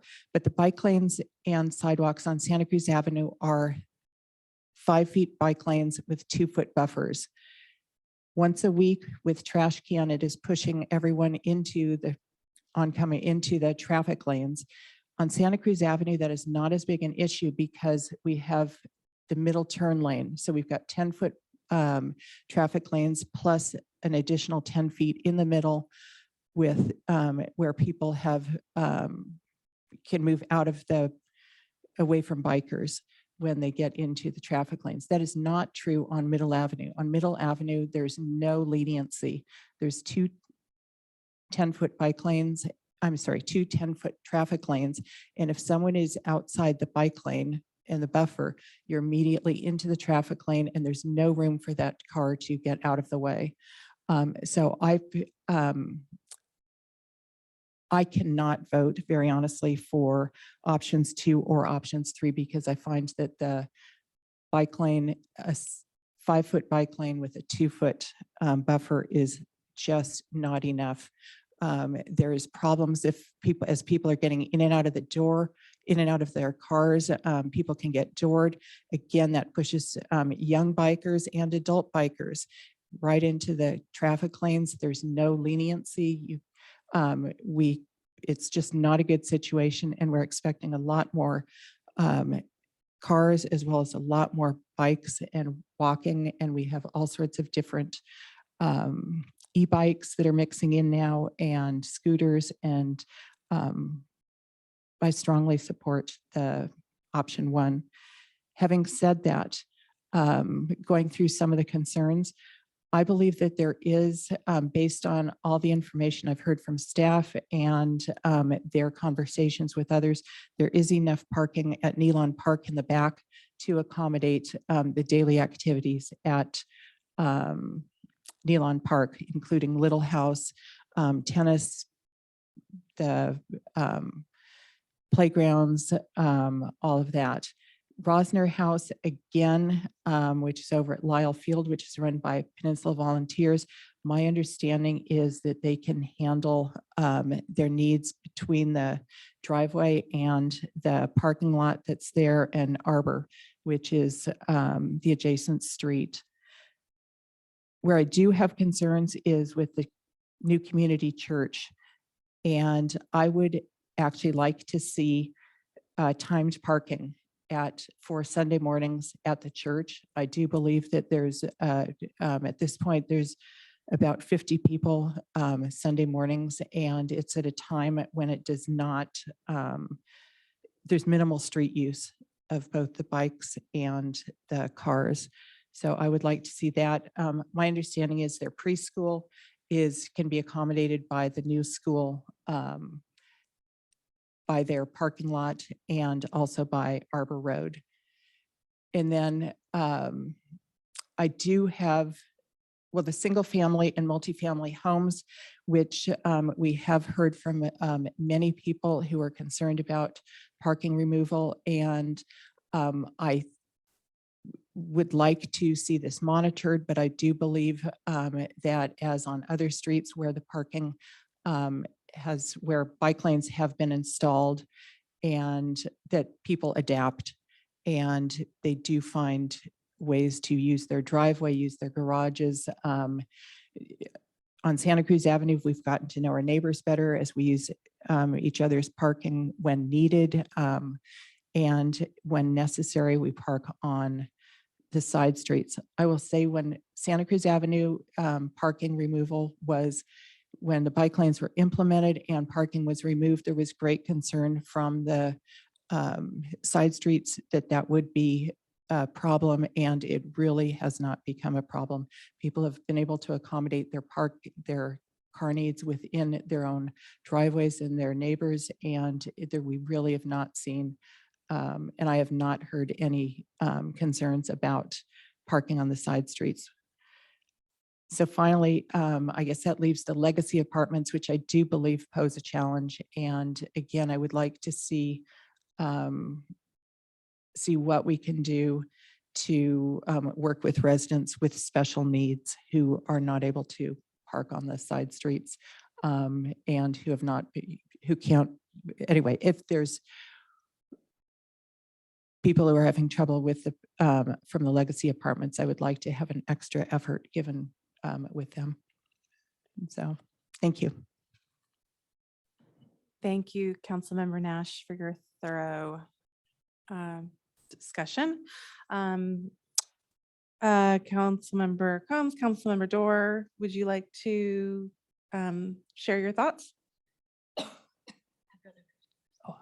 Councilmember Combs. Well, since this is in District 4 and 5, I'd actually like to hear where the council members 4 and 5 are before. Okay, Councilmember Dorr, you are up. Sure, thank you. You know, this is, I think, week 4.5 for me on city council. And I have to say that this is the thing that most excites me about sharing this room with you in person, with folks joining on Zoom, with folks who have sent in comments, is because we are here together to develop a vision for Menlo Park. Yes, we're talking about a 1.1 mile road, but we are talking about so much more at the same time. We're talking about how to build a safe community. We're talking about how to make sure our community is inclusive for all people. And we're thinking about how do we create a future Menlo Park that serves all of our residents today and tomorrow. And so talking those 3 things I mentioned about this vision, safe communities. We heard today from parents, from kids. We've heard from commuters. We've heard from students and researchers at Stanford. Folks are concerned about safe biking options during commuting hours, during school hours, at night, and on weekends. I was an undergrad at Stanford, and there are 7,000 undergrads. Most of them don't have cars. I biked to get downtown to go to the restaurants and to experience, nightlife in the Bay. And so we're talking about safety at all hours for all people.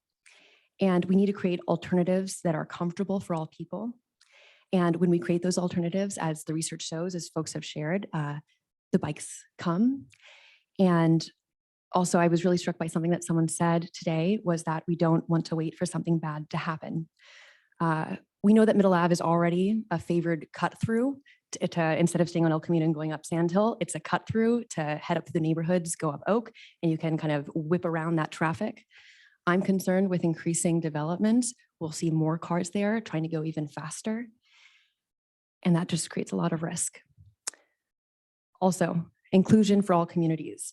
Someone said on one of the Zoom comments, we shouldn't just be thinking about children cycling to school. And I wholeheartedly agree. As I said, we're talking about all these different users at all times of day. And we're not just talking about bikes either. We're talking about walkers. The plans are in process for the pedestrian sidewalk on the one side of the road that doesn't have that. It's not there yet. And so creating another option to, in the meantime, creating more buffer between walkers and the street, I think is also important. We're talking about folks on e-bikes, on scooters, on one wheels, on skates. We need everybody who is not in a car to feel safe on this road. And also, we're also talking about folks that can't afford to have cars or choose not to have cars. We need to find productive and viable solutions for these residents and for these folks who are coming in and out of our community. And also thinking about inclusion, I really appreciate all the comments that have been made about the apartment dwellers for folks that are going to Little House and the Rosner Center. Of course, that these people and their convenience and their care absolutely matters. And I think that, this is an important moment for us to think about how we are supporting their access and making sure that they can get to the places they need to be. And one second, I lost my place of thought. And a huge part here is thinking about how to be good neighbors. How can we find creative solutions together? So for example, if you can't park, you need someone to come in and, maybe to the point that Councilmember Combs made, what if you have someone who has ADA needs who can't come to the apartments? Can you ask your neighbor to create rooms so you can park, or other creative options to do with the apartment building and with each other? I think there's a lot of creative room that is not figured out at this early stage of adopting an option that we can work through together as a community to find alternatives to make sure that the folks that need special access to the back parking lot in Elon Park and other spaces have that access. And lastly, thinking about moving forward for residents today and in the future. Folks have already shared all the new residents that are coming through Middle Plaza. And also more widely looking at the housing element we just passed last week, there's a huge emphasis on transit-oriented development. My sense is this is not going to be the last development that we're going to be talking about in El Camino. And we need to make sure that folks have a safe, thorough way to get through our community over to Stanford, over to other shopping centers up in my district in Sharon Heights. And this is a really key area where we can do that. And as we know, Philip W. on the call today also shared that he and his family moved here because they were drawn to a bike-friendly city. There are places like Davis, California, other places that are known for bike-friendly cities that people flock to. I want Menlo Park to be a place where people flock to as well. So that is why, in summary, I am in support of option 1 with no timed parking. So fully option 1 with safe, protected bike lanes on both sides of the street. Thank you. Thank you, Councilmember Dorr. Vice Mayor Taylor or Councilmember Combs, I'd love to hear your thoughts.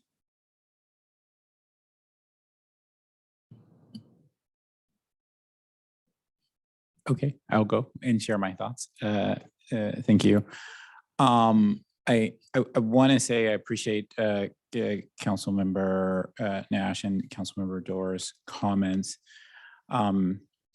I do have to say that there was a lot of sort of, we'll work through to find solutions, but I still don't know what those solutions are.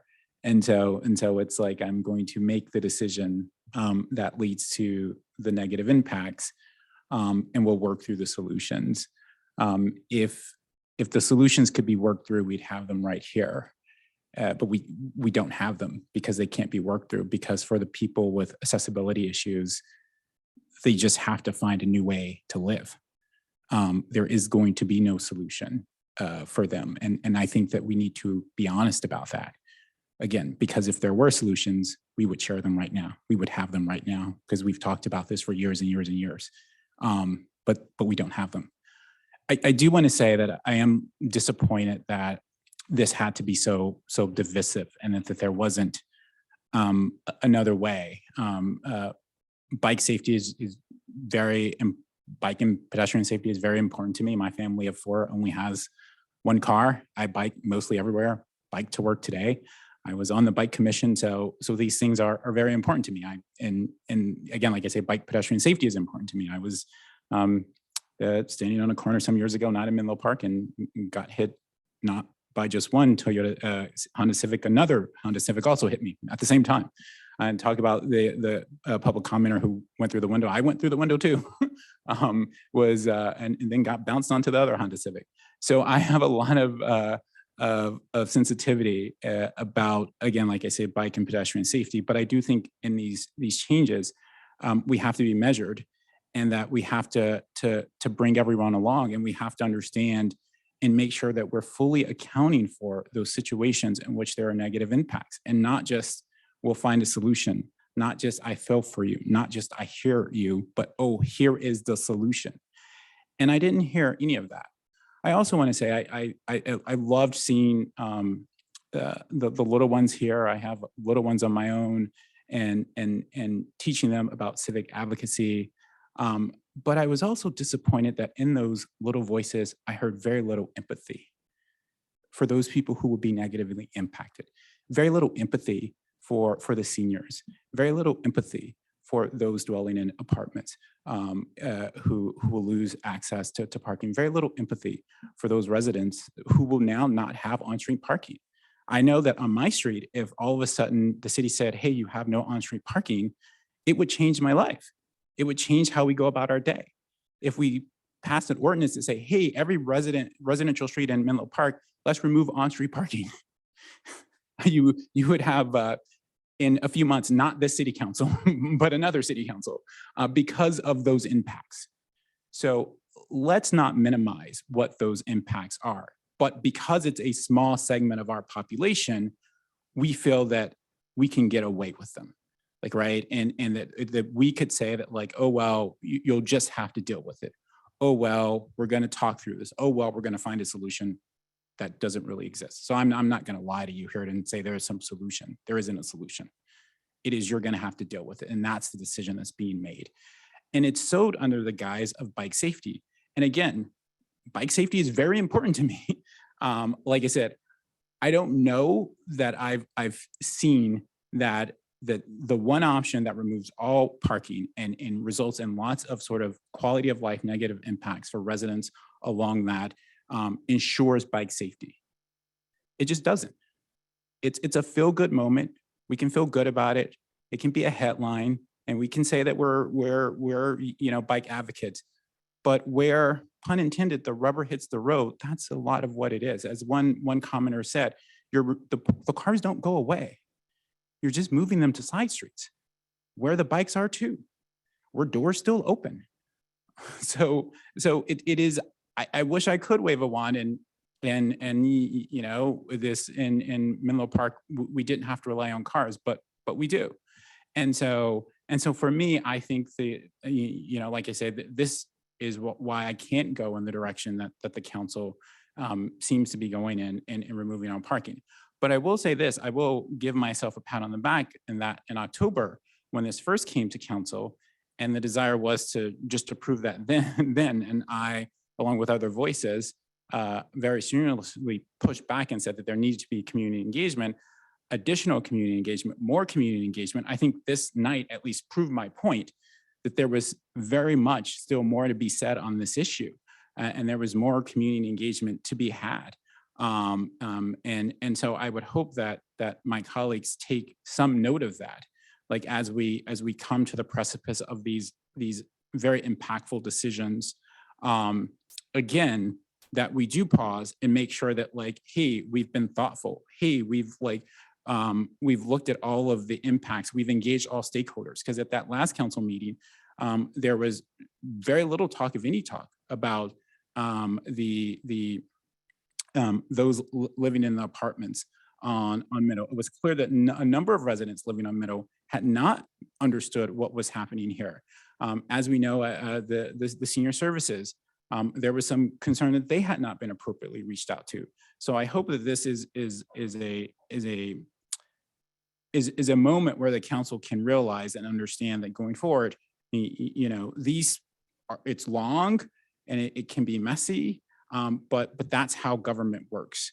It is not just sort of making the decision and saying we're going, but it's understanding all of those impacts along the way. So to wrap up my comments, I'm not going to go in the direction that the council is going in. I think that this could have been approached, again, like I say, more thoughtfully and more measured, that brought along others in the community that have voiced opposition to the complete removal.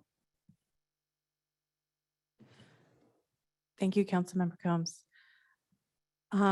Depending on where the council's going, do you have a preferred option, or do you want to? I'll leave my comments at that. Thank you. Vice Mayor Taylor. Thank you, Mayor Willison. And I do not have a lot of input at this time. One piece I did not get an opportunity to say earlier, and that was Mr. Louch brought this up, had to do with managing and bidding on the project. And I'm thinking about what is most cost efficient. Whatever is chosen, I'd like to see it be more of a one project, a comprehensive project, as opposed to piecemealed. Specifically, if we are going to improve crosswalks, that they happen alongside whatever improvements we decide, whatever option we decide. So I'm hoping that is possible. And I don't know if that's a question for Mr. Louch or for Ms. Nagaya. Yeah, through the mayor, I'm happy to respond to that. Yeah, I think that we agreed to the maximum extent possible, including all the kind of work into a single effort, will be more efficient for city staff and for contractors as well. And so that's generally our preference. There occasionally are small items that could make sense to do through an existing kind of operations contract that we have of one sort or another, but in this case, I think almost all the things are makes sense to try to do together as much as we can. Mr. Louch, you said earlier that there was a grant for, you said it was for a study? So we have a design and construction grant Okay, to that's do right. this, to do the work once we have a final agreed design to move forward with. Thank you. And can you put up the timeline that you shared earlier? I sure can. Give me 1 second. Okey-dokey.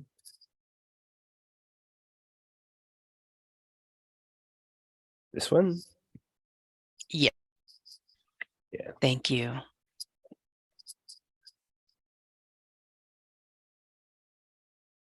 Oh, okay, the pilot adds, what, about a year? Yeah, maybe about 9 months, I would say. And some of that has to do with, like, we wouldn't do construction in winter time for resurfacing. We can't do construction in winter time for resurfacing, so that probably pushes it slightly more, but about 9 months. Thank you. Mayor Willison, thank you. And I am concerned about the impacts to primarily the apartments. And so I can't say, yes, I support. Well, I can say that I do not support option one at this time. I was hoping that the information that our council members that did outreach would help me choose option one. I am concerned about the safety as far as which would be the most safe, and it does sound like it is. But if I choose option one, or if the council chooses option one, it would impact the folks at the apartments. So there's my biggest concern, and I don't know if that means option two.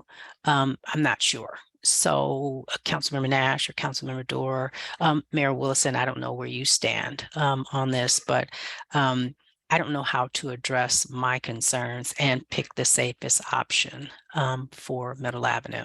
So that's what I'm struggling with now.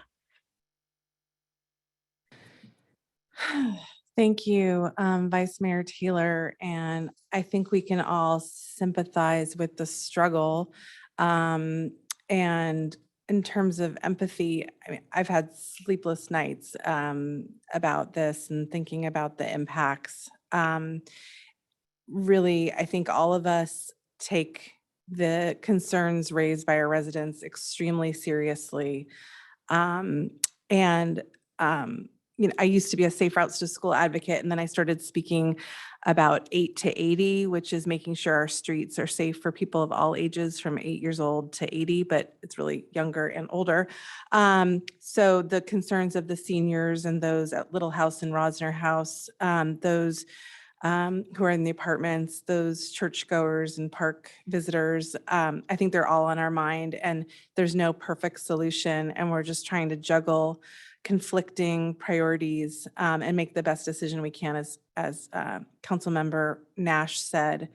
So I appreciate all of my colleagues for their comments. I really appreciate everybody who wrote in both today, the last time we talked about it, the time before that we talked about it. I went through and looked at like a year's worth of emails. Many of you wrote in many times over the last year.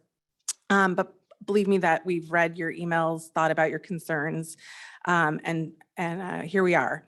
So I'm not going to repeat kind of what I said back in September. I made a presentation at that time about side-by-side cycling and about the door zone, about how I personally don't want to wait for a fatality or a tragedy to happen to take the safest action.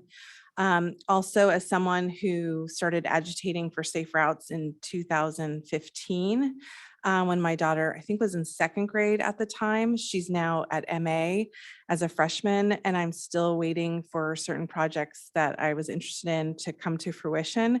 So I am concerned that by not moving now and taking advantage of this opportunity, while, you know, the bike tunnel has yet to be built and we don't know what the future holds for some of these projects that are under development, that this could really usher tons of cyclists. If we wait until all those things happen, we could be waiting an additional decade or more to readdress this. So this is kind of Middle's moment. And I think we need to take that very seriously.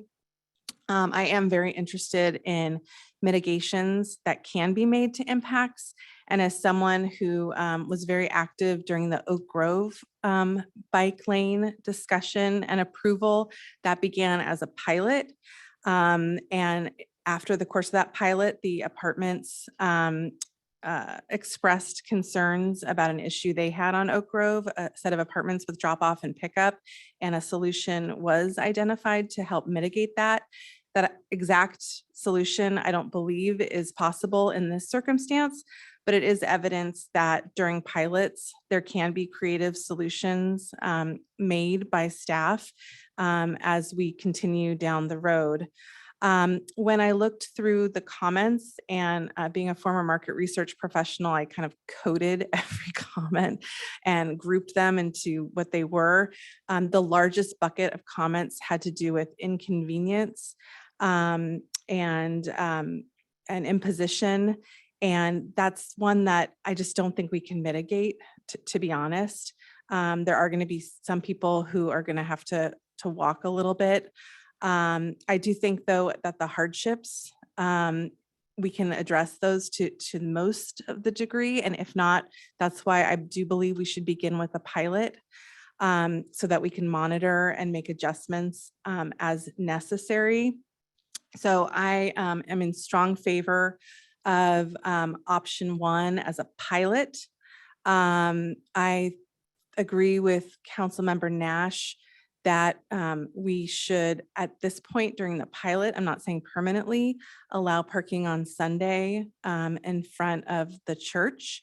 I would like staff to potentially work with the church on better managing their parking. I spoke to them today. I know at my synagogue on holidays, we have A-frames that say, if you have the ability to walk, please leave the parking lot for those with mobility challenges. So I think there's opportunities there to better manage that parking, and we can see how that goes. I am interested in looking at a crosswalk at Yale. So those at 908 Middle at the apartments can have a safer access to them if they need to go onto side streets. I know that staff was looking into restriping the Neyland Park parking lot. There is so much opportunity there to better utilize that parking lot and to make it work better for the Little House volunteers and for the folks that go to the senior center there, that I think by restriping it and reconfiguring that parking lot, we can mitigate a lot. And I did talk to the CEO there about how that could work. In addition, I would also like to direct staff to look at our municipal code on the parking situation at Neyland Park in the parking lot, because right now I believe there cannot be enforcement for some of the overnight parking people that are using Neyland Park for long-term parking. And I'd like us to look at that. It seems like it's been an ongoing issue.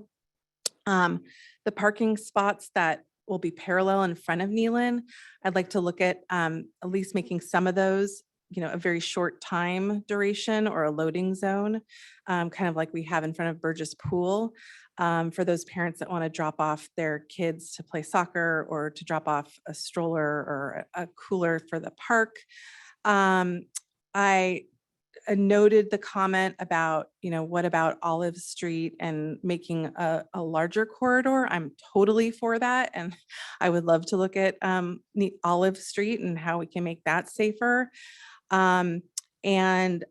If it works more to do it at once, and I understand that the pilot could add time, given, like I said, that my daughter is now in 9th grade and we started this second grade, like 2025 doesn't scare me that much. That actually seems sooner than it could be. So I'd be open to that. I do think that while we're looking at, folks using Middle today and the people that would experience inconveniences today, by putting the safest infrastructure we can, it would have, a multiplier effect for years and years to come as people growing up in our community will continue to use it and flourish. I do want to speak just for a moment about those who are very concerned about the burden and the change. And I want to let you know, I don't know what it feels like because I'm not in your position, but I hear you. I do want to read a letter that I received that I kept on my bulletin board for quite a long time. And I brought it tonight. I'm going to paraphrase a little bit from it. But as I mentioned, I was very involved in the Oak Grove bike lane installation, and that was in 2017. And there was a lot of controversy and fear of change and very similar situation that we have now. And even a church there and apartments, everything. And I organized parents to come, much like that came this evening with their kids. I'm really arguing for the safest option. And there were people that were very upset and didn't want it. And 3 years later, when I was running for city council, I received a handwritten letter in the mail. And it says, "Hello, Ms. Jen. A few years back, I spoke to our city council against the bike lane proposals that I had wanted. I felt Menlo Park already had an extensive network of bike lanes, and the proposal would eliminate too many parking spaces, disallow my elderly neighbors from parking in front of their homes, and go on to further coddle dim-witted children from figuring out the extant bike lane network. I was wrong. I bicycle too, and I now greatly more enjoy pedaling around Menlo Park. My elderly neighbors have adapted to the inconvenience. The able-bodied males here keep a lookout now to assist them unloading and bringing in their groceries." Anyway, he goes on and he's of a different generation, I think. Anyway, he says, "Good luck on November 3rd, which was the election I was running in. All best." So one of those that came out in fiercest opposition did become accustomed to the new configuration.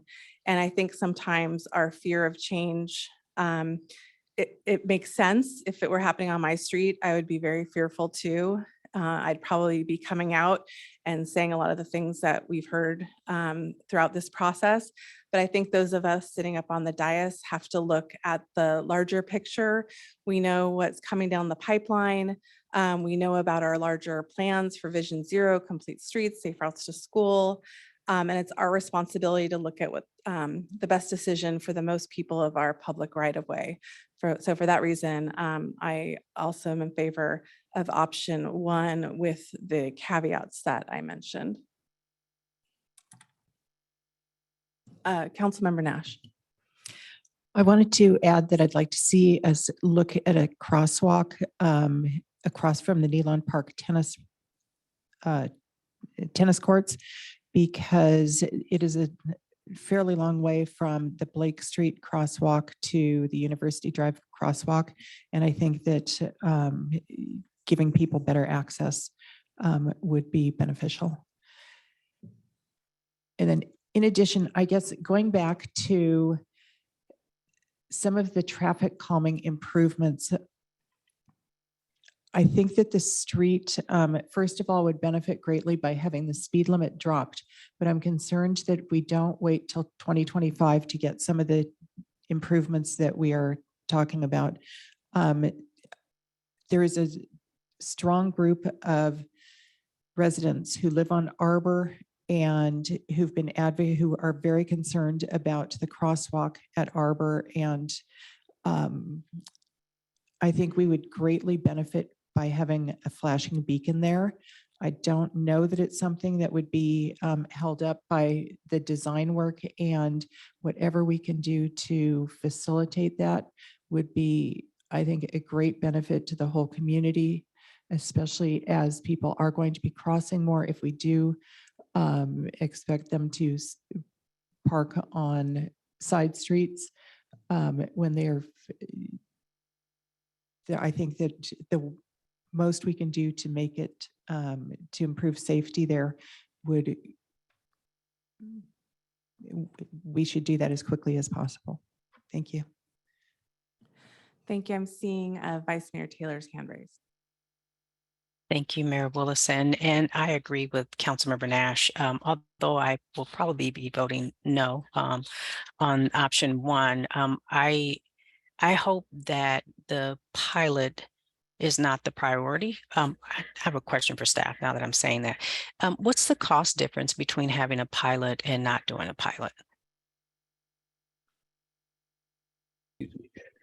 Thank you, Vice Mayor Taylor. So we did, I don't unfortunately have the exact estimates right in front of me, but if we're doing a pilot and if it's the option one that we're doing a pilot of, you know, the cost is essentially a small amount of additional striping. I mean, it's not small because it's the length of the corridor, but we're keeping a lot of the existing striping, so it's a lot less to do that. And I could, I couldn't get it to you immediately, but we could kind of dig up what our sort of initial cost estimate was for that when we were putting it together.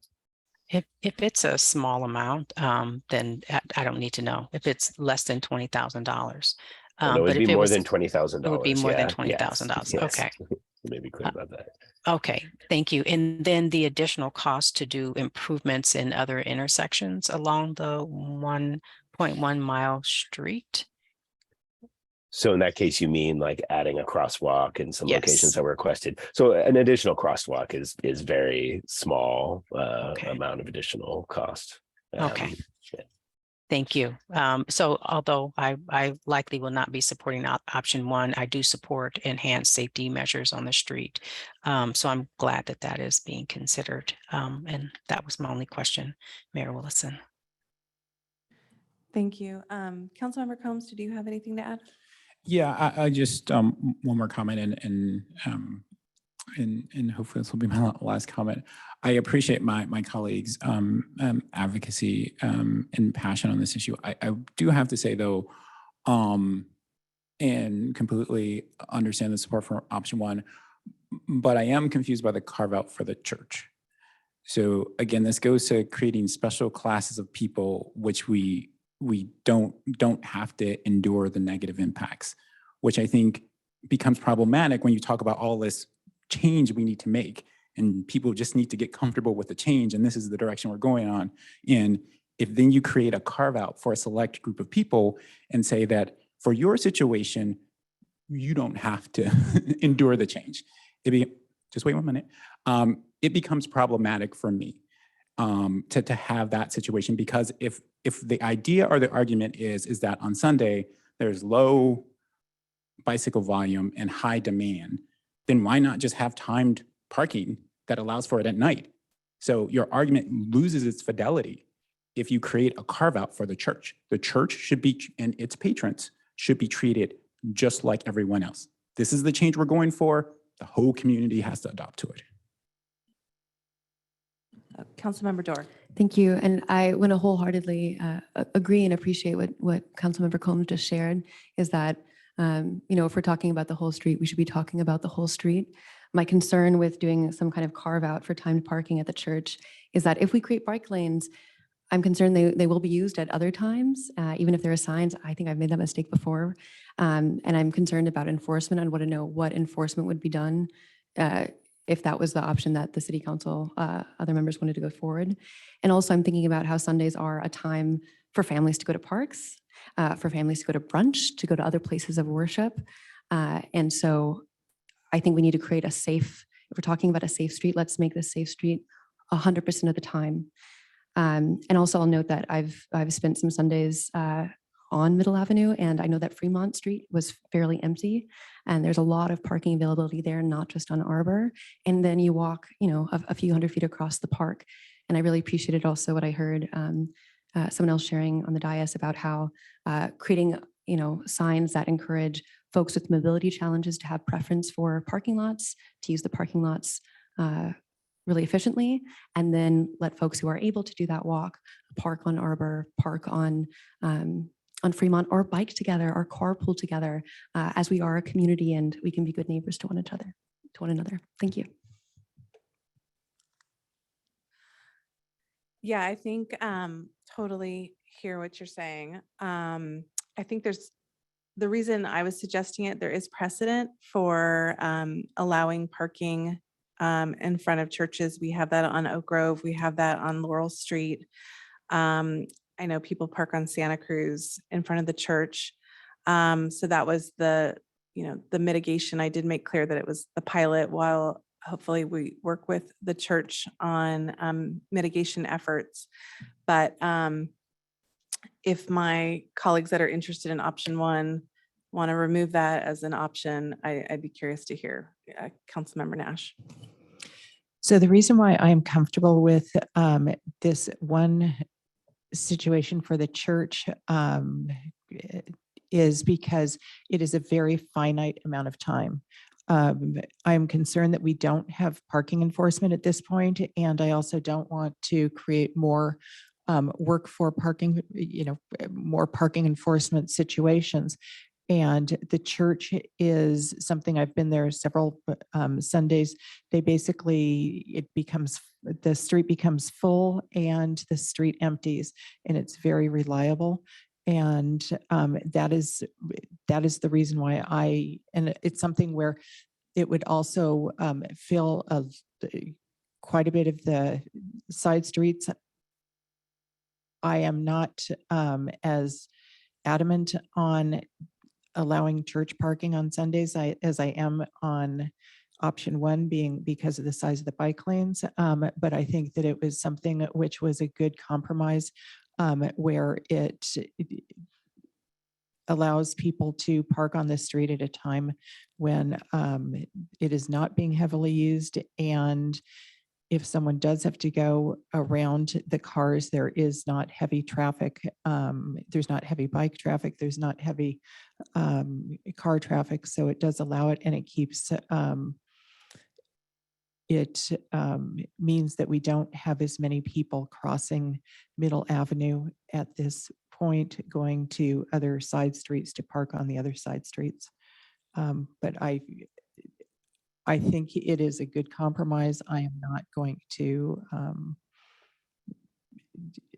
if people want to take it out, I'm not going to be strong on that one. Well, so I'm not in the majority here, so I'll let you guys debate that amongst yourself. But I did want to share my thoughts on that.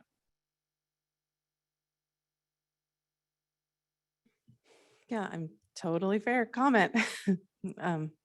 So I guess I'm looking for a motion if there's no further, Councilmember Dorr. Thank you. I just want to also share my support of moving forward with as many traffic calming options now as immediately as we can to support safe pedestrians, safe walking, safe e-biking, safe everything along the street. And I also support adding the crosswalk at Yale, seeing what we can do to add another one at Elon Park. And also the Arbor, the flashing beacon, getting that in as soon as possible. Something else I want to mention is some folks brought up the importance of physical barriers in that protected bike lane. I'd like if the city could do an analysis of how much cost that might add. If it hasn't already been done, I don't know, to know how much that might be to help add a little bit more security for folks using that lane. And also another comment that was made and shared was, if we're trying to increase the bike use and bike infrastructure in this one way in the road, let's also reflect that in the parks by adding a lot more bike parking. And especially if we add a lot into Lyle Park, that could create other incentives for folks at the new community church to park their bikes there. And so would like to see that included in this plan for safe bike lanes. Thank you. Thank you, Councilmember Dorr. I'd actually like to direct one thing to city staff that Councilmember Dorr mentioned, which was protected bike lanes. That's come up several times. I know I've read the studies and we've heard some of the data tonight.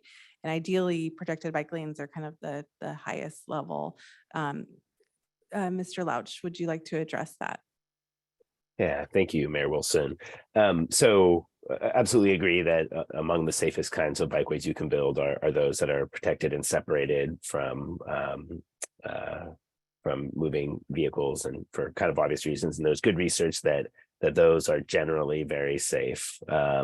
And then there's also research that shows that certain other kinds of bike lanes are not safe, but I would say there's a lot of kind of heterogeneity in that work, which is to say that like they're comparing often many different kinds of bikeways that have been designed in many different contexts, and you know, transportation design is very context dependent. You don't design a highway the same way you design a local street, or at least you try not to, we hope. So that, which is to say that, you know, as a transportation professional, you know, I feel that we can design a non-separated bikeway that can feel safe and comfortable for folks. And so to get to maybe the headline point here, one of the kind of key challenges for a street like Middle is that you have a lot of driveways. And so your ability to create actual true separation for the bicyclists is honestly pretty limited in a lot of the stretches. There are some blocks where you could, and that's certainly something that we could look at. And from a cost perspective, if you're focusing on just those blocks, that's not necessarily a significant cost, and is something that I feel certain that the grant that we have would be willing to fund, because they're always interested in funding the kind of highest quality bikeway that we can build for those grants. But just the notion that we could build a kind of completely separated bikeway along Middle with its primarily sort of single family residential character is unfortunately just not possible. So thank you, Mr. Louch. That was very helpful. So I'm looking for Councilmember Nash. Was there something you wanted to say? I wanted to ask quickly about parking permits, which we had had a little bit of a conversation before. I would like to see the Middle, basically some information about parking permits, and if we are going to continue parking permits in the Allied Arts area, I would like to see Middle Avenue residents have access to those parking permits. And if we're not going to, then we should decide that as well. Thank you for the comment and the question. So ultimately, the direction on whether we continue the permit program or not would be the council's call. So staff would not, on our own, eliminate the existing parking permit program. So I think if that's direction you want to provide us tonight, is to revisit that parking permit program in some way, then I think we can add that to the list. But I do want to also go through that list with you and make sure that we have clear direction for ultimately your motion tonight as well. Could we just expand it so that Middle Avenue folks can get the parking permit? Yes, Thank you. absolutely. So And then we will- I basically think it's an issue of parking enforcement, which is a whole nother, and I do not want to go down that rabbit hole right now. So I think what we would then want to incorporate is to say before we begin parking enforcement of the permit program, we would bring back for the council to take an action to expand it to include Middle Avenue residents as well. Would that work? There is confusion right now in the neighborhood about whether or not we have the parking enforcement is being enforced, and and whether or not people can park there without a permit. So I'd just as soon add Middle Avenue to the people who are allowed to get parking permits, and then they can make the decision whether or not they want to do that as we talk about parking enforcement. But I think it would be good to at least add them and have them be able to get parking permits and feel included in that neighborhood.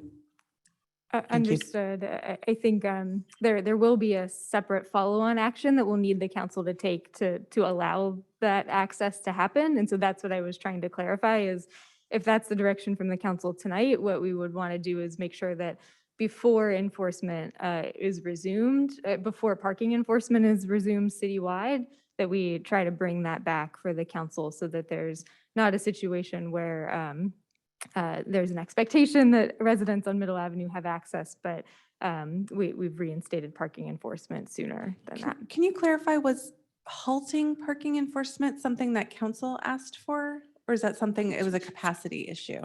It was a excuse me. And sorry. I just want to clarify, when we say parking enforcement, we're saying daytime parking enforcement, not nighttime parking enforcement is enforced.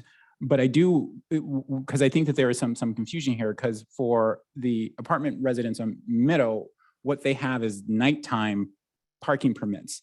And the Allied Arts parking program is a daytime parking program. And so, but there isn't a nighttime parking permit for Allied Arts, is there? No, so the And- eligibility for the overnight parking permit program comes from not having sufficient Yeah. on-site parking that was then grandfathered in at a certain point. But can't they park anywhere with the nighttime parking permit overnight? You can, but I think it's a matter of how close the nearest options are to the legacy apartments and the So yeah, because like for overnight parking, like, right, you can go to the police department and get those limited permits, but no Allied Arts residents have like just ongoing parking permits that allow them to park at night. Correct. correct. It's only Yeah. only units in certain R3 designated zones that don't have sufficient on-site parking. So that's correct. And so the idea if that the apartments on Middle are now going to park overnight into Allied Arts, that is a permitting system that does not exist currently. So with the current overnight parking permit, you could park anywhere. It's just then a matter of how convenient that parking is Okay. to the location of the existing apartments. Okay, so like if just so I'm understanding this now, like if a resident in an apartment on Middle has an overnight parking permit, like, right, they could park in the Willows overnight and that would be okay. They wouldn't get a ticket. I'm not the one out there doing enforcement. I believe so, but we can definitely follow Okay, up with because our that would police be department to contrary confirm. to what the reason that they have the ability to get overnight parking permits for, right? Is that it is in theory, it is close to a multi-unit complex where was built before the overnight parking became in effect and therefore got some grandfather protections, like, right? And so in theory, those grandfather protections should have a certain nexus to the vicinity of the unit that got them the grandfather protections and not mean that they could park anywhere on Middle. But I think we're on a tangent, so I'm going to be quiet now. Yeah, I remember being surprised when I learned that someone could park anywhere. But maybe we can get an update and clarification at some point on that. Yeah, Councilmember Nash. So I would be happy to make a motion to approve option one. What I don't know is where we landed on the church parking. So I'm looking especially to Councilmember Dorr.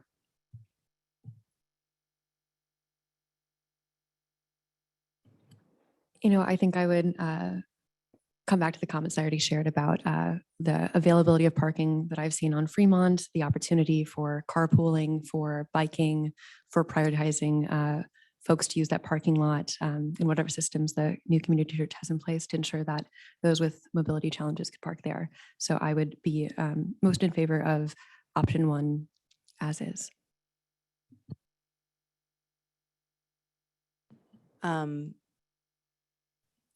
Again, I just want to confirm that the option one as a pilot is your recommendation, because I would only be comfortable with that if it were a pilot.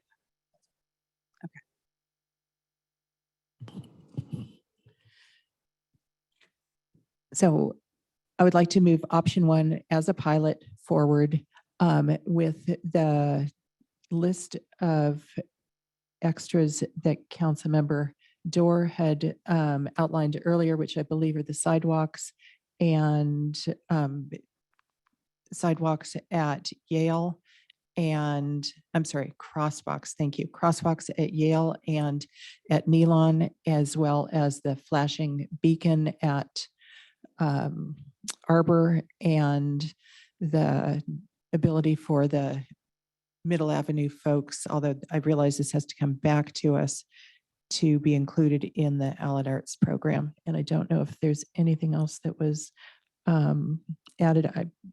I have some friendly amendment, or Please. I guess Well, I would second that if you could add in that when that I believe staff is already planning this, but I'd like it to be in a formal motion with the restriping of Nealon Park parking lot in coordination with Little House. I can't tell what that look is yet. Should I keep going? Okay, to do the restriping of the parking lot at Nealon. Yeah, to work with Little House on the restriping of Nealon Park, for council, for staff to come back, looking at the municipal code with enforcement in the parking lot at Nealon Park, some of the issues that have been ongoing there, to look into a loading zone or timed spots like Burgess Park and some of the parallel spots in front of Nealon for easy drop off of people going to Nealon, looking into Olive Street safety, and adding bike parking.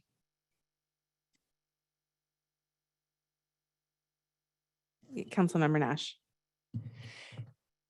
The Middle Avenue and El Camino Real intersection is already in the plans, so that does not need to be highlighted in this motion, because that's the other weak spot that we have. Correct. The direction to pursue improvements at the El Camino intersection was part of the direction we received in October. Thank you. And to confirm in the what you just laid out with all those items, Mayor Willison, does that also include the 25-mile-per-hour speed change? Yes. Yeah, as soon as possible on that.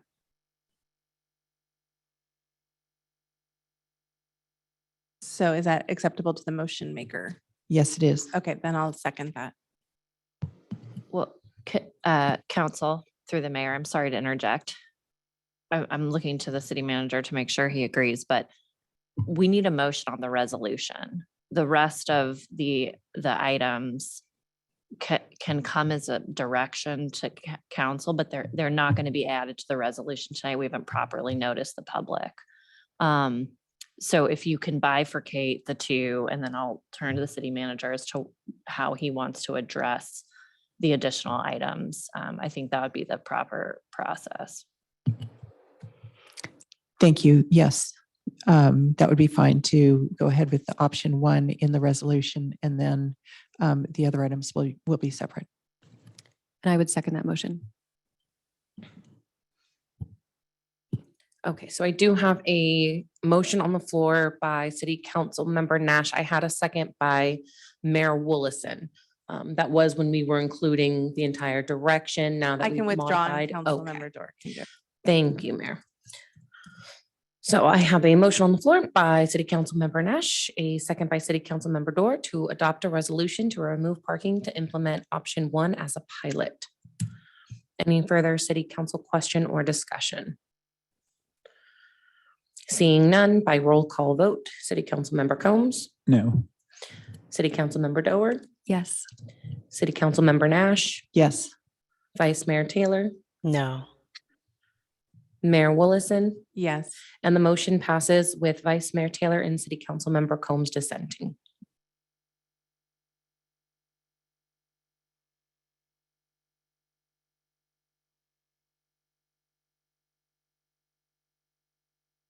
And so with the second part, if the city council would like, I can verbally recap the direction that I have received and will be memorialized in the minutes as city council direction. That would be fabulous. Okay. So what I currently have is the city council directed the exploration of a crosswalk at Yale for 908 Middle and at the tennis courts at Nealon Park. Restriping of Nealon Park parking lot in coordination with Little House. Revise the municipal code for overnight parking restrictions in parks. Loading zone or timed parking in front of Nealon Park. Future project for Olive. Adding bike parking. Parking permit program for Middle Avenue residents. Potential protected bikeway. The flashing beacon at Arbor.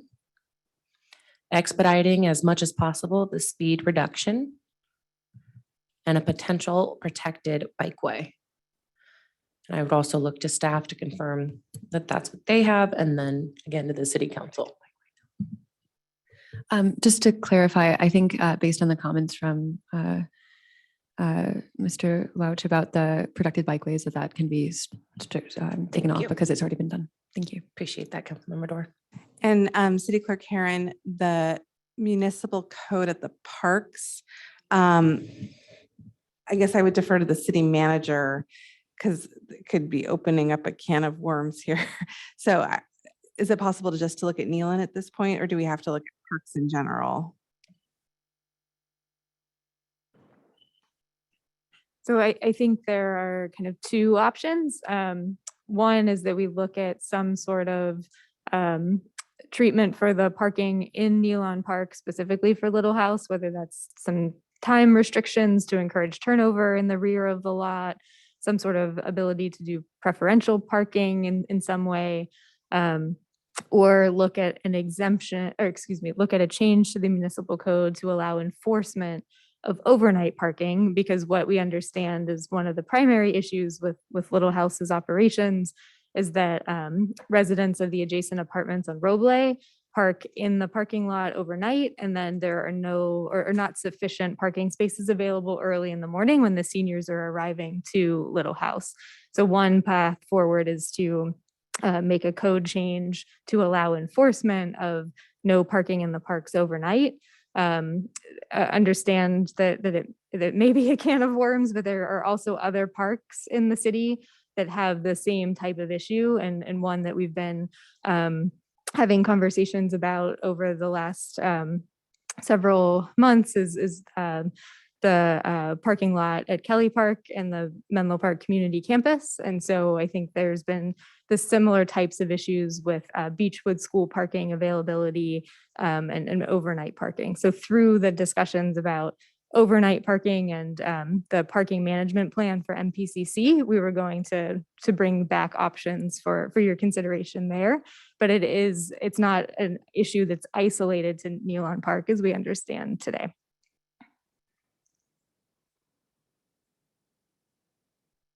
Okay, so given, what would you recommend given our discussion? So I think in context of tonight, maybe the direction to staff is to explore options. We can have some further conversations with Peninsula volunteers and make sure that whatever recommendation we bring back to you is going to meet their needs. In the meantime, we'll continue to work on the parking management plan for MPCC. And so if there is some synergy and it looks like that's a better option citywide, we can recommend to bring that back. Otherwise, we could look at something less restrictive. Thank you, Ms. Nagai. I believe Councilmember Nash has a question. So people can park in the, this would permit people to park in the parking lots of the parks if they had the overnight pass, or this would completely eliminate that opportunity?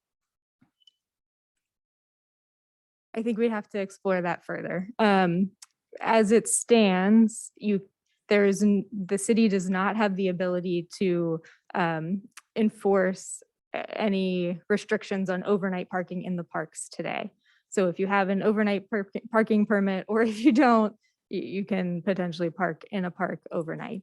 The code change that we were considering would eliminate that option.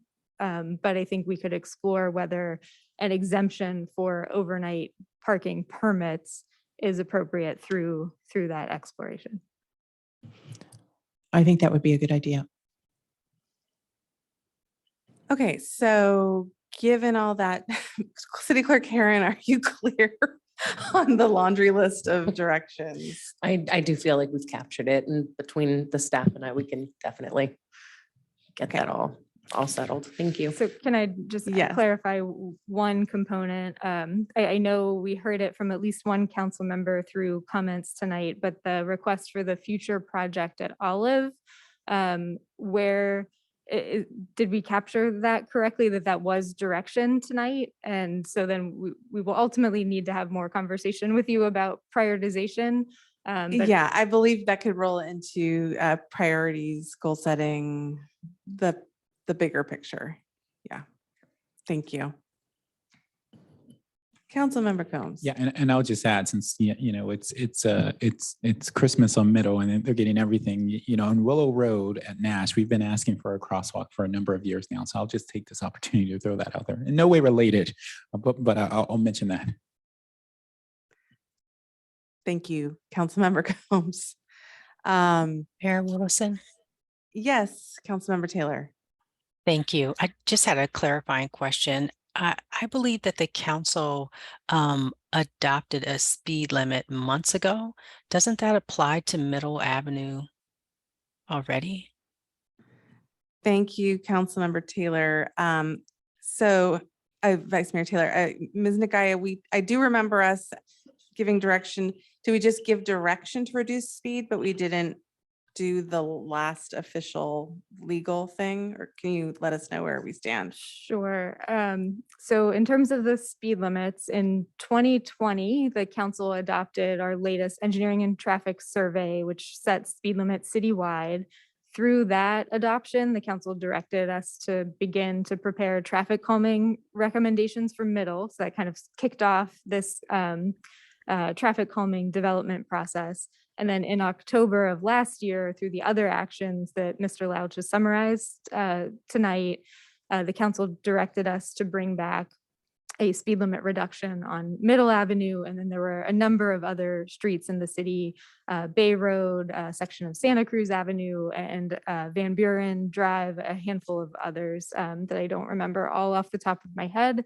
But we've been working on that initiative ever since. There are some complications around how exactly we bring it back, and to make sure that we're in conformance with state law and some of the recent changes that the state legislature has put in place. And that's why it's taking some time, but that is on our radar to bring back to you for formal approval at some point in the future.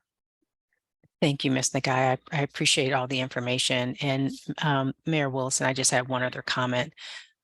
And just to follow up with Councilmember Combs just shared, just thinking about how we are doing traffic calming or street improvements, safety enhancements, looking at our neighborhoods comprehensively, I believe would serve the city well.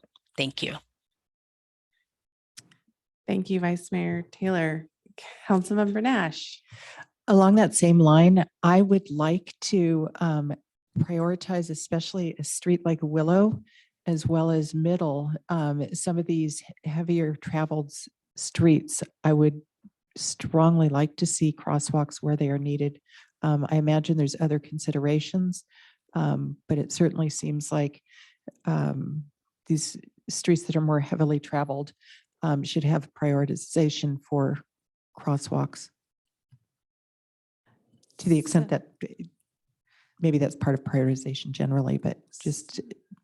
So before we go all over the place on things that have not been agendized, I believe Mr. Louch is going to be bringing forward some kind of Vision Zero safety traffic-y thing. Ms. Nagai, would now be a good time to just give us a little preview? Will that be addressing some of the concerns we have, or should we not? So the plan that you're describing is called the Local Road Safety Plan, and the council approved a scope of work and a professional services agreement with a consultant to begin that work last fall. That effort is kicking off. There are some state and federal funding requirements that necessitate us having that plan in place by near the end of the calendar year in order to maintain our eligibility for some grant funding. So that's why we've tried to keep that effort moving along. It will give us a mechanism by which we prioritize projects and making a kind of data-driven look at safety across the city. But in terms of, I think, the specific kind of crosswalk spot issues that you're identifying, we've had a project on the books now for quite a while to make the improvements at Willow and Nash, and there are probably 8 or 10 other crosswalks across the city where we've identified desired improvements, and it's a staff capacity issue. And so very honestly, that's why I was making the request about clarifying for the olive item. We can have more discussion about this, I think, at the council goal setting session in a couple weeks. But as you know, transportation staff capacity has been a driver of the number of things that we can get done. And the list you gave us tonight is quite lengthy. And so we will need to figure out our path forward as to how to prioritize those and set some reasonable expectations for timing going forward. Thank you. And yeah, I do acknowledge that it was a little bit like Christmas and it might have to turn into Hanukkah, which is like socks and batteries. Sorry. Okay, I think, so then are we in the middle of a motion on direction, or you don't need a motion for the direction? We do not require an Okay, official so motion. then we've done the motion for the resolution and we've given the direction. So staff, is there anything else you need from us on middle at this point? Or when will we next see middle?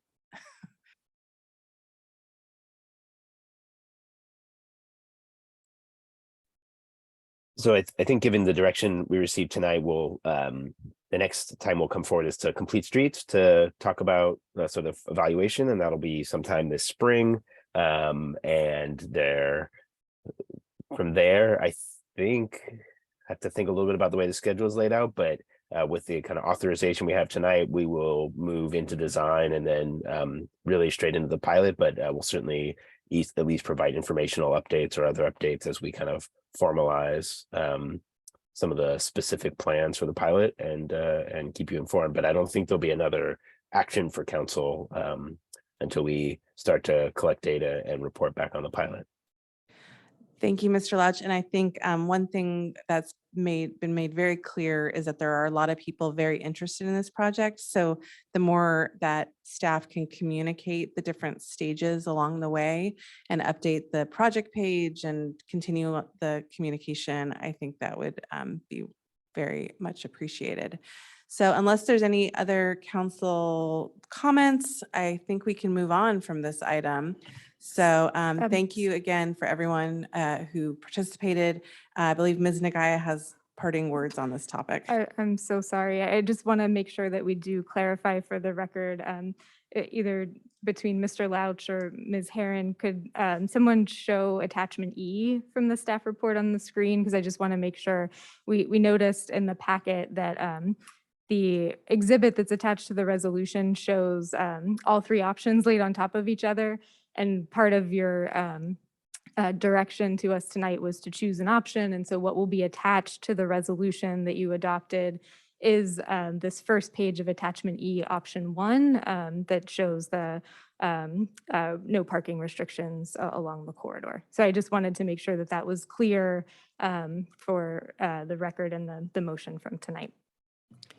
Thank you. And so if the crosswalks that were requested and some of the other ornaments and stocking stuffers that were suggested in the direction are ultimately added, will we have to do an addendum to the resolution, or you can just make those? You will not need to do an addendum. The council action, according to the regulations in our code, is to approve the parking restrictions. The crosswalk installation, we can take your direction, and that's ultimately a staff decision to mark the crosswalk appropriately through the design process. Thank you. And as I mentioned, please keep us posted. Okay, thank you again, everyone. We are going to be moving on in just a moment.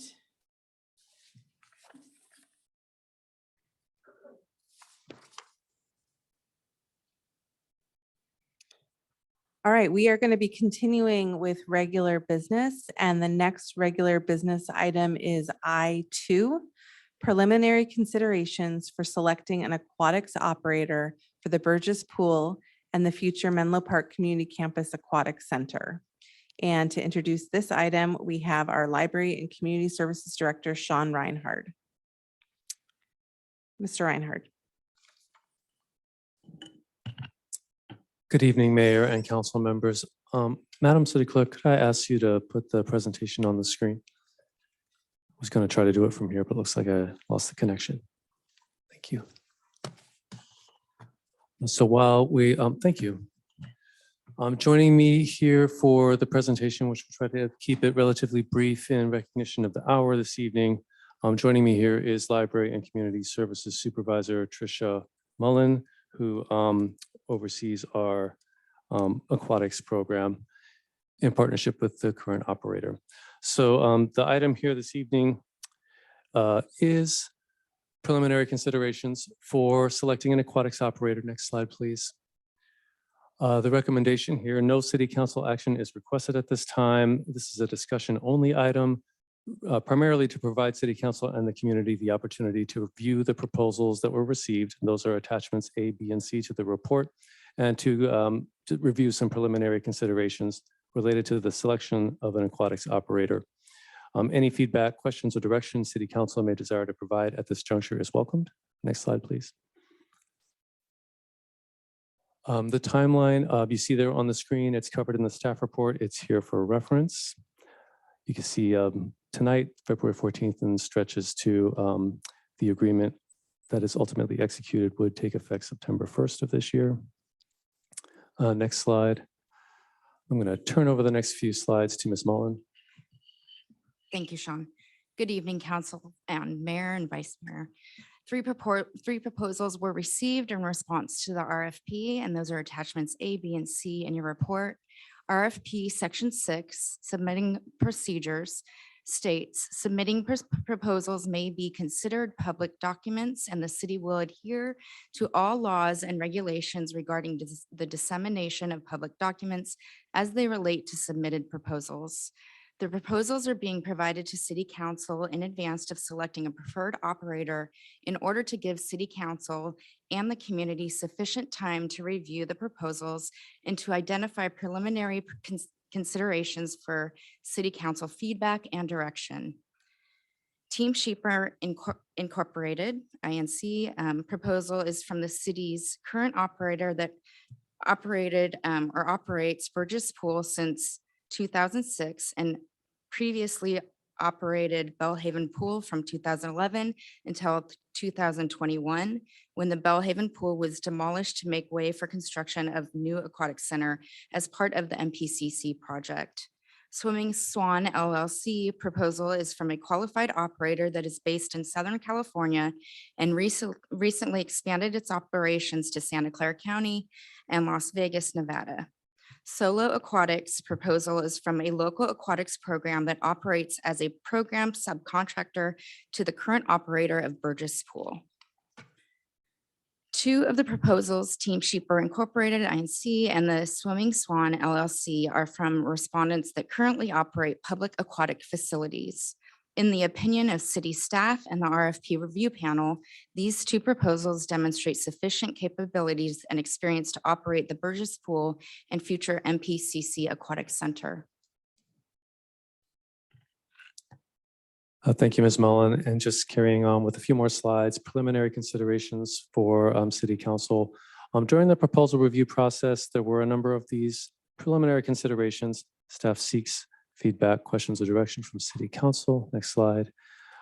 So among them are that making some changes to the city's aquatics services and programs is expected and desired based on the key priorities and requirements that City Council established in the RFP. Also, preserving some continuity of the city's aquatic services and programs is expected and desired based on those priorities and requirements. Based on the information received during the RFP process to date, city staff is confident and prepared to execute any direction the City Council may provide regarding the desired future operations of the city's aquatics program.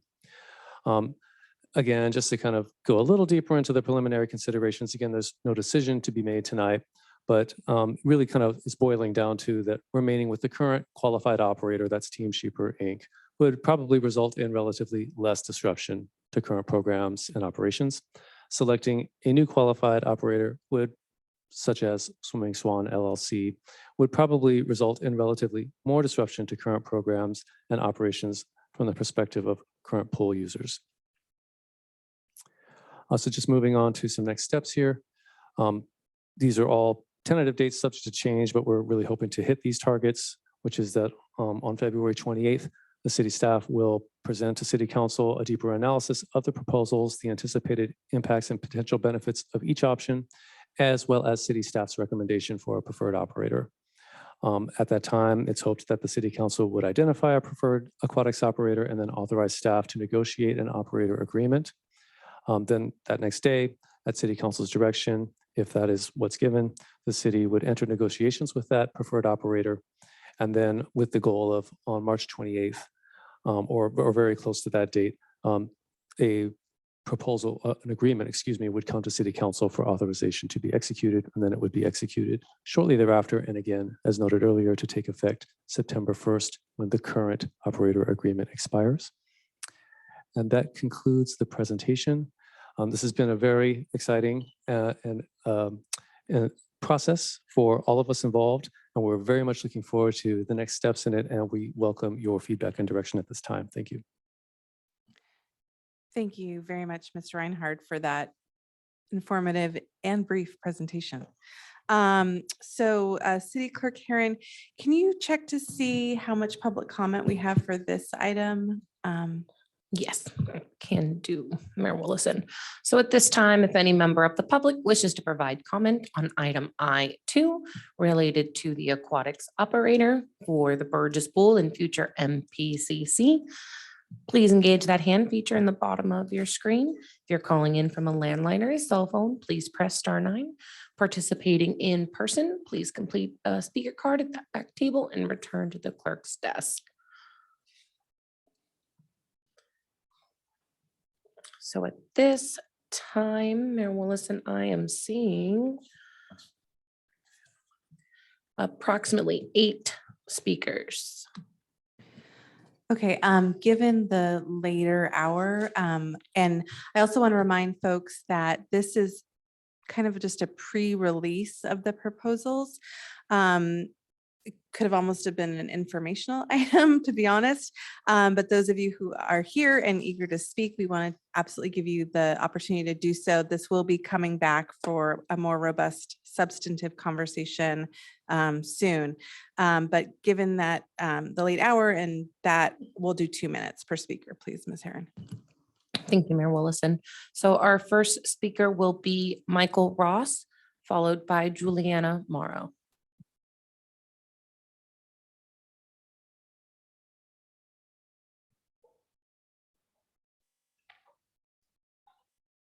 Hi. I wrote some comments in advance. But please lift the microphone. Can you hear me? Yeah. Yeah. I'm here to speak in support of Team Sheeper and Tim Sheeper specifically.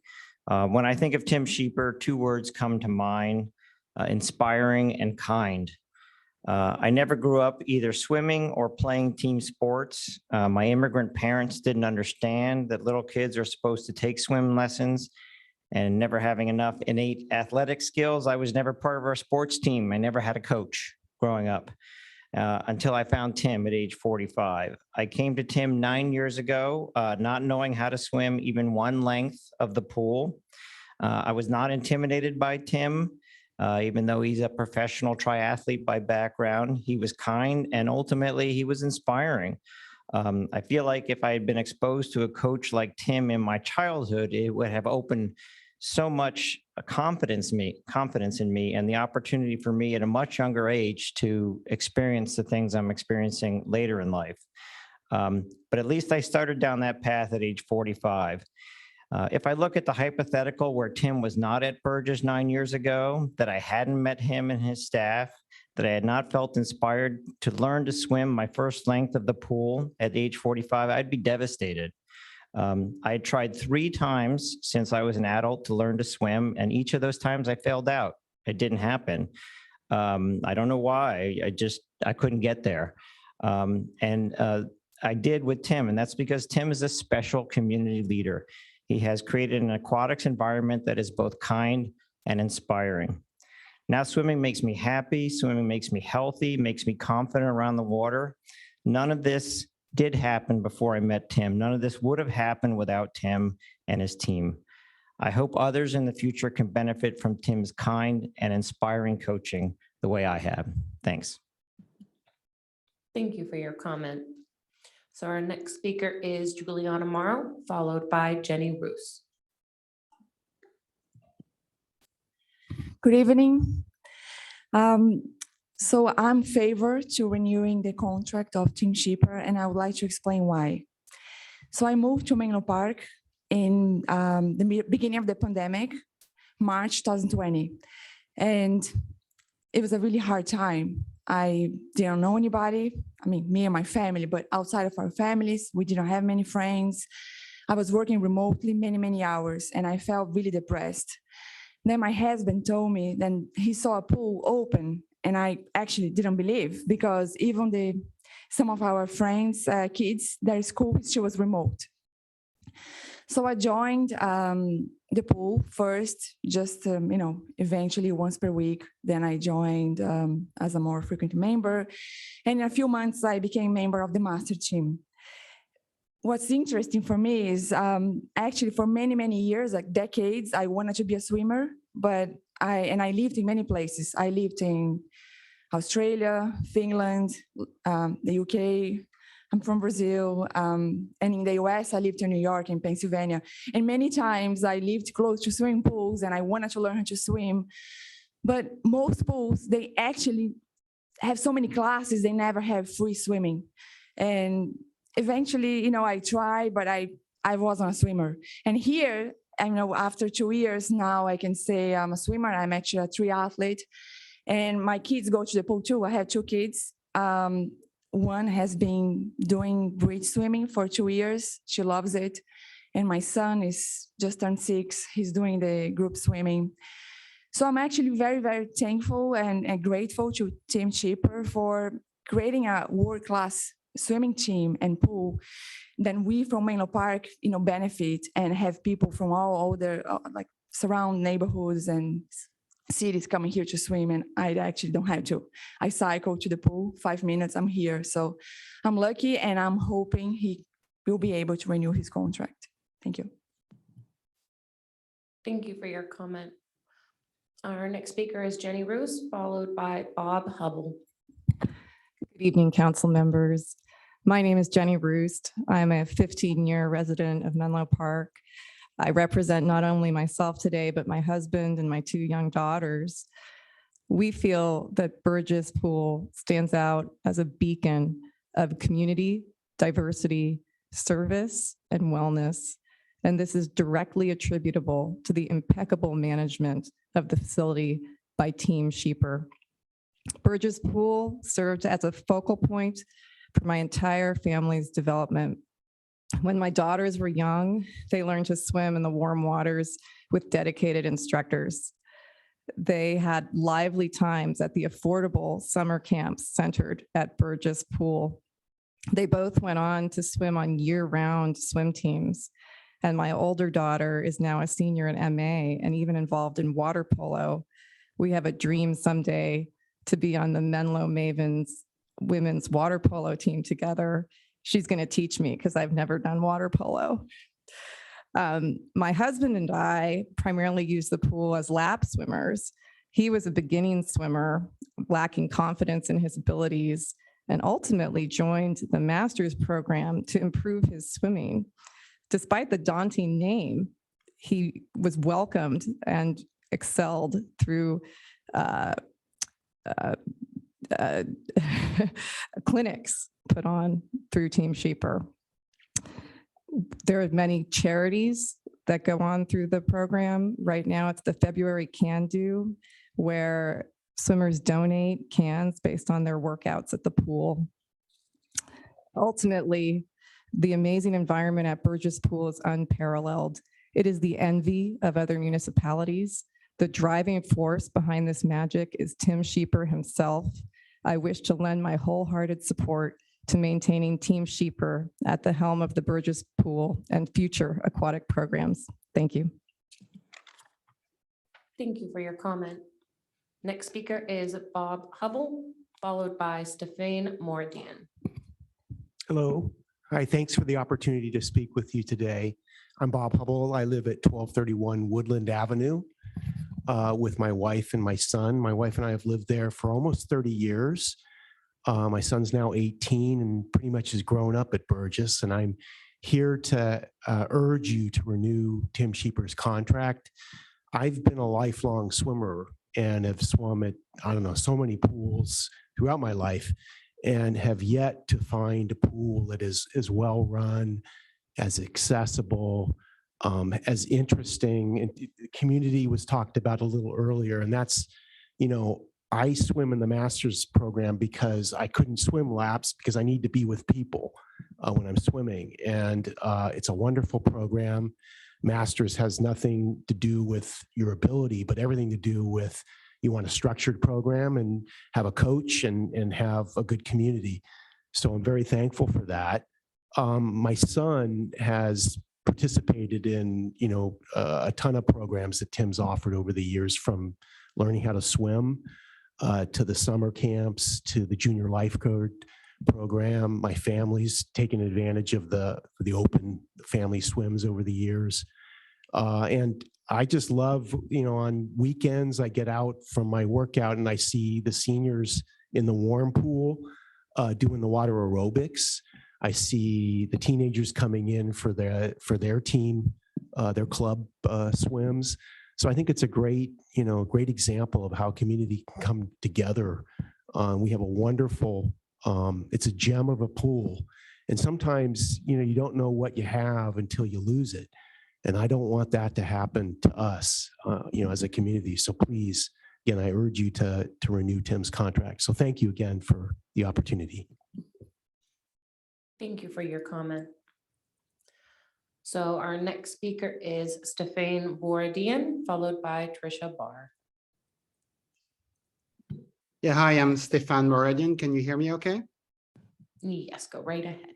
Okay, so thank you. I'm a 20-year long Menlo Park resident. I've actually been using the pool for 20 years, actually even before Tim Sheeper was running the operation. I can, like other speakers, I can attest that it's an extremely well-run facility with very friendly staff and a fair price. I think, like somebody else mentioned, our aquatic program, and actually, you know that I think on the city council, is really the envy of the peninsula, and many, you know, people have commented on that in the past. And in fact, our neighbors of the city of Palo Alto came to Tim and actually asked him to run their facility, as you know, and so I don't think that there's any better proof of how well, you know, that pool is run than that.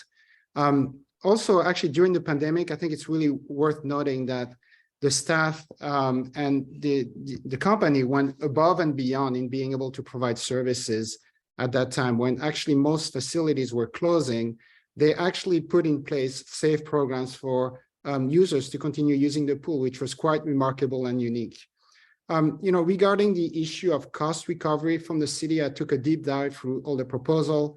You know, I'm not quite convinced that the city really needs to go and recover these costs that they're talking about. I think that it's very complex and expensive to run these pools, and I really think that you should take that into consideration.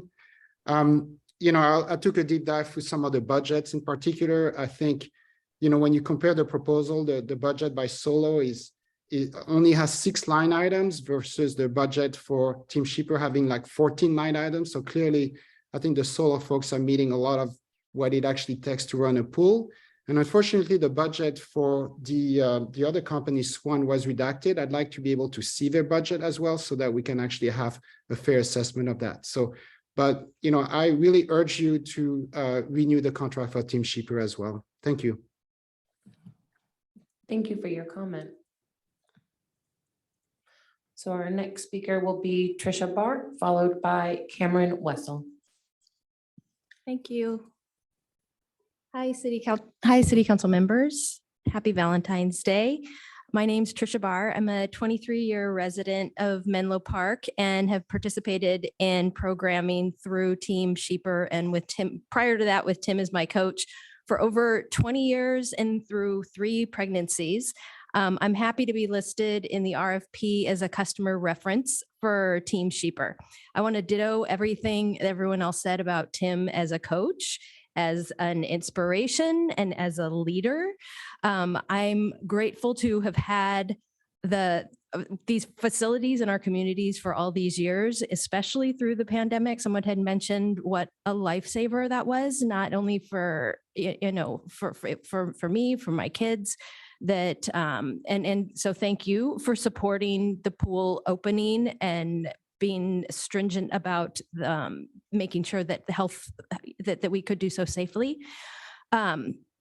Tim and his staff are meticulous in the care of the pools. I also feel like he's always been receptive to feedback and input, and that he really works to incorporate different programming in a very limited resource, and trying to meet lots of people's needs. And, with whether it's programming that he can deliver directly or through third parties. And obviously, I think you can see in the proposal that he's able to attract and retain staff for long-term, and creates not only long-term local employment, but also summer employment. And so my kids who I began programming with, through Team Sheeper, are now, working for the program during the summers, and that's taught them a lot of leadership and responsibility. So I guess that's I just wanted to introduce myself. I know we haven't met yet, Councilmember Dorr, so welcome. And I think my contact information is in the packet. You're always welcome to reach out. I always reach out to you. So thank you again. Bye. Thank you for your comment. Next speaker is Cameron Wessel, followed by Adina Levin. Hi, good afternoon, good evening. Thanks for giving me the opportunity to speak. My name is Cameron Wessel. I've been Menlo Park resident for 15 years. My second and third, what everyone has already said, I consider my family very fortunate to have access to the Burgess pool. From my girls being 1 and 2 playing in the little kiddie pool, to then the warm pool and even the performance pool, I've always had, and my family and I have always had access when we needed it. Beautiful summers, hanging out by the pool on the lawn. So the facility is what I would consider is very well run. I would appreciate no changes and a continuation of the contract with Team Sheeper. I believe they also give back extensively to the community. It was mentioned about the can drive. I'll keep it short. I did write most of this down in a comment earlier on in an email to the committee earlier today. I am also available for reference, but thanks for the opportunity to speak. Definitely encourage you to renew the contract with Team Sheeper. It's a well-run program and is a shining star for Menlo Park on the peninsula in many ways. I go up and down the peninsula, and it has a very strong reputation as a well-run organization and pool. Thank you. Thank you for your comment. So our next speaker is going to be Adina Levin, followed by Eric Filseth. And this will be the final call for public comment on our regular business item I-2. Good evening, council members. Adina Levin, Menlo Park resident. And so I think that we are really privileged to live in a city with public pools that are good quality.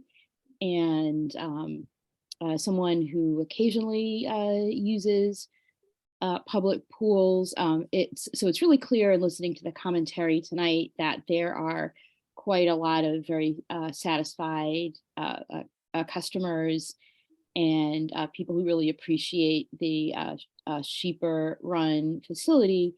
I also remember having been watching the city council meeting the last time that the pools were discussed, that there were community members who came forward who felt that the current system somewhat underserved people who had community swim needs and not as much the competitive and team sport needs.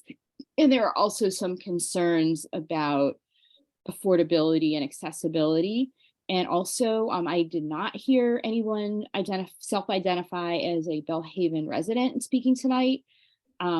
and there were some issues that were raised about the needs of the Belhaven community. So I would encourage in City Council, in looking at the considerations, to also consider the voices of people who spoke up before regarding the community hours and affordability needs and the needs of residents of the Belhaven community in considering your choices. Thank you.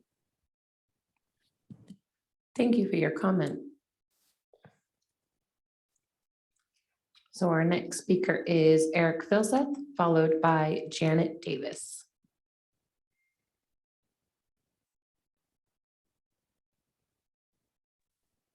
Good evening. Can you hear me?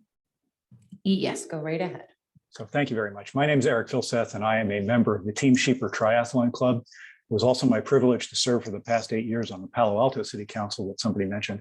And it was during that tenure that the City Council made the decision to contract all city aquatics operations to Team Sheeper, and I wanted to make a few remarks on that experience. Palo Alto initially engaged with Team Sheeper in 2015. The city at that time ran its aquatics programs internally. We found ourselves unable to hire enough staff to provide summer swim lessons. So on an emergency basis, we contracted with Team Sheeper, who were able to hire local qualified people where we ourselves had struggled. The engagement was a success, and we were able to deliver on the programs we committed to residents. 3 years later, in 2018, the council voted unanimously to contract all city aquatics programming to Sheeper. We were encouraged by both our direct experience with them and by their programming in Menlo Park, which was more extensive than our own. We wanted to be as good as you are. Aquatics facilities represent a large public investment, and the city's goal was to enable greater public utilization of our Rinconada Park facility without major cost increases. These goals were met. The Rinconada facility under Team Sheeper's operation today provides more value to residents than when we ran it ourselves. The facility is open more hours per week and many more weeks per year than it was before. The number of users has grown significantly.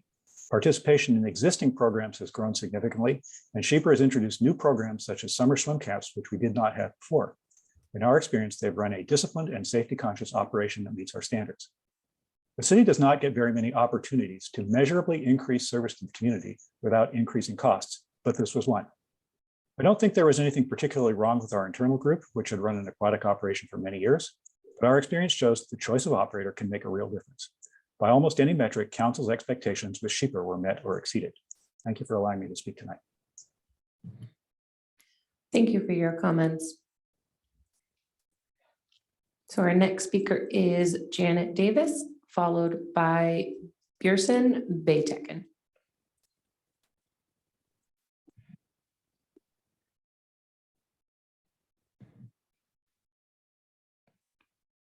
And Janet, you should be able to. Hi, can you hear me? Yes, we can. Thank you. If you choose Team Sheeper, I'm hoping that you make the pricing and the lane availability more equitable. All the people that have spoken except one have been triathlon people or masters people. And I feel that the pool is run for the convenience of the masters people, both in pricing and lane availability. If you check the pricing, it's $180 a month for the masters, and they have unlimited access to the pool, whereas other people do not. There's not sufficient time for just family fun.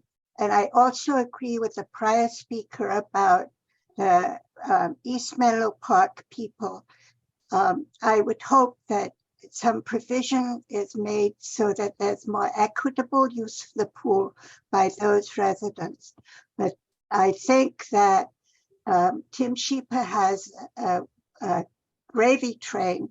The city picks up all the costs associated with the pool, and I don't think that's fair. And I think there should be more provision for people who are less able-bodied and not competitive, and more emphasis on family fun than there is currently. Thank you. Thank you for your comment.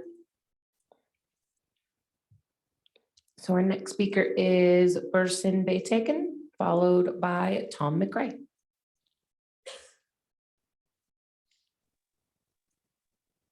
Hi, this is Björsen Baytecken. I'm a Allied Arts area resident. We moved here about 3 or 4 years ago from Milpitas, and I have to say, Milpitas also had a city pool as well, but the hours availability and days are far greater in Menlo Park, both for open swim and for lap swim. I'm only an occasional user of the pool, even though I know I should exercise more. But the facility is run very well, and the availability for the residents is pretty good compared to other places. So we might wish that those hours and days, go up, but I don't think it is as easy to do so, as evidenced by other cities' pools being not as available. So I hope the city council doesn't make a hasty decision on this front. So I support the current management of the pool. Thank you. Thank you for your comment. Our next speaker is Tom McCray.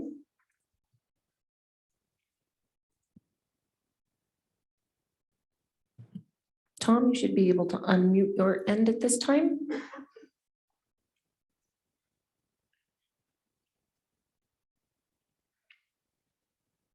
Tom McCray should have a little microphone icon at the bottom of your screen. You should be able to unmute at this time.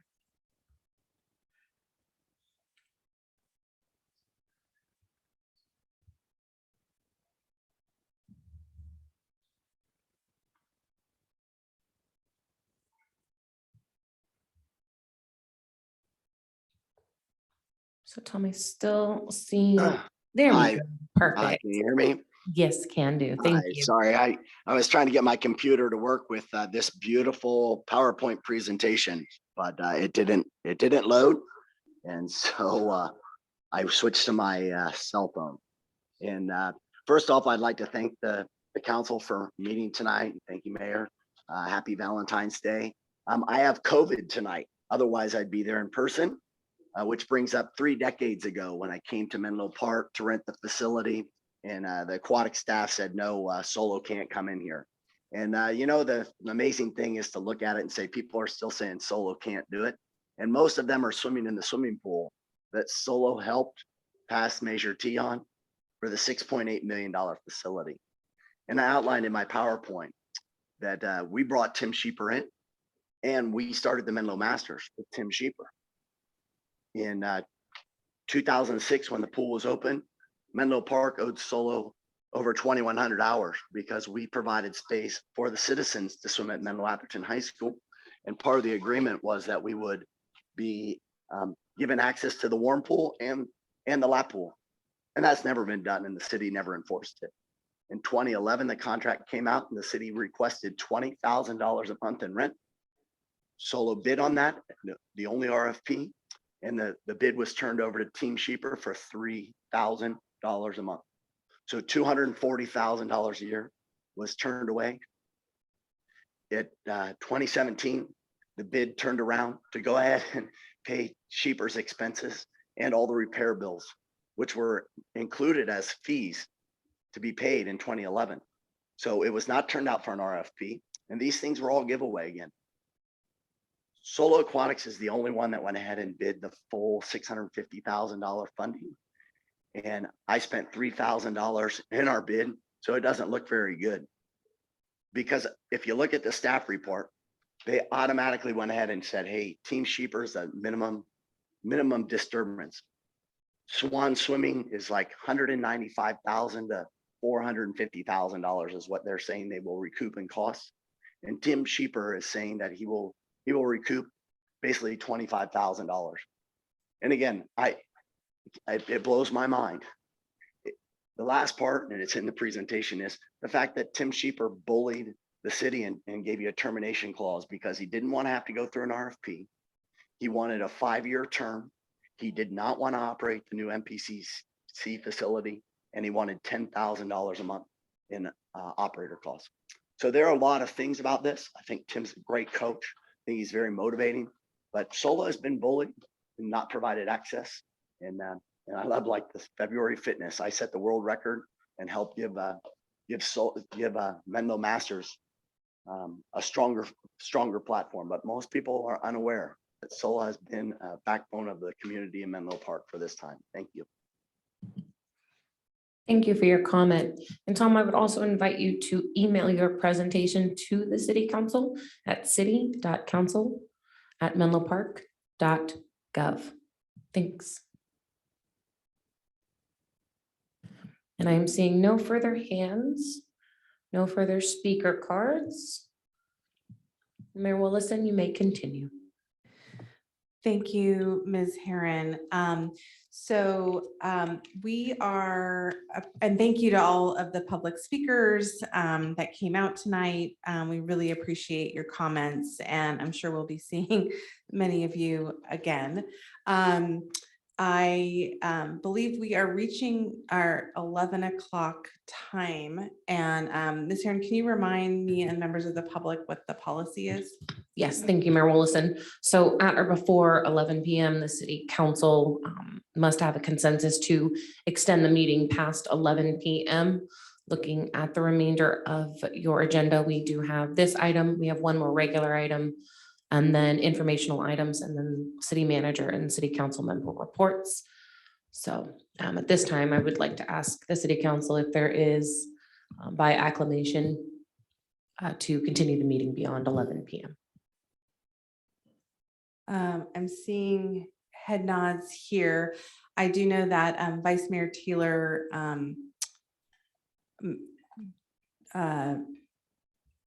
are you, what are your thoughts? I am a no. You already know. Okay. Let's see.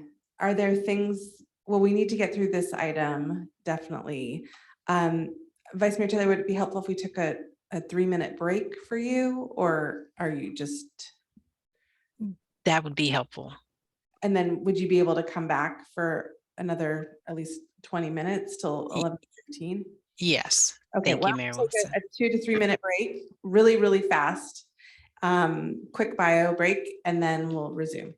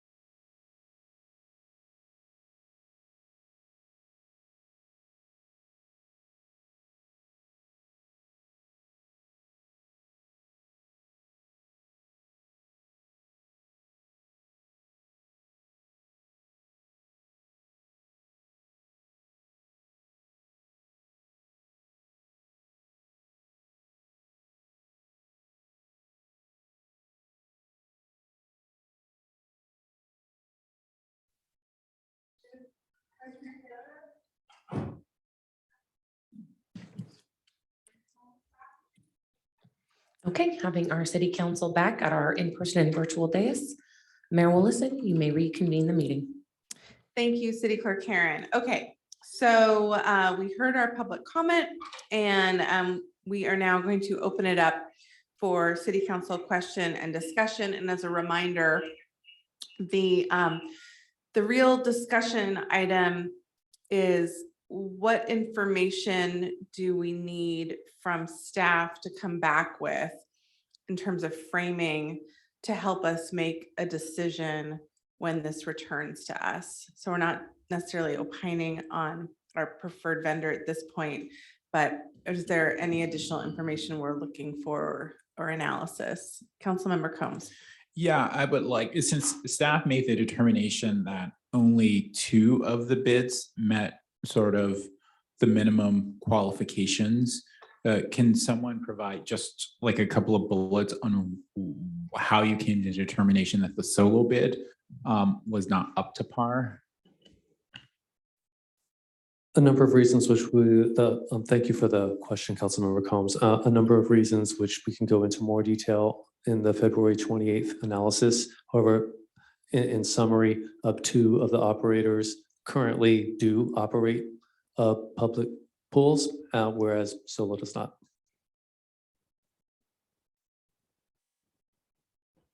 Okay, so Vice Mayor Taylor, since I know you have a hard stop, would you like to start with your thoughts on what you would like to see come back to us? Thank you, Mayor Willison. And what I would like to see come back to us, I was actually one that was interested in looking at the city running its own aquatics programs.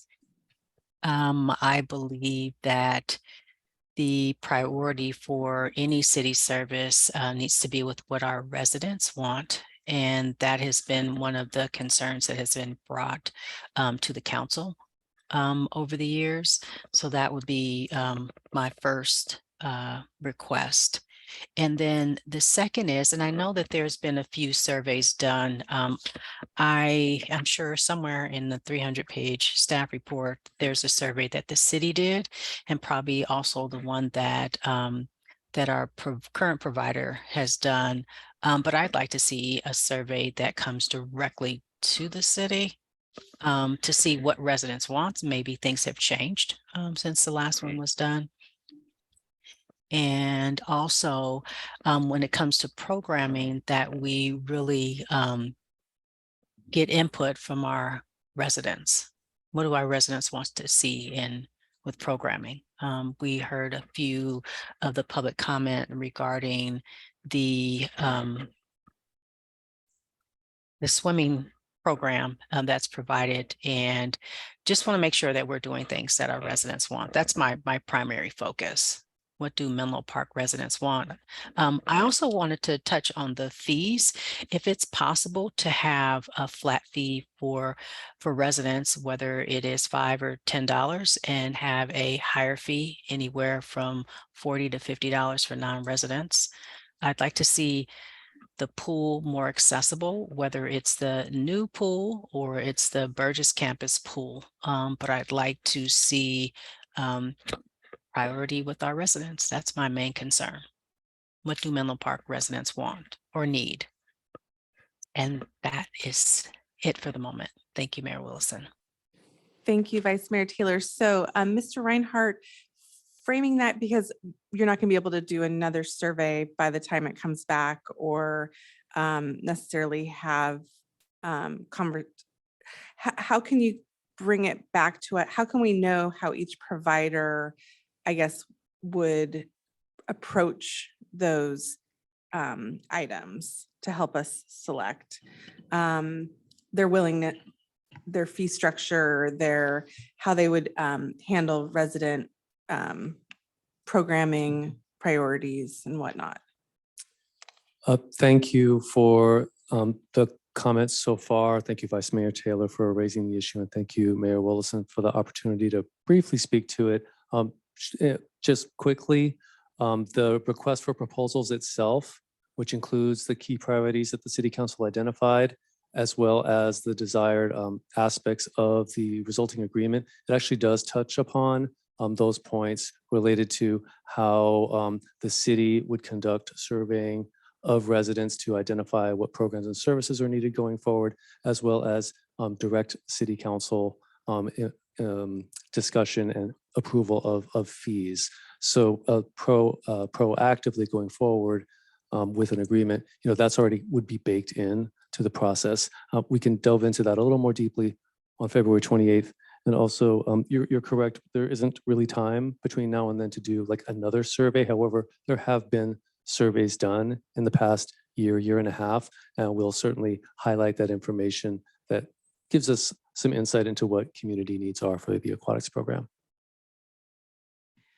Thank you. Perhaps maybe mapping what the needs were versus what you're seeing in the proposals, or what the providers are offering or open to would be helpful.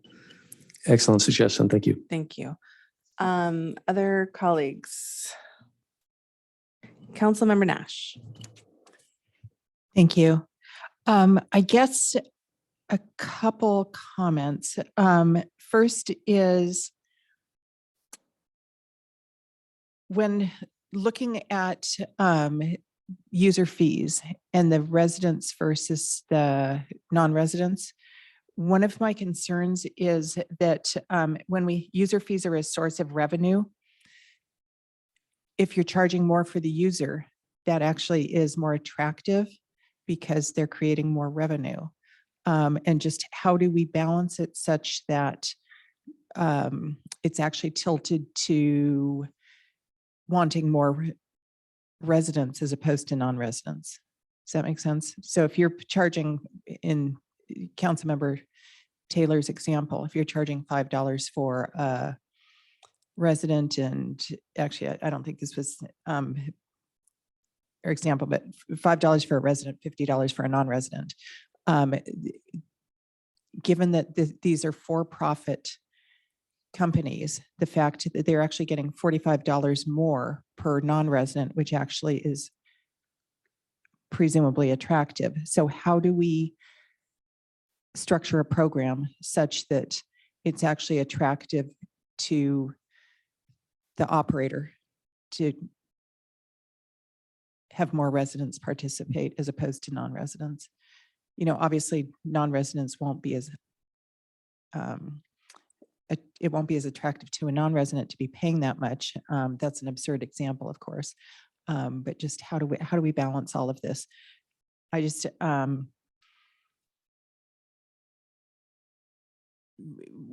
the idea is to encourage Menlo Park residents, and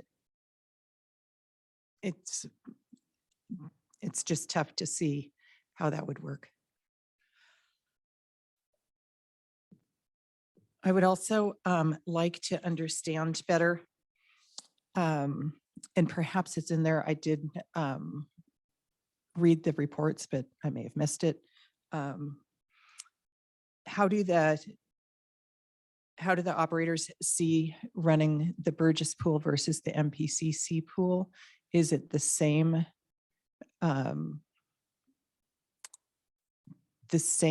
monthly fee would get you into both pools, or is it something that's different? I had the impression that it might be that they might be treated differently because of the way the contract or the report was structured, the proposal was structured. So just what is the idea about that? Also, how do they see organized activities versus the free swim activities when evaluating pool usage? Just explaining, if the operators could explain their approach to that. And then going back to what I'd asked prior to the, in the RFP, the lane hours per each of the pool activities. And that brings me just generally to the schedule on pool activities on both the Swan and Sheeper. Looked like they could, working with the city, they may want to tweak some of the times. I'm assuming that the schedule is flexible depending on feedback. I can give you examples if you want. Well, for example, the Swan didn't start till 10 a.m. There's a lot of pool usage that currently goes on much earlier than that. Also with Team Sheeper, the MPCC in the summer, the MPCC did not have any availability for the community. It was from 4 to 6 p.m., which seems like it would be a prime time when community members might want to swim. And in the school, that was in the summer, in the school year, MPC had no community swim availability from 1 p.m. to 6 p.m. Both of those seem like they were things that we might want to adjust. And then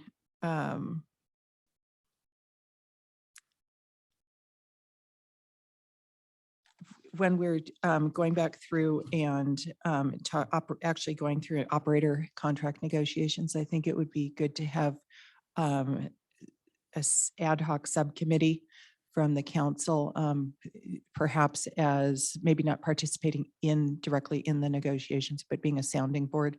So there's some feedback there as to what's going on. Thank you. Any follow-up on Councilmember Nash's comments? They're well taken. And unless there's a desire for comments on back now, I think we'll make sure to address all of those and the other comments received in the February 28th discussion. Thank you, Mr. Reinhardt. Councilmember Dorr, do you have any, you don't have to have any comments, but any comments or questions? I do not at this time. Thank you. And Councilmember Combs? I appreciate this being released in advance of the RFP decision having to be made. I had questions regarding the revenue share. They were so wildly different. So having more clarity on what those are so we can have a more apples to apples comparison. Yeah. And then there was the comment about disruption, but it was a bit vague. So if there could be more specificity on what would be anticipated in that. Not saying that is an indication of leaning one way or the other, just so we have the full picture. And then the last thing was, I guess this is just my question on, well, we're a public agency, so everything has to be done in public. It's hard to negotiate as a public agency. But there might be some aspects of one proposal that are attractive to us versus other proposals. So for instance, the hours that were available, one not opening until 10 a few days. So are you allowed to go back and kind of ask them to change that or reconsider, give like another offer? That would be for both operators, because there were things that were interesting in both proposals, kind of the best of everything. I also think maybe it was the Swan folks actually had one kind of activity in a different pool than typical, which opened up one of the, I think the warmer pool for more open swim. And I was intrigued by that. And I don't know if like Team Sheeper would be open to moving things around like that. So how does that work in terms of your ability to modify the proposals that they've submitted prior to us making a decision, so we can kind of see what their kind of best and final is? Thank you, Mayor. I think I'll just quickly address that question right now. So the proposals are just that, they're proposals. So when the city council identifies a preferred operator and authorizes staff to enter into negotiations, a lot of those details are negotiable, and we would take council's direction on what's desired of the negotiations. And if I think I heard Councilmember Nash suggest perhaps an ad hoc council subcommittee to maybe dive into some of those details, that would all be worked out during that negotiation process. But how does that work? Because we've lost our leverage. Because if we say we're going to go with you, and now we'd like you to do X, Y, and Z.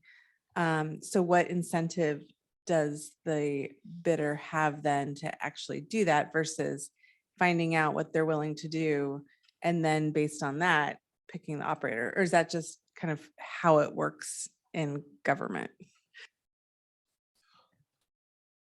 Well, to that, I think I would just say that an agreement isn't final until it's actually executed, and that the city council, I think, would still preserve its ability to choose to go a different direction until such a time as an agreement is approved and executed.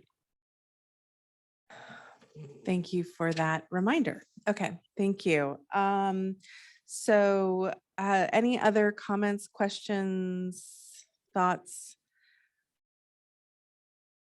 Anything else you need from us at this juncture?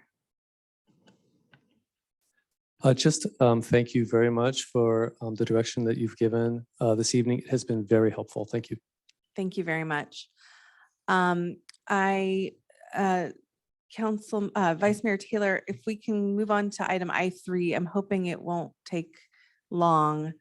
It would be wonderful to have you participate. Okay, wonderful. Can I just actually go back to that item because very quickly, because Vice Mayor Taylor mentioned the option of the city operating the pools, but when you come back on the 28th, you are not going to have some fully scoped out plan for the city, just so we're all clear, the city running these pools, right? You're going to wait for some direction on whether the city at that time wants to go with one of these proposals or wants to take the route of exploring the city running the pools. Thank you, Councilmember Combs, for bringing that back, just to make sure that we're very clear on that. You're correct. There would not be time to flesh out like a very detailed proposal for a staff-operated aquatics program by February 28th. However, I would call the City Council's attention to the August 23rd, 2022 staff report on this topic, which did offer kind of a preliminary look at what a city-operated aquatics program would entail, what the cost would be. We will reiterate that information and add whatever additional detail we can kind of pull together. And we'll present that on February 28th as well. So hopefully that will kind of meet kind of the intent of, that information request. Thank you, Mr. Reinhardt. Okay, we are going to move on to item I3, which is direction on Finance and Audit Committee composition. City Clerk Karen will be introducing this item, please. Yes, thank you, Mayor Willison. I will forego the presentation and just share the options that we have before the City Council. Staff is requesting direction on the membership composition of the Finance and Audit Committee. According to our City Council policy, there shall be 7 members on each commission and committee. And on our January 10th meeting, the City Council directed staff to return with the composition and some options to change up the membership of the Finance and Audit Committee, also known as the FAC. So on the screen, you can see what those options are. This table is also laid out in the staff report online. And with that, I'm happy to answer any clarifying questions or take public comment. Thank you, City Clerk Karen. Let's see if there is any public comment on this item. Great, thank you, Mayor Willison.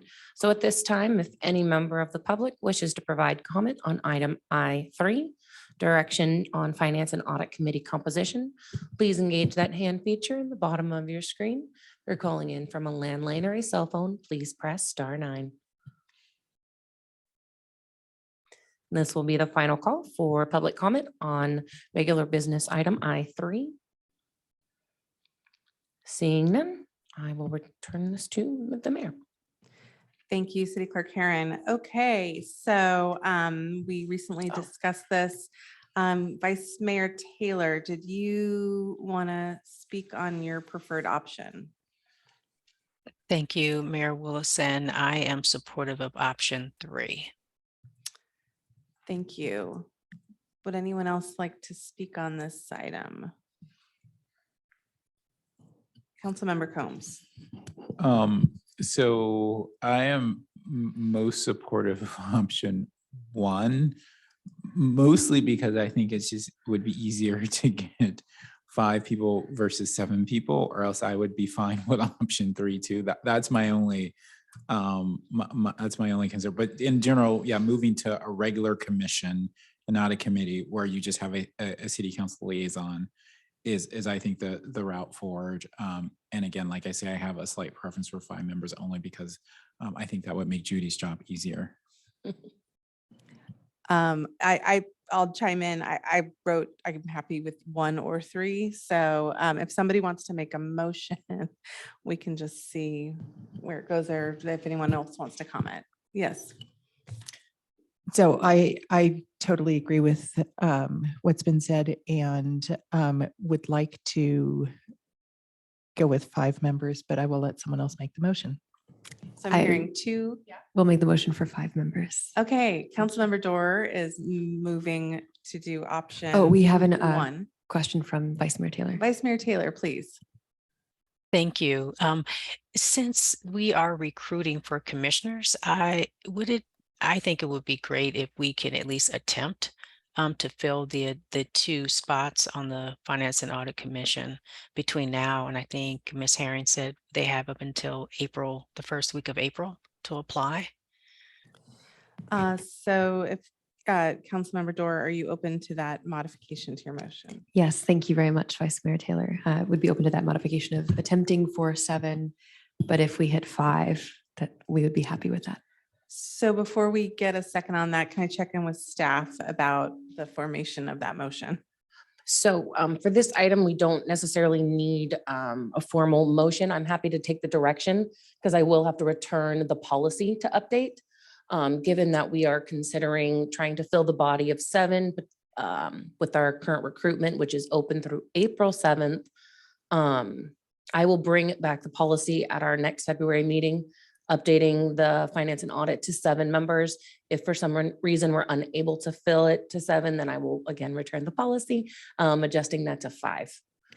Okay, great. Thank you for your flexibility, City bet. Clerk Karen. And I believe Councilmember Dornow has made the motion to attempt to recruit 7 members. So, right, we don't need a motion. No motion, Right. but I will take that direction. Thank you. And this is just for those who are still tuned in, who are really interested in getting to know the city better. It's a fabulous opportunity to dig into some numbers. So we encourage you to apply for the Finance and Audit Committee or another commission of your interest. So that's a little plug.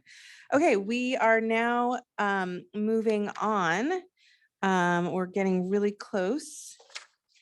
And we're moving on to J, informational items. Informational items are transmitted to the City Council and staff's effort to provide an update on matters of importance to the City Council.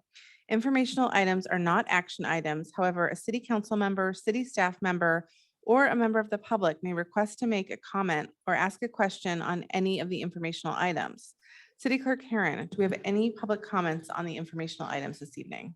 Thank you, Mayor Willison. So at this time, if any member of the public wishes to provide comment on our informational items, J1, City Council agenda topics, J2, proposed cultural and community events grant program, J3, transmittal of city attorney billings, or J4, or quarterly police department report, please engage that hand feature in the bottom of your screen. If you're calling in from a landline or a cell phone, please press *9. And our first speaker will be Adina Levin. And Adina, if you can let us know what item you are commenting on, please.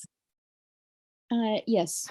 Good evening, council members. Adina Levin, Menlo Park resident, commenting on the community events item. So I'm really excited to see this item. I think it offers a lot of opportunities to have a diversity of events and celebrations that reflect the diversity of our community. I think this is really fantastic thing to be moving forward. And with that, I do think that there are a couple of issues that need clarification in this proposal. And these have to do with the limitations with regard to religious activities as well as political activities. So with respect to religious activities, given the fact that we have some really major activities that are associated with a particular, very broad scale religion in our society, I would have a question about like, how would we think about something like Diwali, the Indian festival it's associated with Hinduism. And if there was a Diwali festival, I certainly think that it would be inappropriate for a organization to say like, hey, come and you must celebrate Krishna or Vishnu. But if it was a festival of lights that anyone could come, I think that would be appropriate, even though it's associated with Hinduism. So that's, I think, one issue that needs a little bit more nuance.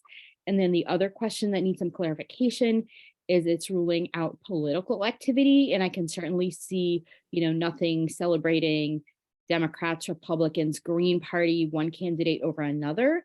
But I would have a question about something like the Silicon Valley Bicycle Coalition, which has policy viewpoints, but can do community celebrations without direct advocacy. So that's another set of questions I would love to see clarified. Thank you. Thank you for your comment. And this will be the final call for public comment on our informational items J1 through J4. Seeing no further hands, Mayor Willison, you may continue. Thank you. So as these are informational items, we won't be taking any action or really having a robust discussion, but are there any quick questions clarifying? No. Okay, I'm going to keep going. Okay. Councilmember Nash. Thank you. Regarding the J2 proposed cultural and community events grant program, I think it's wonderful. I'm really excited about it. And I think we should wait to see, to have it as part of the budget and see how that goes. And I'm concerned that we don't get community members too excited and then not be able to follow through. So I'll let you decide how that lands, but just, those are my concerns. Thank you. Thank you. Councilmember Nash, I hear you. I think I like the idea of establishing the policy and then if we have capacity for that, which I guess we'll find out during the budget process. Okay, we can, City Manager Murphy. Great. Thank you, Mayor. Just wanted to clarify which budget process we're talking about. Was the intent the upcoming fiscal year, so fiscal year 23-24, or because we also have the mid-year budget that's contemplated as well. So I just want to be clear with what was just stated by Councilmember Nash, whether that was the kind of direction from the overall council to consider this as part of next year's budget and not as part of the mid-year budget, because I think the staff report did identify an option of having it being considered as part of the mid-year budget. So it was I guess I missed that nuance in the staff report that there was a possibility to put it in the mid-year budget. I'm comfortable with it waiting for Councilmember Nash, waiting. I'm comfortable with waiting, but it's starting to build the program, but not necessarily funding it. Is that? Okay. Let's, this was an informational item, so council members can follow up with city staff as needed. Sorry, Vice Mayor Taylor. Thank you, Mayor Willison. I actually was going to be supportive of it being a part of the mid-year budget if that was staff's recommendation. Let's see. So just to clarify through the mayor, at least, I'm not sure that staff's at the point of fully recommending at what point in time it gets funded. I guess what I'm trying to clarify tonight is as part of the mid-year budget process, we could at least bring it forward as the menu of things that the council may consider. The council still would need to decide whether or not to attempt to fund it in this current fiscal year budget through an amendment or through next year. So I just want to manage some expectations that if there's some desire of it launching this current fiscal year, we would need to be able to bring it forward to you on the 28th as a possibility. But if it's to wait until next fiscal year to launch it, we definitely have more time. Let's, can we follow up? It's 11:30 and I know I'm not thinking particularly sharply now. And this was an info item. So I think typically with info items, if council can direct questions to staff about it, and in terms of agendas, maybe you and I can talk unless you need, I'm not really clear what decision I'm getting sleepy. No problem. Totally appreciate that. I just don't want it to be anything. I'm just purely asking for clarification now so that there's not some expectation that something is coming forward on the 28th. So as long as we have time to figure that out, that's fine. I don't think there's an urgency. I mean, obviously there's urgency for our community to feel connected, but not in the sense of like, this has to happen on the 28th. So, Perfect. That's okay, what I was wonderful. looking for. Perfect. Thank you. And while you're speaking, City Manager Murphy, can you please give us an update?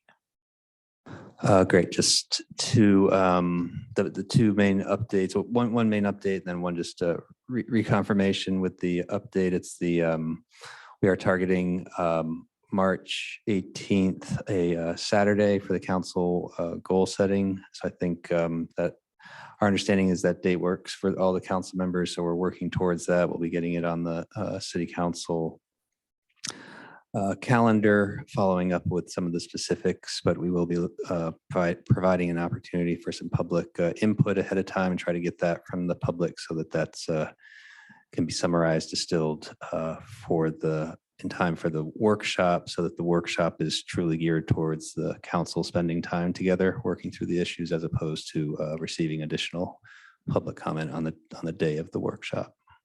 So it's March 18th from 10 to 2 is the time frame that we're focused on. And then the last thing is just to reiterate the opening of the recruitments for the advisory bodies until April 7th. Thanks. Thank you. Okay, we're at the last thing, which are council member reports. Councilmember Dora, you look very eager to share.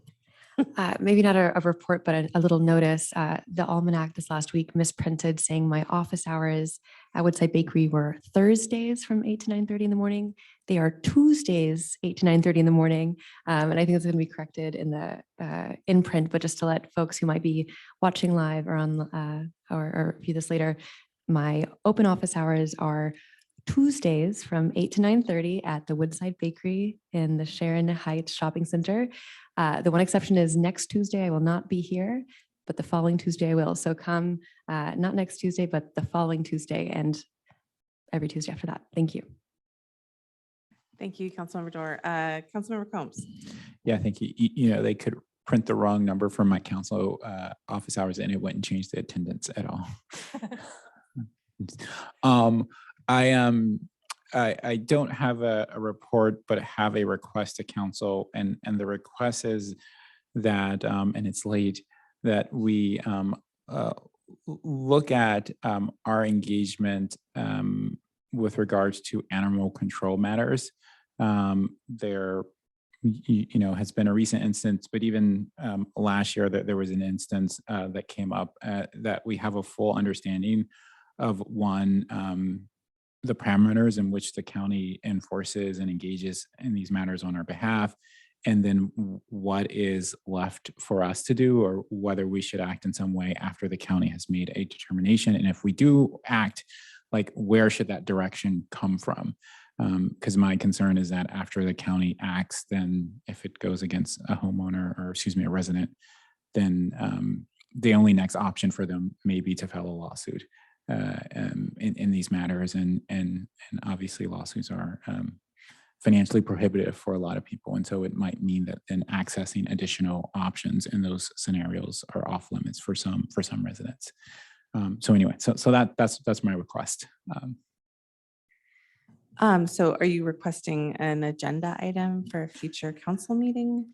I am requesting an agenda item for a future council meeting, but more so, I mean, I would request I guess it has to be agendized to provide direction, but I think I would want it to be agendized relatively quickly to provide that direction, because obviously there's going to be some time taken in doing the analysis. And then this is ripe in the sense that there is a current matter that the city is facing with regards to this issue, and I don't think we'll resolve it as a policy matter going forward before that issue is resolved. But I'd like to think that we don't just sort of sit on this, given that I think it is a pressing, there is a lack of clarity, at least for me, and in what we're doing in those situations. And the result has been that there has been a lack of clarity and clear direction to residents and how they engage the city with regards to these matters. So this is one of our council policies and procedures that has been confusing and kind of on our list of to clean up, I guess, how to agendize items. And given that it's 11:30, it's hard for me to prioritize, what should go on the next agenda versus. So I feel like I do this every time. City Manager, can you remind us how do we handle this? Well, before the city manager even gets to the answer that we never have a concrete answer on, I actually share in Councilmember Combs' desire to have this discussion. I think that not only is there a lack of clarity in the agreement that the city has entered into with the county, which, by the way, we didn't have a ton of ability to amend. They do have to provide an agreement that 20 cities participate in, and it would be next to impossible to take comments from everybody. But I and staff would probably also like some clarification from the council on how they would like to see those gray areas or silent areas in the agreement and our ordinance enforced. So to the extent that helps the answer of whether or not we need a second or in writing, I would be happy to spend the time putting together a very brief staff report that furthers this discussion swiftly. And of course, the scheduling of that is subject to the city manager's approval. Yes, thank you. So in terms of, it may be indeed be a two-step process where it should be agendized, followed up with analysis. So I can work with the mayor on what these upcoming agendas look like and fit that in, but I do believe it's timely. Okay, then if there's no, I can't think of the word, angry people that don't want this, then that sounds like we have a course forward. Any other updates, council member reports? Just as a member of the Caltrain local policy member group, LPMG, I do want to make sure everyone is aware that Caltrain is going to be having massive disruptions on weekends, basically throughout the year, doing work to prepare for electrification. So if you are planning on traveling via Caltrain on weekends, weekday service will remain intact, but on weekends, please go to the Caltrain website before you set off on your adventure to find out what the impacts would be. Anything else? Vice Mayor Taylor. Thank you, Mayor Willison. I will keep this brief, starting from the bottom of my list, working to the top. Last